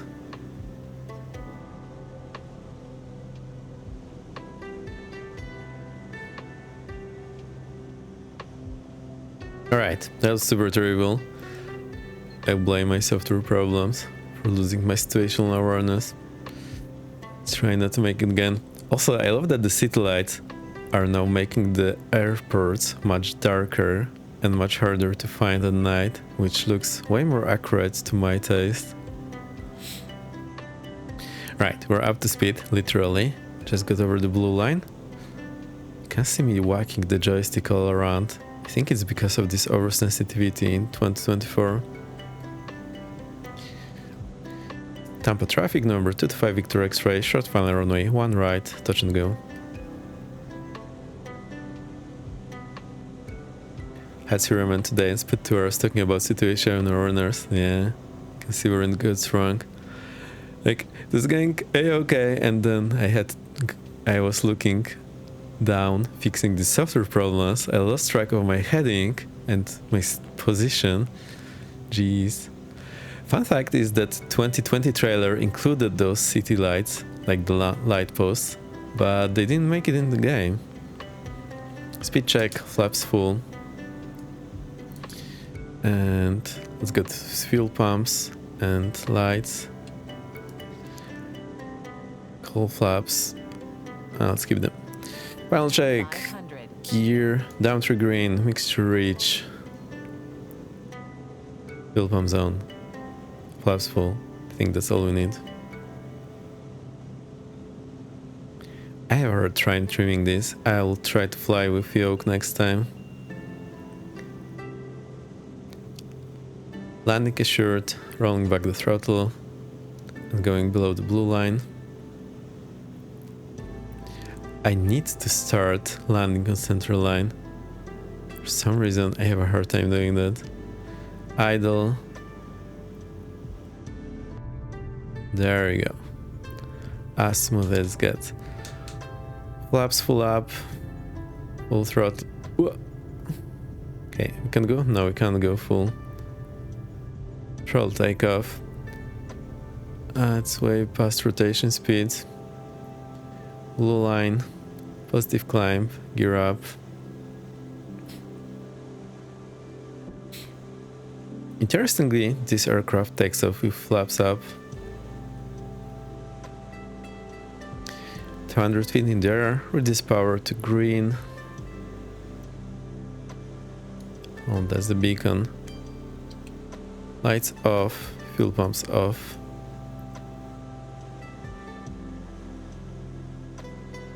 Alright, I wonder what's the elevation. I forgot to check that.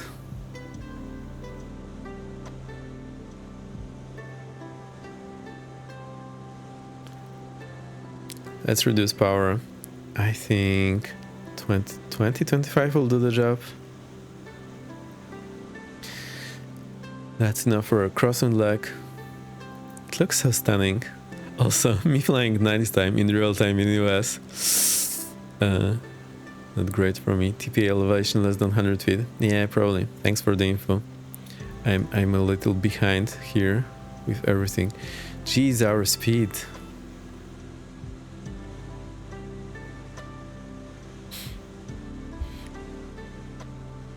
So let's use 1100 for our pattern altitude. I always like dialing this big needle to my runway heading. It makes it so much easier flying the pattern. I just glimpse here and I know more or less whether I'm on the right course or not. The trimming, but big problem, boss. I don't know why.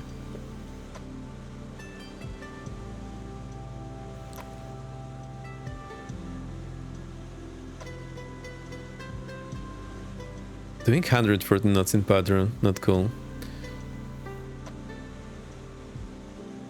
So I have some problem trimming it, I'm not sure why. Is the trim working at all? Of course it's not.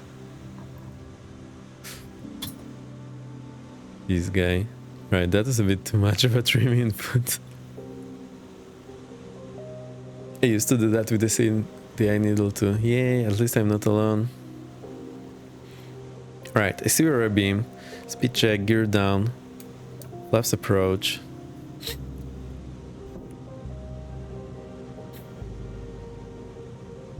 So I was flying in VR yesterday, and it's just much easier to look around and fly straight. Even if with track AR this is difficult here. Don't think there is anyone around us, so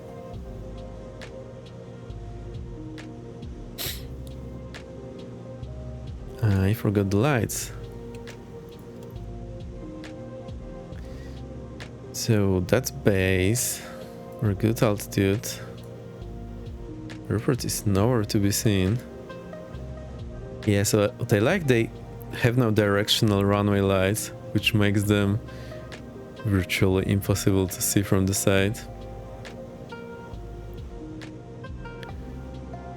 Tampa traffic number 225 Victor X-ray, turning final runway 1 right, touch and go, Tampa. I got a bit below the blue line again, absolute bummer. So I'm looking at the GPS there. It's not great, but it's better than being lost, like before. I also have my Baines. Baines is watching the guy. I'm glad you're here. Watch me do all those mistakes. Doesn't mean I will not point them out to you when I do them, but still, at least you're not alone. It's not as easy as we make it say. Oh, there's the runway. Going need to turn up the panel light. Yeah, I noticed that too, but it wasn't the right time. Digging, looking for controls again.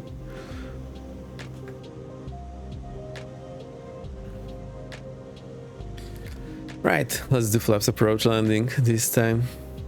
So they say in the checklist to make flaps full. Let's make it flaps full, otherwise we'll never slow down.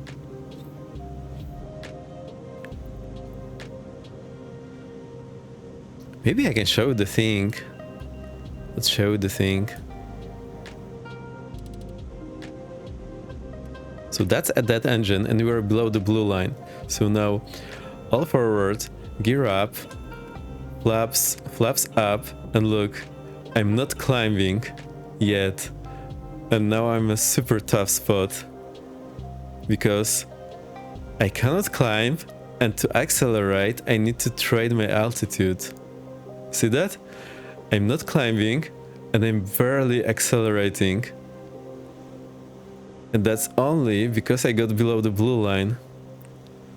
Yeah, this is a very bad spot to be. Like, I want to get there. I mostly did it for demonstration. Also, I need more rudder.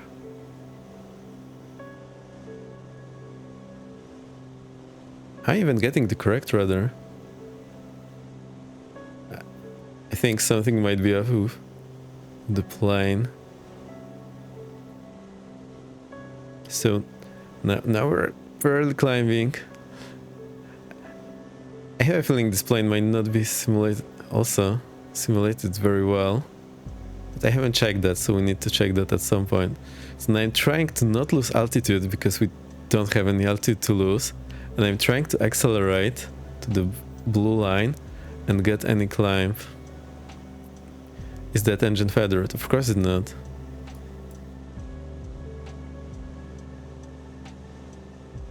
No, it should be. Thank you. I was so in a panic, I forgot to do my flow. Also, left throttle is idle now. Yeah, that definitely improved the situation. But say you get this engine failure on ILS approach on minima, which is 200 feet, and you don't see the runway, and then you don't really have much time to do anything. So you get the idea. Let's try to... I'll get the engine on and we'll do the same exercise again, but with the engine on. Well, maybe not in such a weird spot. I wanted to show you why we are so obsessed about not going below the blue line.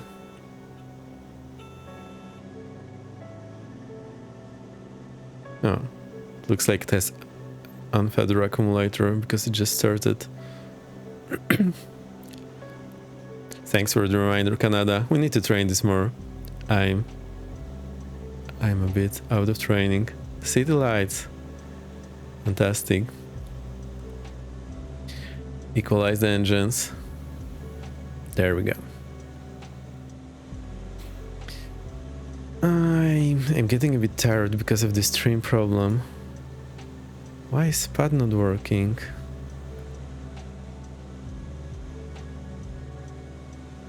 Let me restart SPAD again.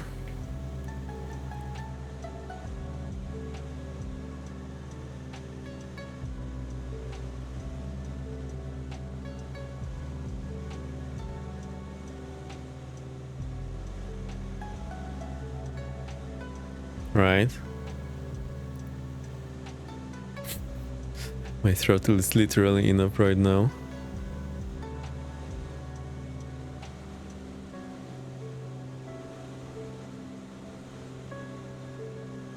I think my landlords burned something in the oven. Oh no, smells like chimney.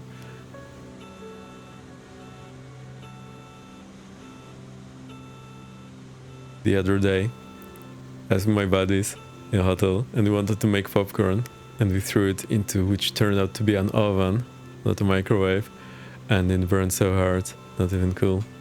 Right, let's go back to settings. Yeah, it was the beginning of the party, so we sat in few hours with those 8 rushes.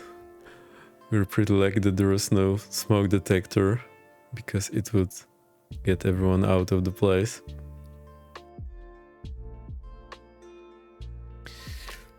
Controls. Wing. Some minor. They weren't even... No, that's the point. Just got in. I'm not sure what went wrong. Either it was an oven and not a microwave, which looked like a microwave, or I don't know, something else. Alright, everything works.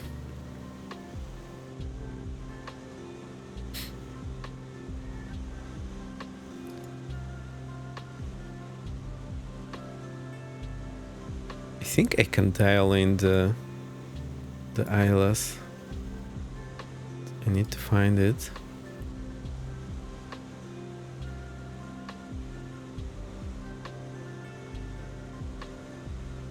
ILS 1 right.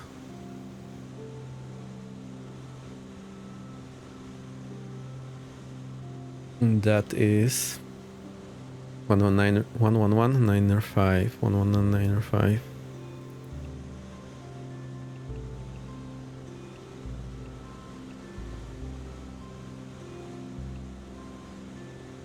Get that on the CDI.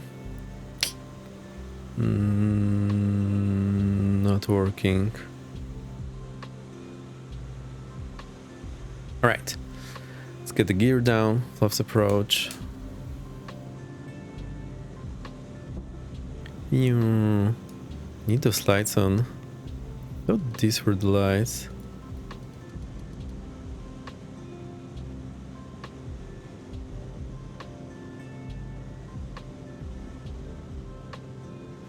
So it looks like the localizer works, but not the glide slope.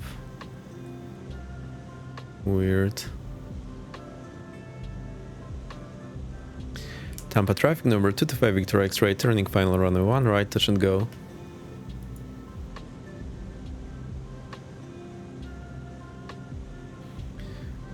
Alright, it's not going the way I want it to.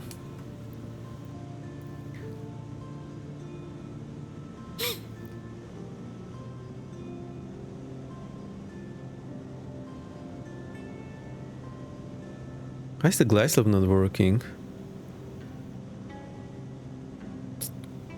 Well, 500. airspeed low, airspeed low. Now we're good. It's just the blue line. Well, just 2 knots below the blue line. So, as you can see, I still have a hard time figuring out this aircraft. Let's go. So, what we'll do? What's the elevation? Let's say it's 0. So 200 feet, we'll kill the engine again. It's just I need access to all of that stuff.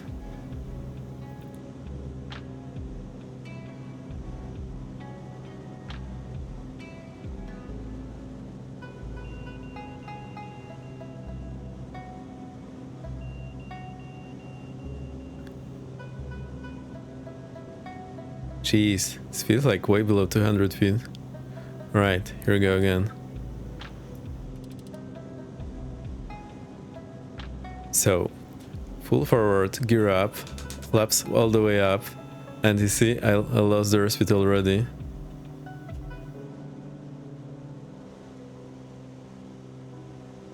A lot of rudder.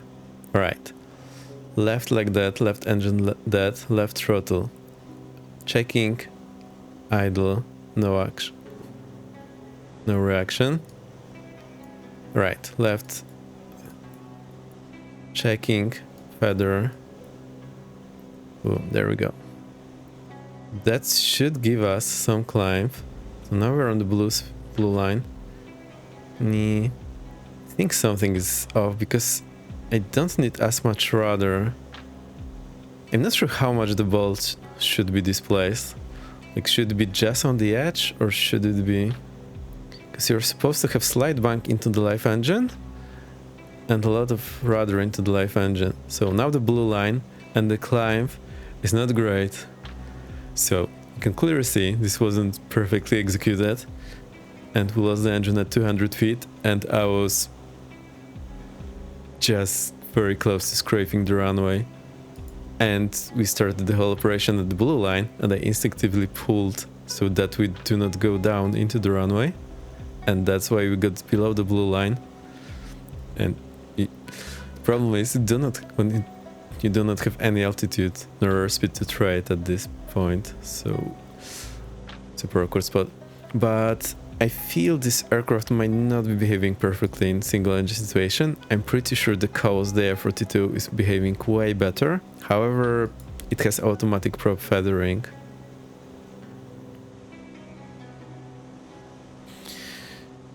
Alright, let's reduce that power into the green range. That's, I believe, 5-minute limitation. So we are well below that. Actually, you know what? Now I feel pretty okay about this rudder and sleep situation. Also this, I love the lighting in 2024. Looks pretty amazing.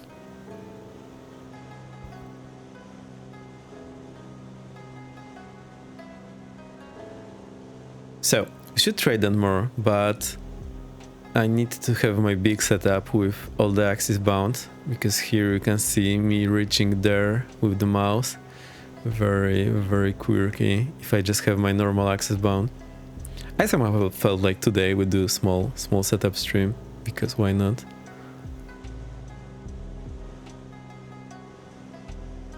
Right, that's the pattern altitude, so we can level up. Very challenging to do with mouse and keyboard, yeah. Plus looking around.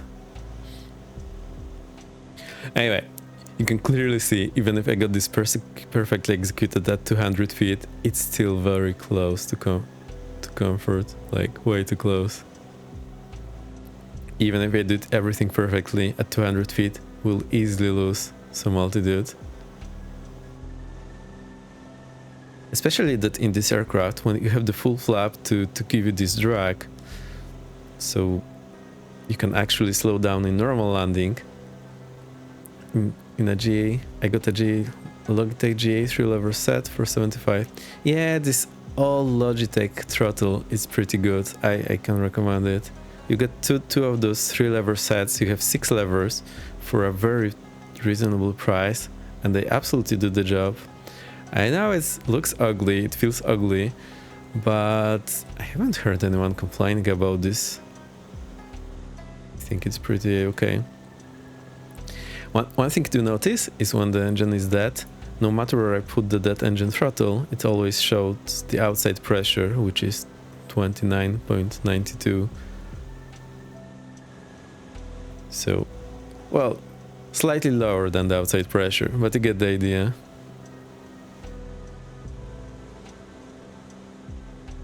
Right, I'm doing all my visual flying relying on the GPS, simply because looking around here is absolutely uncomfortable.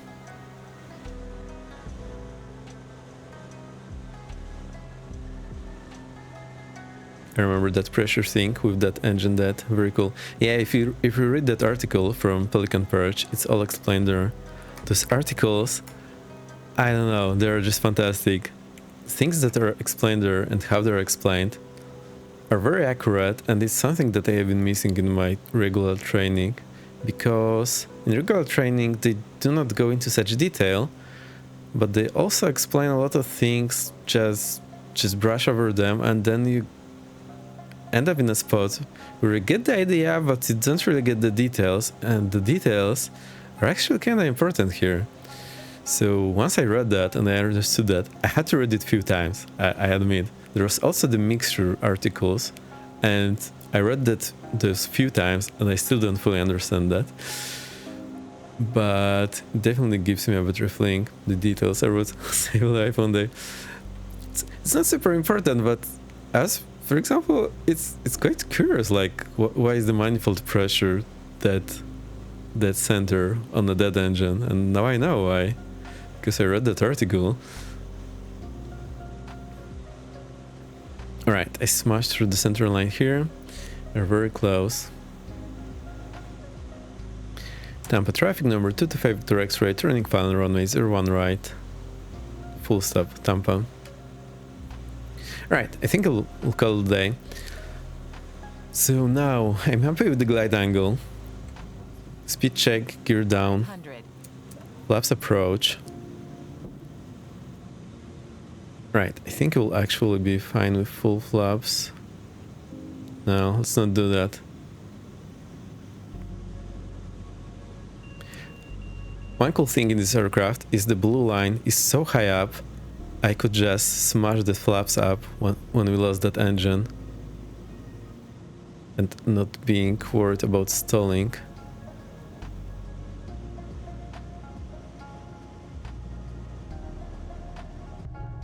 Right. It was a very weird attitude, but we made it. We need to train more.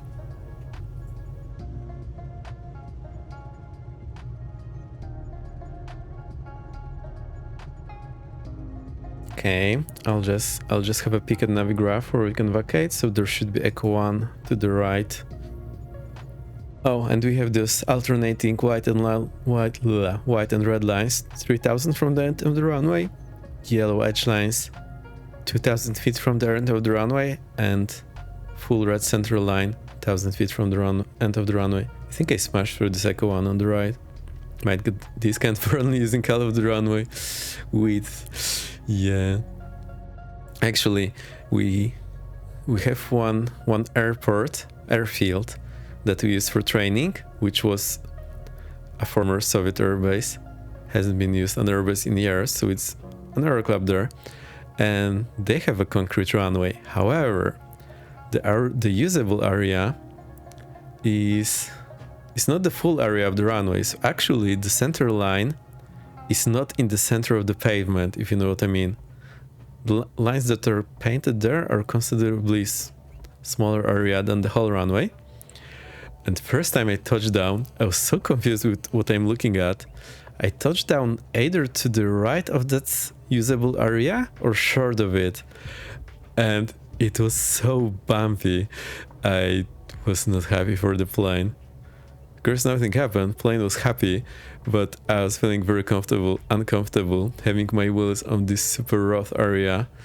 And only then I realized what was going wrong and what was my mistake. Also, the pattern painted there was a bit odd, so I just didn't fully understand what I was looking at, but yikes, would not recommend doing that. Alright, single engine taxi may or may not be possible in a prop twin, especially when you stop. You might not be able to start moving again, and you might not be able to turn into the live engine. So, something to consider, you might need to restart that engine, or order someone to push you. However, this one seems to be doing okay. Jeez, my throat feels so exhausted. How are you guys talking so many hours on stream? Like nothing happened. I don't know.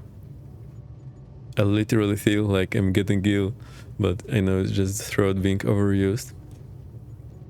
Anyway, super cool. Flying so many hours. Yapping to you. I thought all the GA details were interesting. Keep in mind, anything I say may be wrong, so if you rely on that information with your life, double check it in the books, ask your CFI. They are the ones responsible for you. For us, I can deal with nowadays. 12 hours streaming stuff. Yeah. One thing I'm trying to do, I try yapping with something very aviation related, or something that you can maybe learn a bit or two from. I hope that works, because that's the kind of content I'm really missing on Twitch, and I have a feeling it's not coming back anytime soon. I know there's few people on, actually the Black Book 711, he's streaming on Twitch as well. Alright, I'll miss the crossing runway calls. Is no one here? Also, is the camera cool today?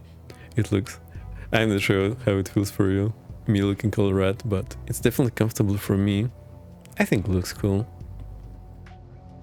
I was always afraid showing and revealing what's in my room, but I figured if it's dark and you guys can see.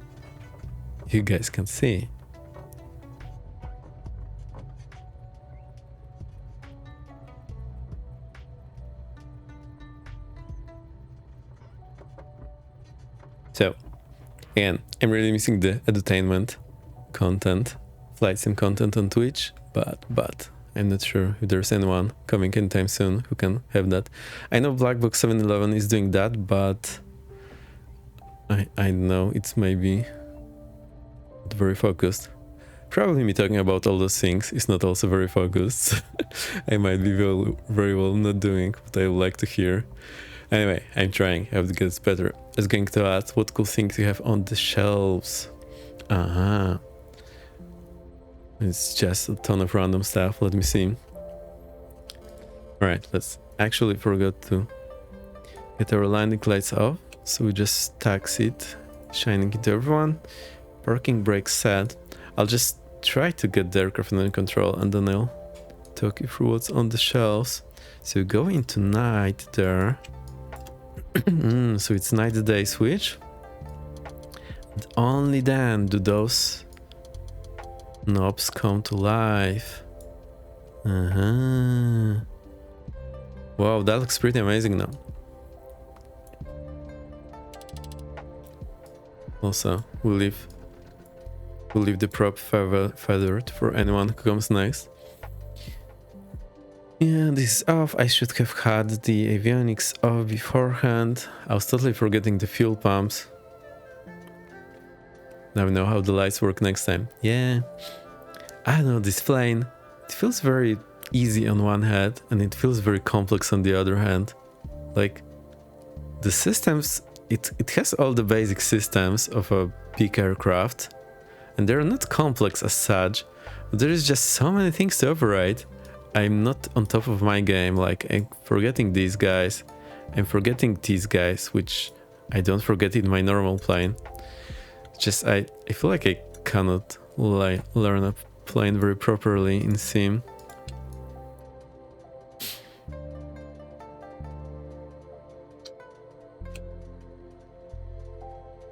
Alright, dark plane. We have arrived. So what cool stuff I'll have? Alright, the shelves in the back. So what you see over there is the drum set. It just sits like packed. Then on the left side there is the LED stripe. There's also the router and the cat sometimes sits there hitting her paws. And then here I have all sorts of pen, markers, scissors. And on top of that there is one and the other shelf of miniature paints, which I haven't used as much as I would like to. I have a ton of miniatures to assemble and paint to play with from the Warhammer. I also have some brick sets that we can maybe assemble on stream at some point. I can show you.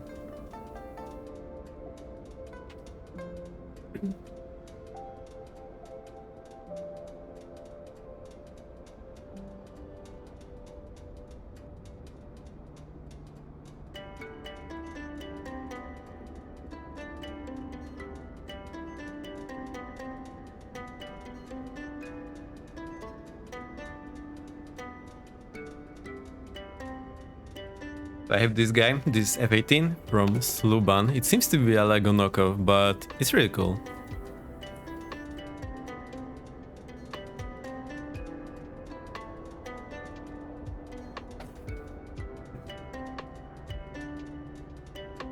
Black Hawk, also from Sluban.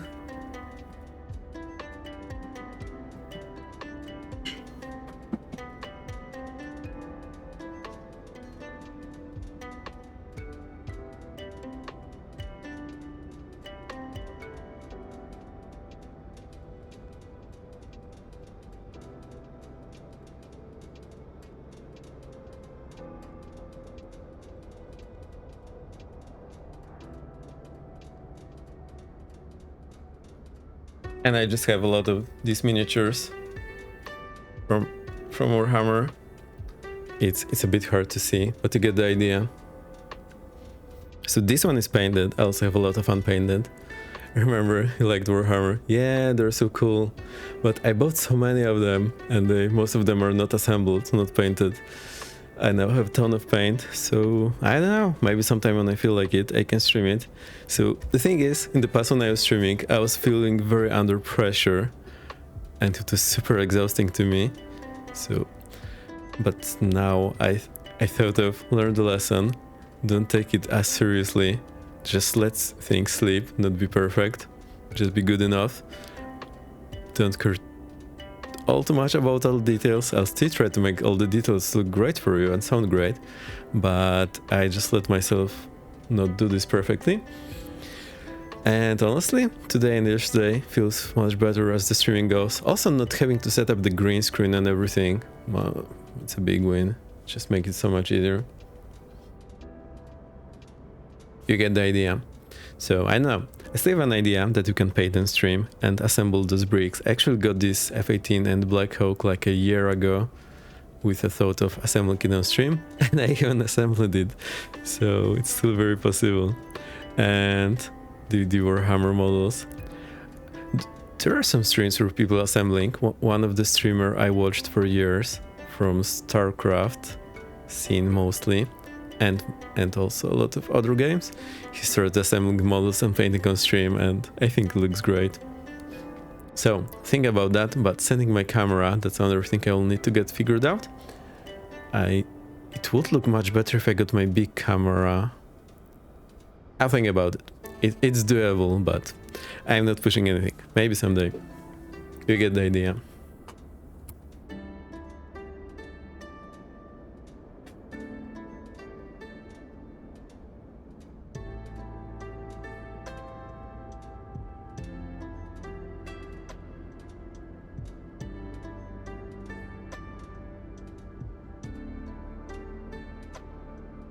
Also, I'm pretty happy with the light today, so just because it's so dark and you cannot see all of my room makes me feel more comfortable. Just I'm not lit very well, but I think it looks okay on stream. At least you see my talking face. Alrighty, a lot of flying. That was very cool. I super enjoyed it. Let's see. That's all the flying we did. Hang on, doesn't look good in this background. Looks a bit better like this. So this is where I got completely lost and didn't know which way I'm going or need to turn. Not great. Understand. Tried to stream a few times for Lego build. Oh, I had no idea. Super stressful. Yeah, it is stressful, but I think I got this under control. Like, I'm pretty confident about my setup being good enough. I know it's good enough for you. Looks good enough, sounds good enough. Apps are there good enough.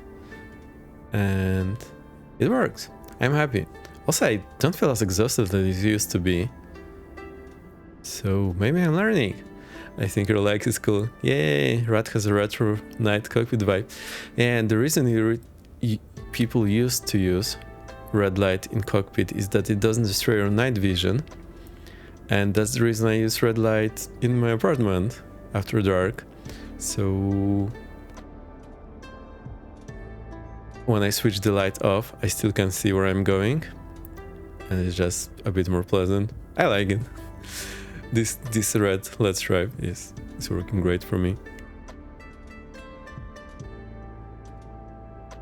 So that's what we did. I think it still has this line from... I don't know. I wish there was an option to reset this track because it's not helping when I have so much. We visited this Cape Coral, which honestly looked better in the previous sim, so I'm surprised what went wrong here. We were there in the previous sim and it looked much better. It had all the houses. So I'm not sure, maybe I did something wrong with my setting, or maybe something went legit wrong.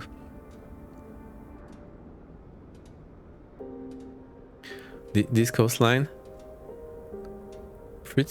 probably is pretty cool to live in or have some sea visit, but wasn't very attractive to look at. And all the traffic patterns and single engine flying, super cool. However, we need to rate that more. I think I'm still not up to speed. I mean, part of the problem is that I'm failing it, so I know what to expect. So I need to think about resurrecting Failbot. Now, I had it implemented in Flow, which is not up in 2024 yet. So I might need to think about doing some code base that will run out of the sim and just talk using sim connect to API. Failbot was so cool. Yeah, I also loved it.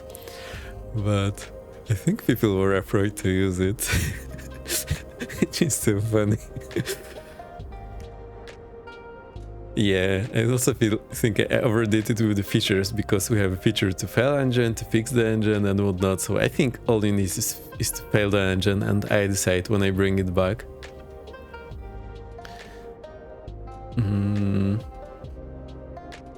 Yeah, and this is super cool. I also think what we can do is have some conditions. So what I'm missing is all those planes have simulated failures, simulated circuit breakers in operative systems, but what I miss is some instructor-led situation, if you know what I mean. It would be cool if you could fade generators and things too. Yeah, it's a good idea. It's just when I work with those things, I like to think in a scenario. So failing engine for me, say we're doing pattern work and you fail the engine, or we're doing very short hops and you fail the engine there, I know I can land within a reasonable time, and then we can reset the situation.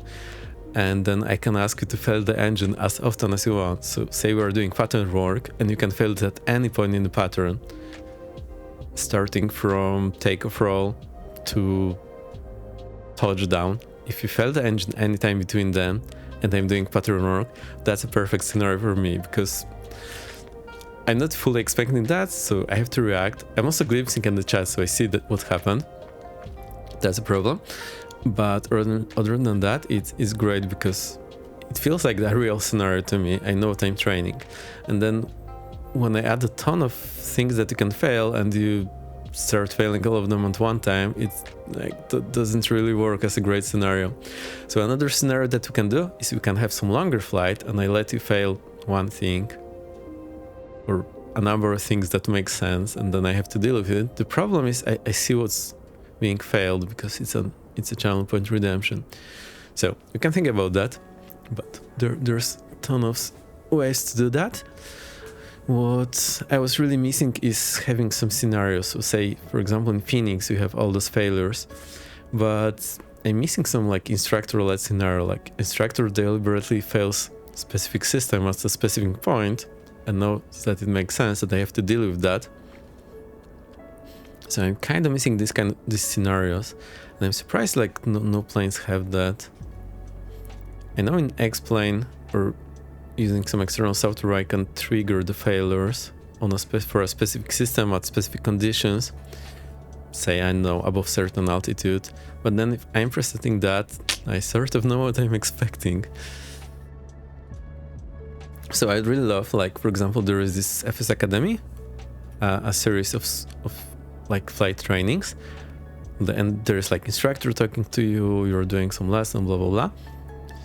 And what I like to have is like these scenarios, but with failures, when the instructor like gives you some route to fly or some scenario to fly, and then fails specific system, and then you have some real exercise. That new 321 kind of has that more realistic anti-mal system. Yeah, that's the thing. I don't want realistic failures because they happen at random point. I want something like you get on your recurrence. And you know things will fail, so that's fine, but don't know what will fail and when. And also these scenarios are more towards training than being realistic. So they fail a number of things, but they also want you to respond, and they know it's possible to respond. I think you get the idea. So I'm really missing this instructor sitting at the instructor station and triggering those failures and throwing another curveballs my way. I had this on my MCC training, and it was really fun. Like it was not fun to be inside, but also like all those things happening. You know, we had like 30-minute flight scheduled, and it turned out to be like 2-hour exercise, fixing many things, doing so many approaches because the minima are not there, and this and that. Super fun. All right, who do we ride? It's been super fun flying with you. Let me disconnect for VATSIM before I forget. I'm kind of bummed that VATSIM doesn't have this full control coverage, so I'm really thinking about buying the Pilot Edge subscription. And it's a lot of money, and I'm not sure if I'll be using it all the time, so that's why I have been hesitating, but it's very tempting. Thanks for the stream. Nice to see you back streaming. Yay, thank you. Glad you like it. Also, nice to see you here. As long as I have anyone in chat somewhat active all the time, it's just much easier to go through this. Otherwise, I'm just talking like someone is there, because I know someone's usually always listening. But you have to master more of that. Trying to talk to someone you don't see. Who do we ride? Let me see who's on Twitch. Holy hell, 4:45 session stream. I'm not sure what my record is, but it might be close to that. And I do not feel as exhausted as I usually do, which is very good. Hang on, open Twitch. I still haven't figured out my audio setup situation so that I can hear Twitch while we don't hear it. So bear with me. Any recommendations? It's a bit of a problem now that there are 2 categories and we need to... Our Rapenza is up. Let's go for Rapenza. Girls always so happy being raided. Great minds. Great minds. Thanks, Canada. So let's set this up. I will need to switch off the music last minute, just so I can turn on the stream volume. I will write and run through, no problems. Need food, yeah, food important. Thanks for sticking out. I super enjoyed the flying. We did some more training again. I also had a lot of problems that I didn't do things as well as I wish I did, but we'll get there, we'll get there. We need to train. I think what's not helping is that I'm changing the aircraft all the time. If I flew the aircraft that I'm familiar with, it would be much better, but it isn't. Anyway, step by step. Yeah, so I'm not super concerned about doing all those mistakes, but it might look super bad. Especially, you know, I'm a real pilot, but just now it's not aircraft I'm super familiar with, so I would definitely not feel comfortable taking it up in the air. And you can see clearly why I need to take some hours with instructor before flying a new plane, even though you're legally allowed to fly it, which sounds weird, but that's the reality. Right, let's go to the ending thing. I'll kill the music. I'll give you more whooshes. And let's write.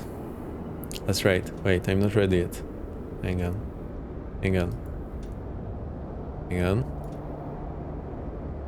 So I needed to kill my music, get my voice on Rapenza, and now we're so ready. Again, thank you for coming. I had a blast. You had a blast. Good times. Bye bye.